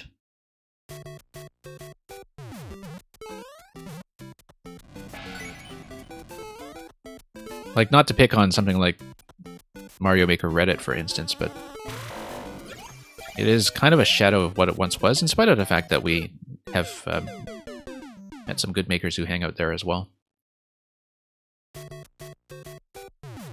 But it's been a long time since it was kind of a meaningful hub for where the real activity in this game actually is shared and advertised.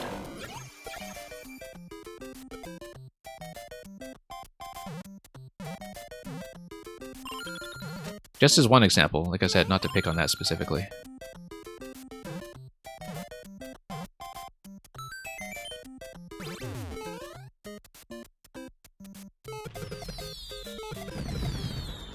And yeah, we didn't need to jump that one. We could jump this one, and we need to follow the coins here. This is going to be tricky, and I'm going to overshoot it every time. That's not a very intuitive landing, I think. I've always had trouble with that one. But it's good that we can make it back there fairly consistently. And also that this stream will hopefully not run all the way to like the 7-hour mark like it has recently.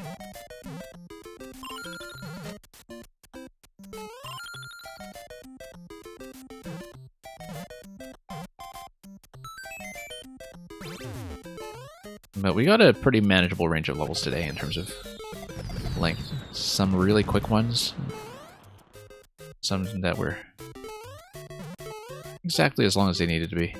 I mean, I guess I did kind of shortcut that by not doing the hard mode boom boom fight on Mang's creation, but other than that... Yeah, so you do need the helmet to pass this, I think. We have discovered that the hard way before. Let me just preview this area one more time just so we know what to expect. But there is, I think I discovered the hard way, a specific reason that you do need a helmet at the very end. And I have run into it before. I don't remember what it looks like, but I have run into that check.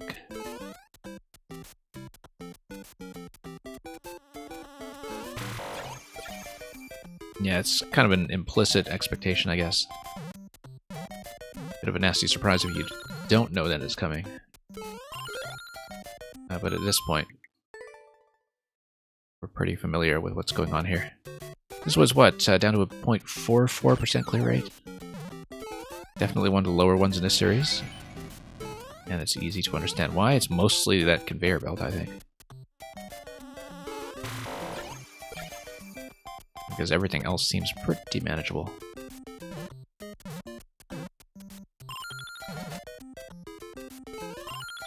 Oh. Slipping once again.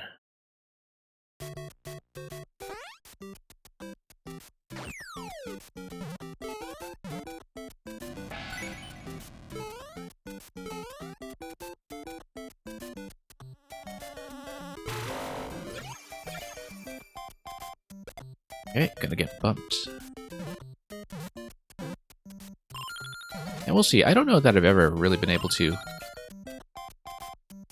make that shell landing without taking damage in the top left of this area.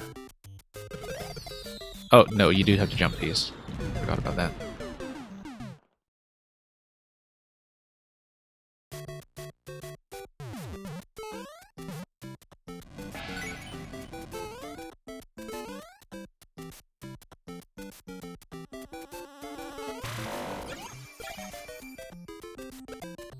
So yeah, we'll see if this finally happens today. Would be nice to tick off this box.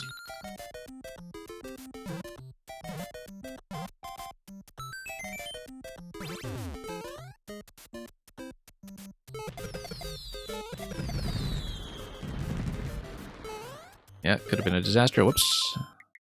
Really do have to land dead center. make any headway there.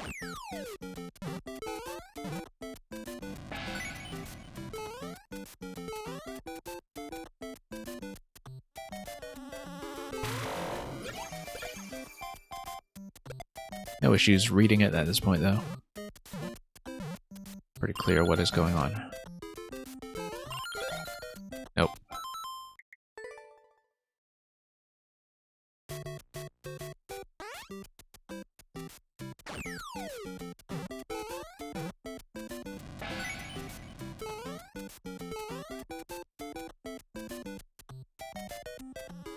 Anyway, coming in for the zap. Whoops.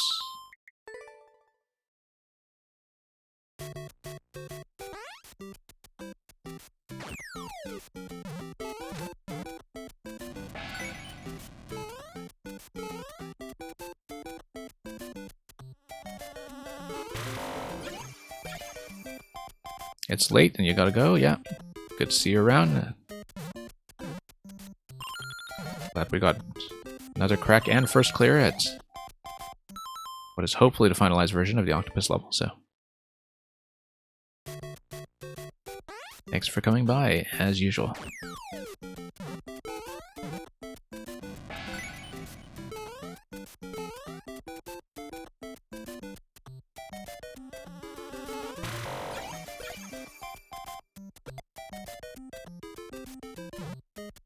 Okay, let's continue here.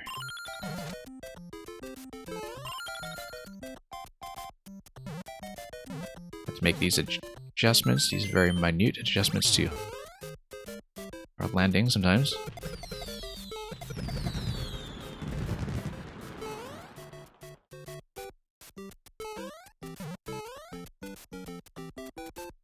Okay, here's the tricky bit. Oh, and Phanto's just gonna clip me.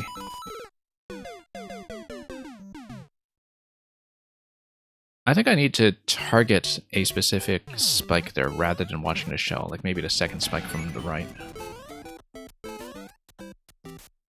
Like I need to learn to target a static location rather than a moving target when I'm trying to make that landing, because it is by far the hardest thing in the level. Not really a comparison. So we just need to nail down some kind of consistent visual anchor point to fixate on, instead of just watching the coin trail. I think following the coin trail is just going to be too imprecise for me to figure out with the accuracy that we need. I'd rather watch something with the landing zone. Anyway, we'll need to figure out what's going on here with getting clipped by Phanto as well.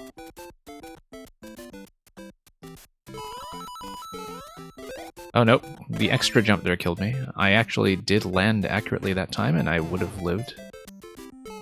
Oh, might as well practice this segment since we're through here for once.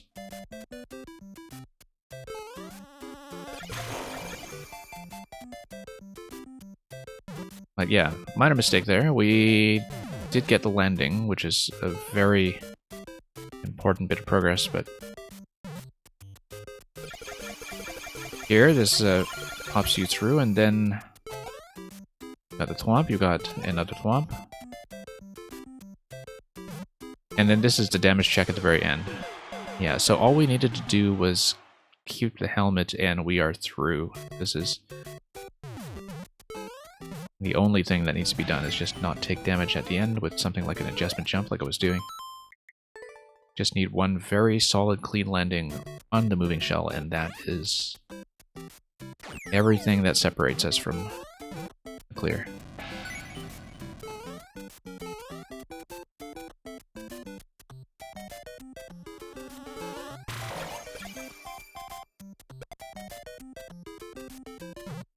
And we'll see how long that takes, because depending on whether we have some time at the end, well, we'll see. We have Greggy Spike's level still in queue if Greggy Spike remains to see that played.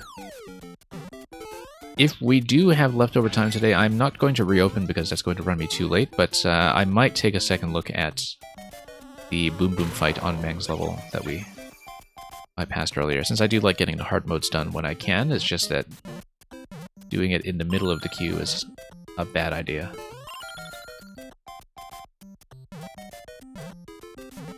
But we'll make that decision when we come to it. Need to beat this first, and we don't want to count our chickens here before they've hatched.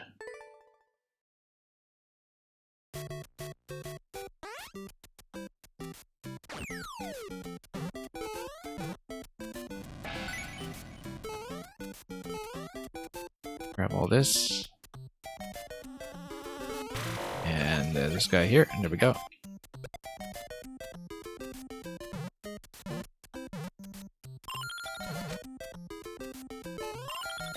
Nope.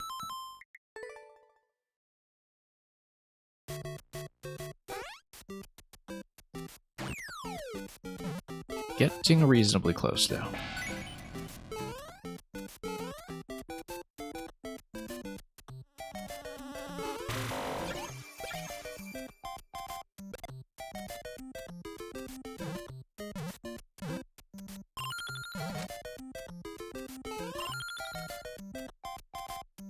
Anyway, let's get in here.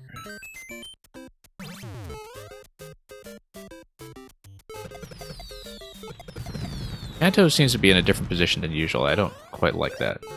I did something to make Phanto unreliable, and I'm not sure what it was. Because usually you get a very consistent pattern from him. That time I didn't, and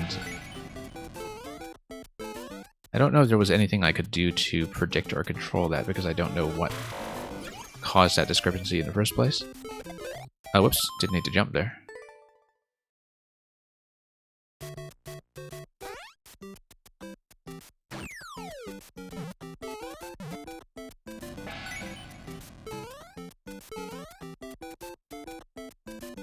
Anyway, let's get over here. Probably just some fluctuation in my jump height at some other point in the level. Still don't really know what I did, though. Might have been the way I manipulated the camera at some point, in a way that was non-standard. Not going to dwell too much on it. That was a pretty rare case when thus far the fight had been pretty reliable.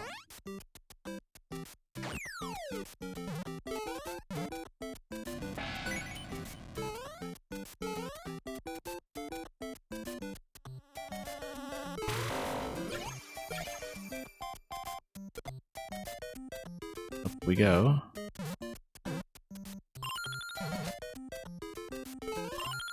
Nope. Well, we've gotten so close so far. It's really that one landing past the conveyor that needs to be figured out, but that's always been the case. Everything else is more or less sorted. In terms of showing that I can do it. Nope. Too much of a slip.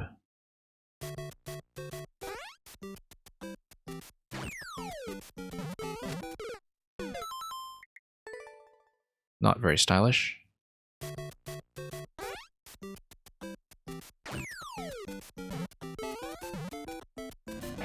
And thank you for the follow.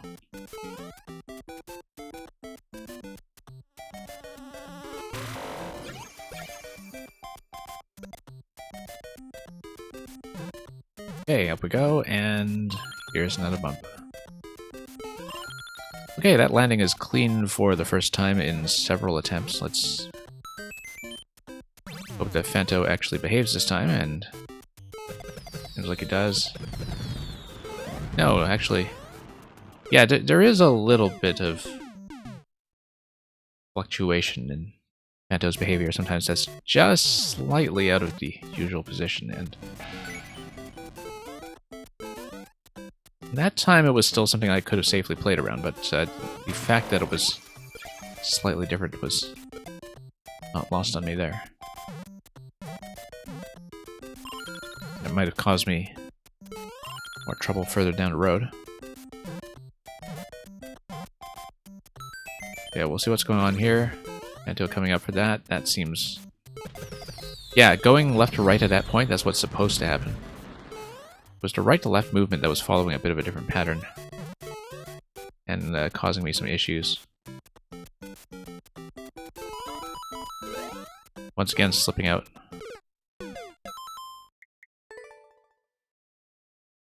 Yeah, that is a rough landing. In that location.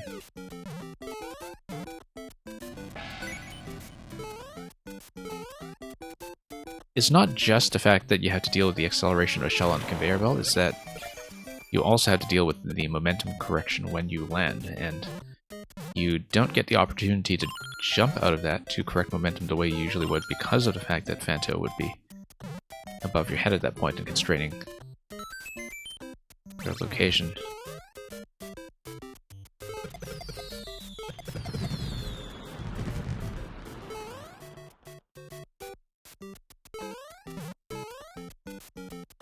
Have a pretty workable pattern this time at least.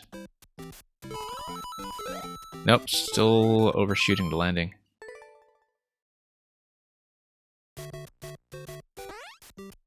I had been aiming for the second spike from the right past the conveyor belt. I actually now think I have to aim for the first spike from the right and land tightly.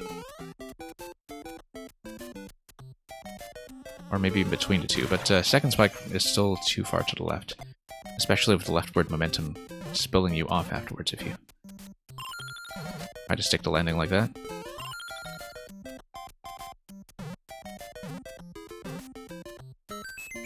So we'll just have to go back and try to correct it. Whoops.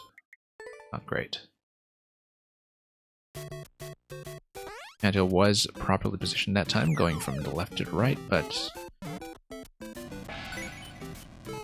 it was not the landing we needed to make that happen.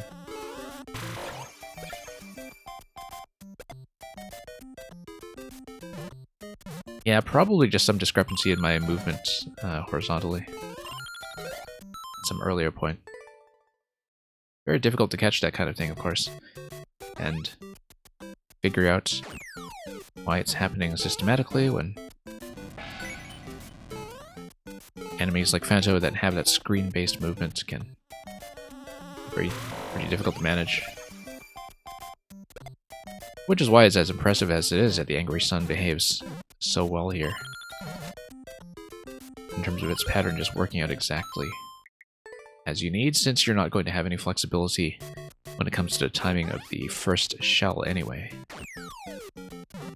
The level itself may not be an auto-scroll, but it has enough control over horizontal scrolling that Sun's behavior is going to be predictable. Fanto's behavior, mostly predictable, not always.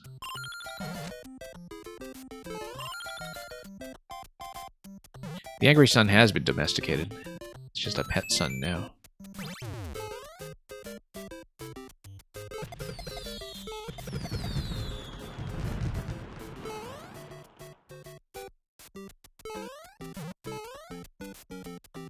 Well, it's much nicer than it used to be. Nope, still slipping off.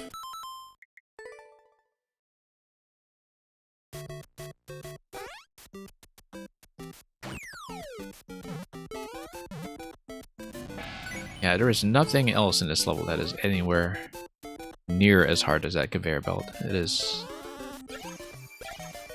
a huge, huge spike.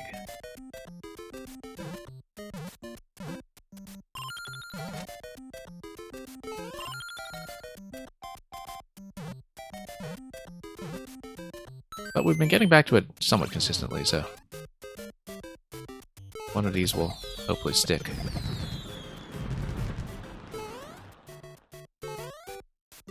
Did Fanto just decide to go away? Nope, really not. We're not that lucky. Hey, we actually got through. In fact, we got through partly because Fanto's position was a little bit different.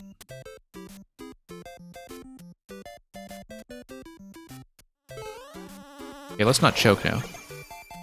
As long as we make the jump from this shell to the upper shell that fires a little bit later, like right here, we'll be okay. This is the one I'm most worried about right now, and we're going to make it. Now it's going to be the thwomps.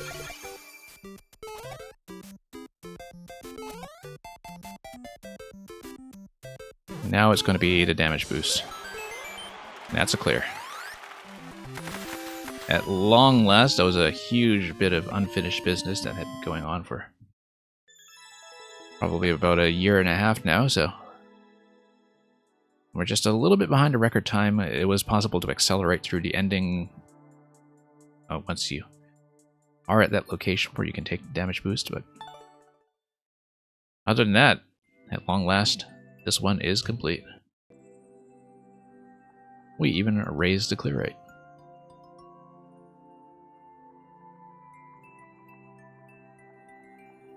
Flint Bosco, oh yeah, I forgot to remove Flint Bosco earlier.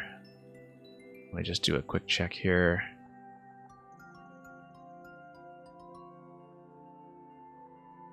Then we will do a check for Mr. Greggy Smike's second submission. I do still see Mr. Greggy Smike in the chat.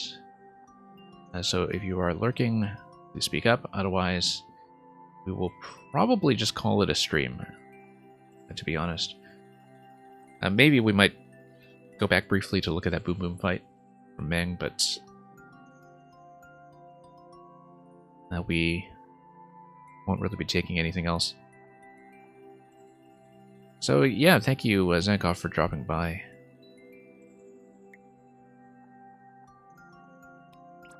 Yeah, I guess Greggy Spike probably isn't here. We'll just do a removal then.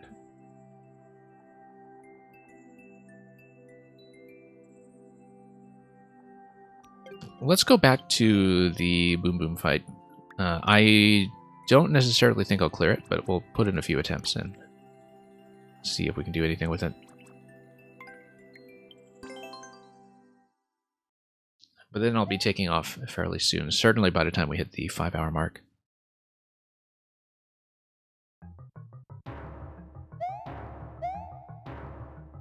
Okay. Come on.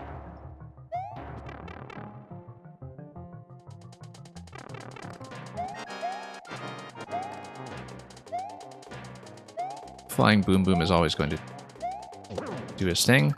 Yeah, it's landing after you hit Boom Boom that I think is going to be the hardest thing here, which is what the vertical vines are for. The vines are always vertical, but you know what I mean. After you hit Boom Boom, you actually do want to cling onto the vines so you can get a safe landing. Let's build some momentum. Make that jump.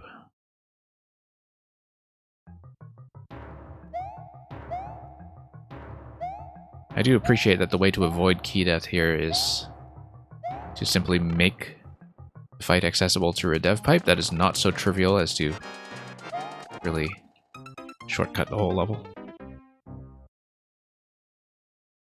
But yeah, the vines are probably going to be a necessary repositioning tool, given that hitting Boom Boom at all is going to throw off my timing considerably.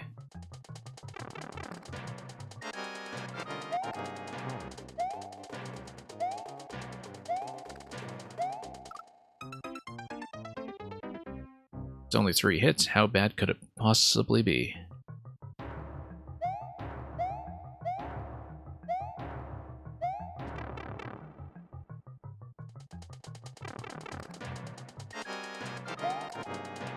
I have, of course, said that with far too many Meng fights in the past.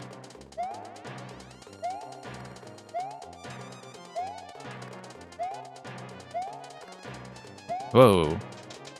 I actually accidentally grabbed the vine there. I didn't expect to successfully do that.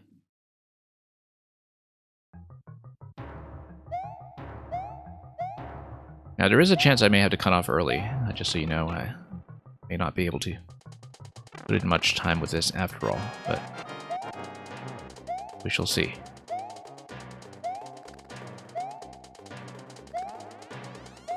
We need to kind of stall on one segment so we can get the swoop to trigger.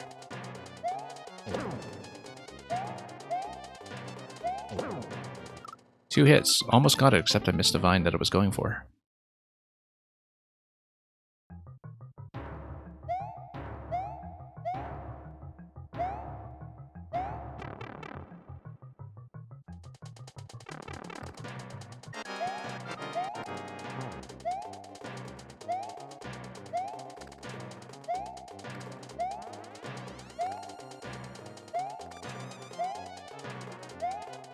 Nope, not quite. You do need to stall on one of the platforms in order to trigger the swoop, and so that's one thing we'll be looking into doing. And then you have to reposition yourself well enough to get to a place where you can get the bounce to happen.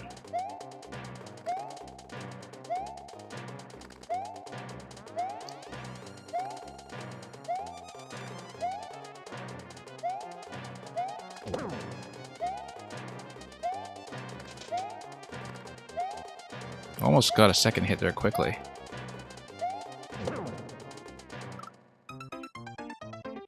Okay, I didn't really think about the landing there. That almost looked very promising, but wasn't quite there.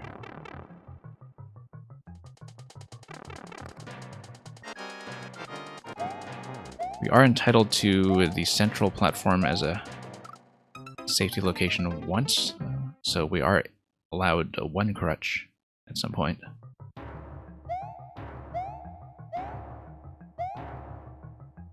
But then, yeah, once we're kind of at 2 hits, which I've been able to reach, we should consider that, in case we need to get out of a position in an emergency situation. Terminator, if you're still around after I have cleared this, I'll take a peek. Yeah, because I've played so many of yours at this point that it can be difficult to keep track, especially because I did so many of the older series out of order.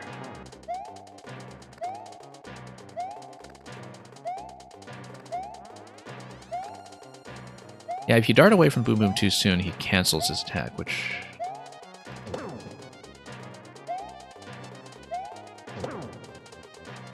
Oh, no.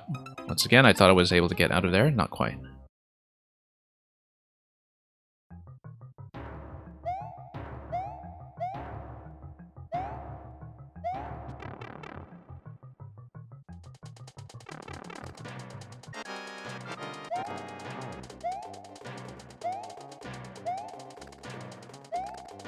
Okay.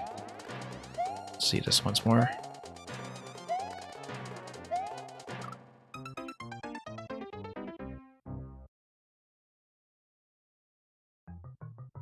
Yeah, we almost got it. We've gotten to 2 hits quite a few times at this point, it's just that I have to plan ahead to where to go after I get the hit in. I haven't actually been making as much use of the vines as I thought I would.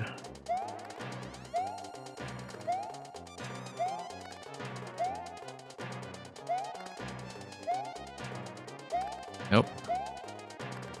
Better to be a bit defensive here, and if we don't think the position's going to work, we won't go for it. Whoops. Once again, if we don't think the timing is going to work, we should go for the vines. When I hit Boom Boom up top, the vines should be completely safe from the drop into shell form.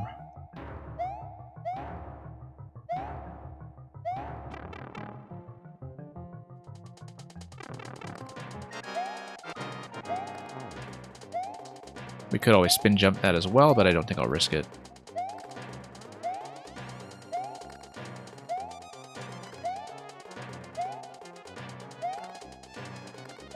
Nope, I just missed. That was very nearly a hit. Not quite, though.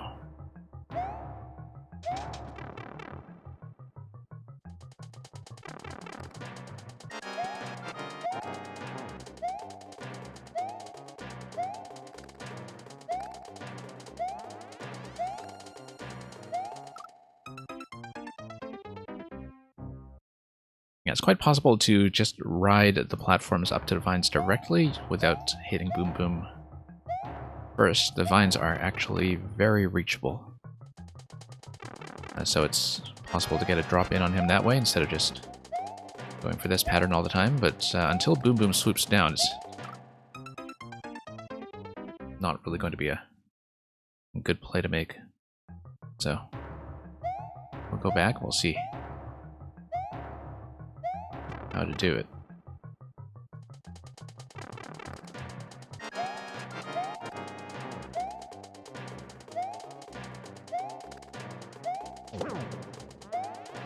Okay, we'll have to spend that in an emergency. And that could have been a very easy second hit, but it was a miss.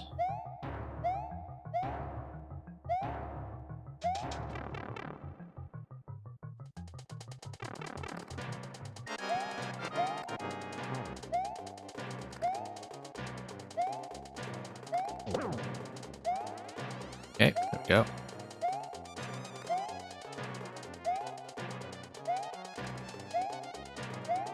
Nope. We do have to take advantage of the opportunity when Boom Boom has just gotten a hit and is flying back up from the bottom level. That's usually been a very opportune moment for a second hit in quick succession, but so far, not able to do it. Not able to do it and come out alive, rather.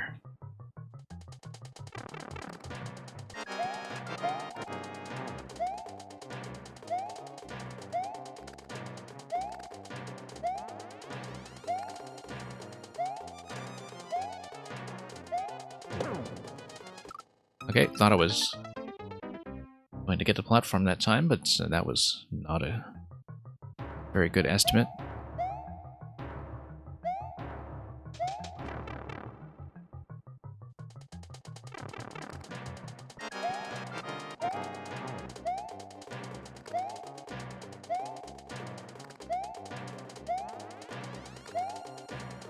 Narrowly missed the opportunity on that round. Should have done a high bounce or at least a vine climb off of that one. Sometimes I get a little bit too ambitious for that. It really should be a vine climb, so you can get well out of the way for the shell form and position yourself for a quick second hit.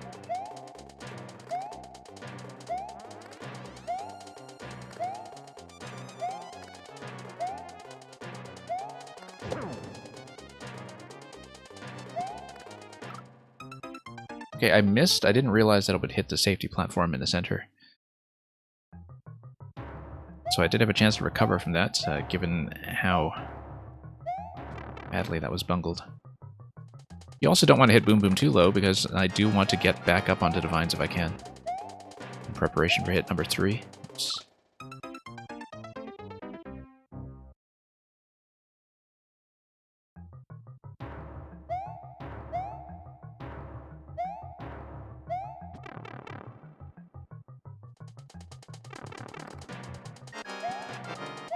As far as rematches with Boom Boom go, it certainly had worse.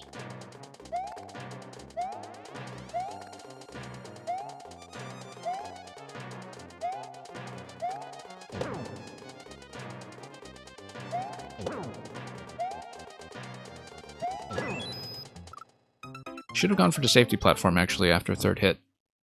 Or for the vines, since we know that's going to be safe. But that's our first time getting him 3 times. I'm grabbing the key. So that's definite progress.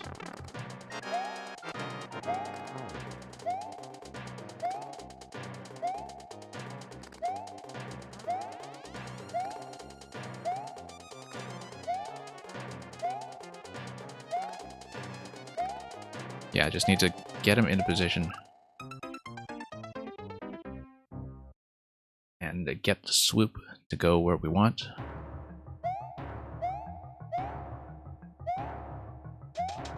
Not nearly as bad as I feared, given our first look at this when we played the full level.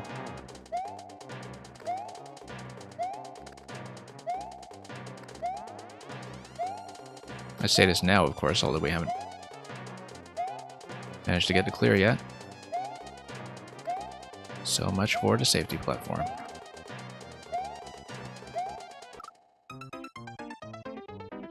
Yeah, using some of that upward momentum to get enough height for the hit is going to be useful. Can't always plan around that, of course.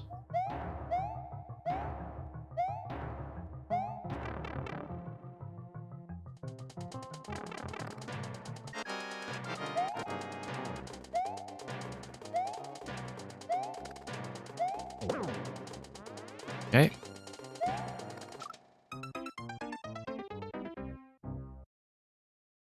We could be doing a much better job of falling off the vine in general.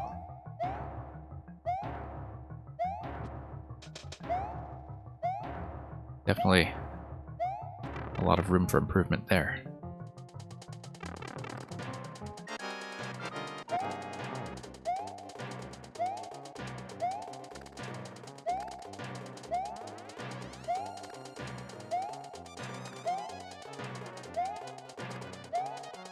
Nope, that's just a miss.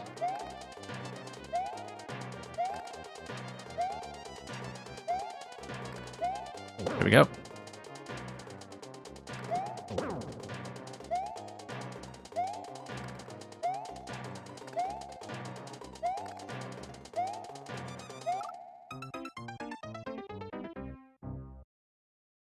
Two out of three.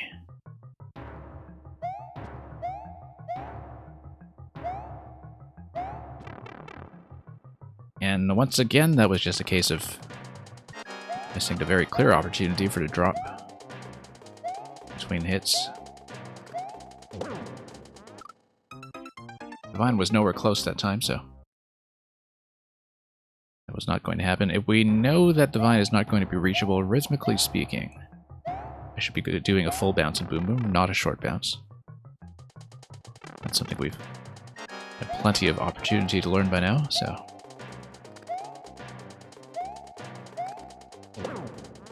Like I said, we need a full bounce if we are out of range.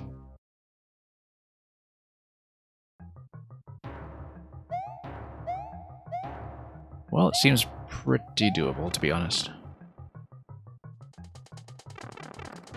We've had a lot worse.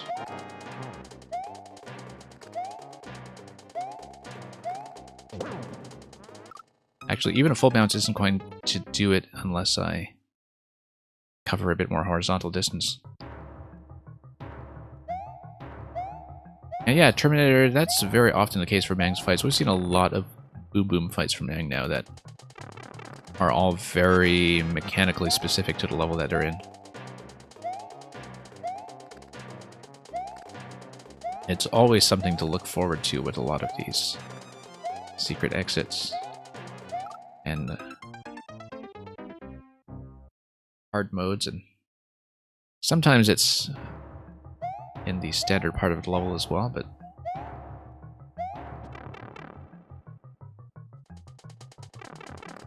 in general, we have seen a lot of Boom Boom.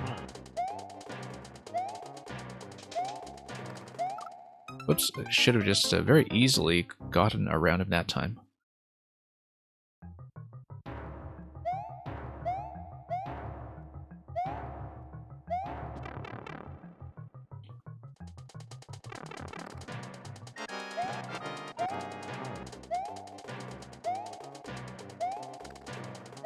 Nope. Expect him to go up.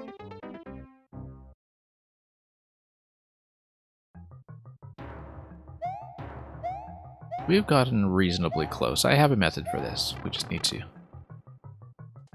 hit things accurately enough when they're moving targets. It's really not that bad.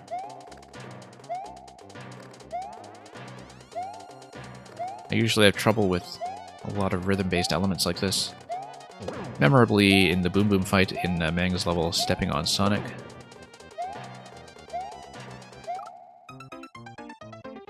But for this one, the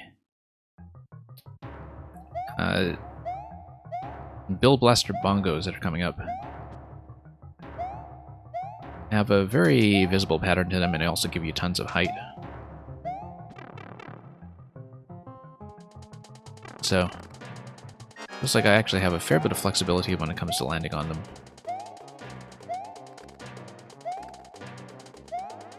Fair bit of visual clarity, too, for when they're going to be available.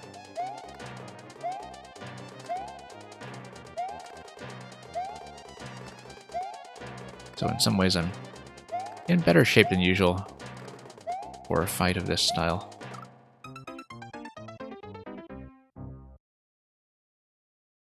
And I say this despite dying repeatedly.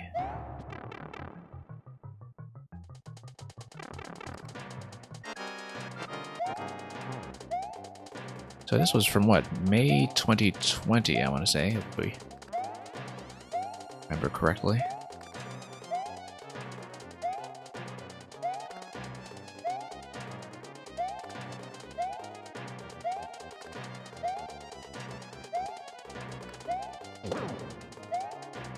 Nope, just missed.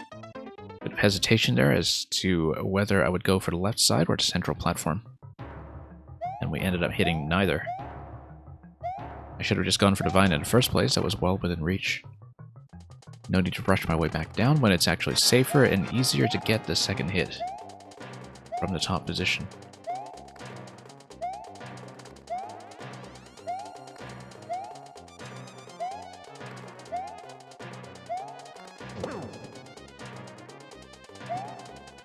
Nope. Once again, just straight up missed. Very difficult to see how much speed he's going to pick up right away when flying up. There's a bit of acceleration to it. It's not totally evenly spaced ascent.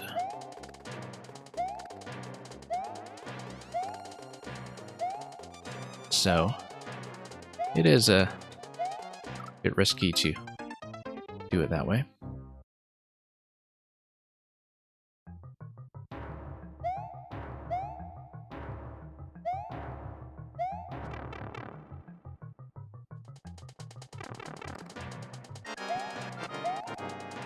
Should be able to score the hit though. Let's plan that a little better so we don't get bunched up in the corner. I do want to engage Boom Boom in the center if I can, just so I have access to a good selection of platforms as well as vines. The more escape options I give myself as a contingency, the better.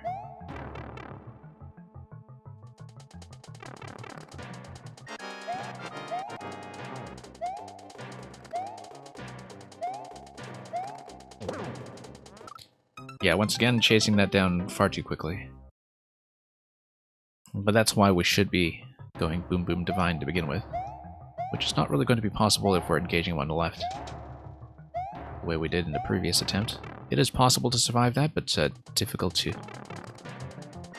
map it out in advance, depending on whether he's going to do his swooping motion and get directly above my head.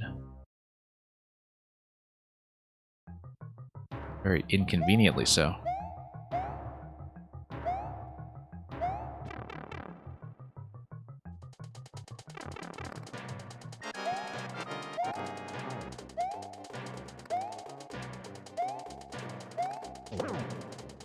Same mistake.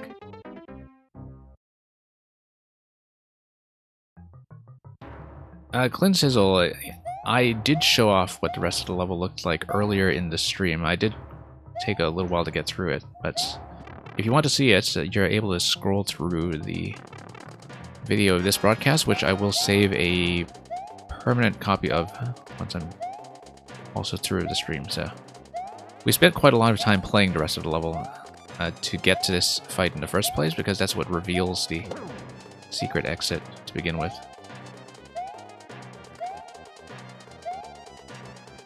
But the rest of the level is all built around this central mechanic that you see here.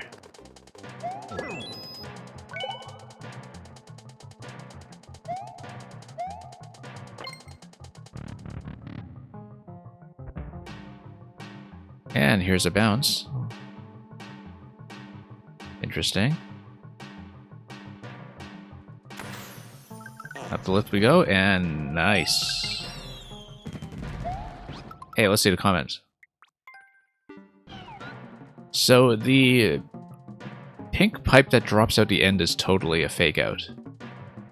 But hey, it's the proof that counts, and I'm glad we saw it.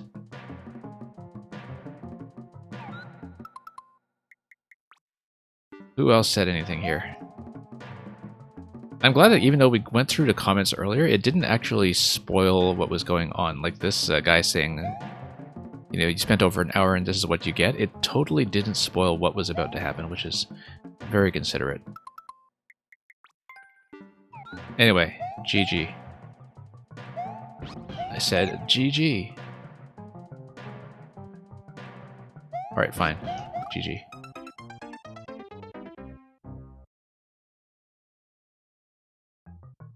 Anyway, that's why you can get clear the standard way, as we did.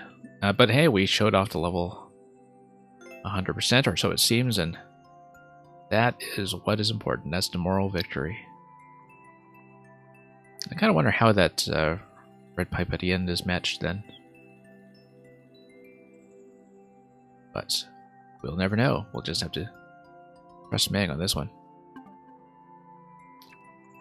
Anyway, Terminator, you said you wanted me to see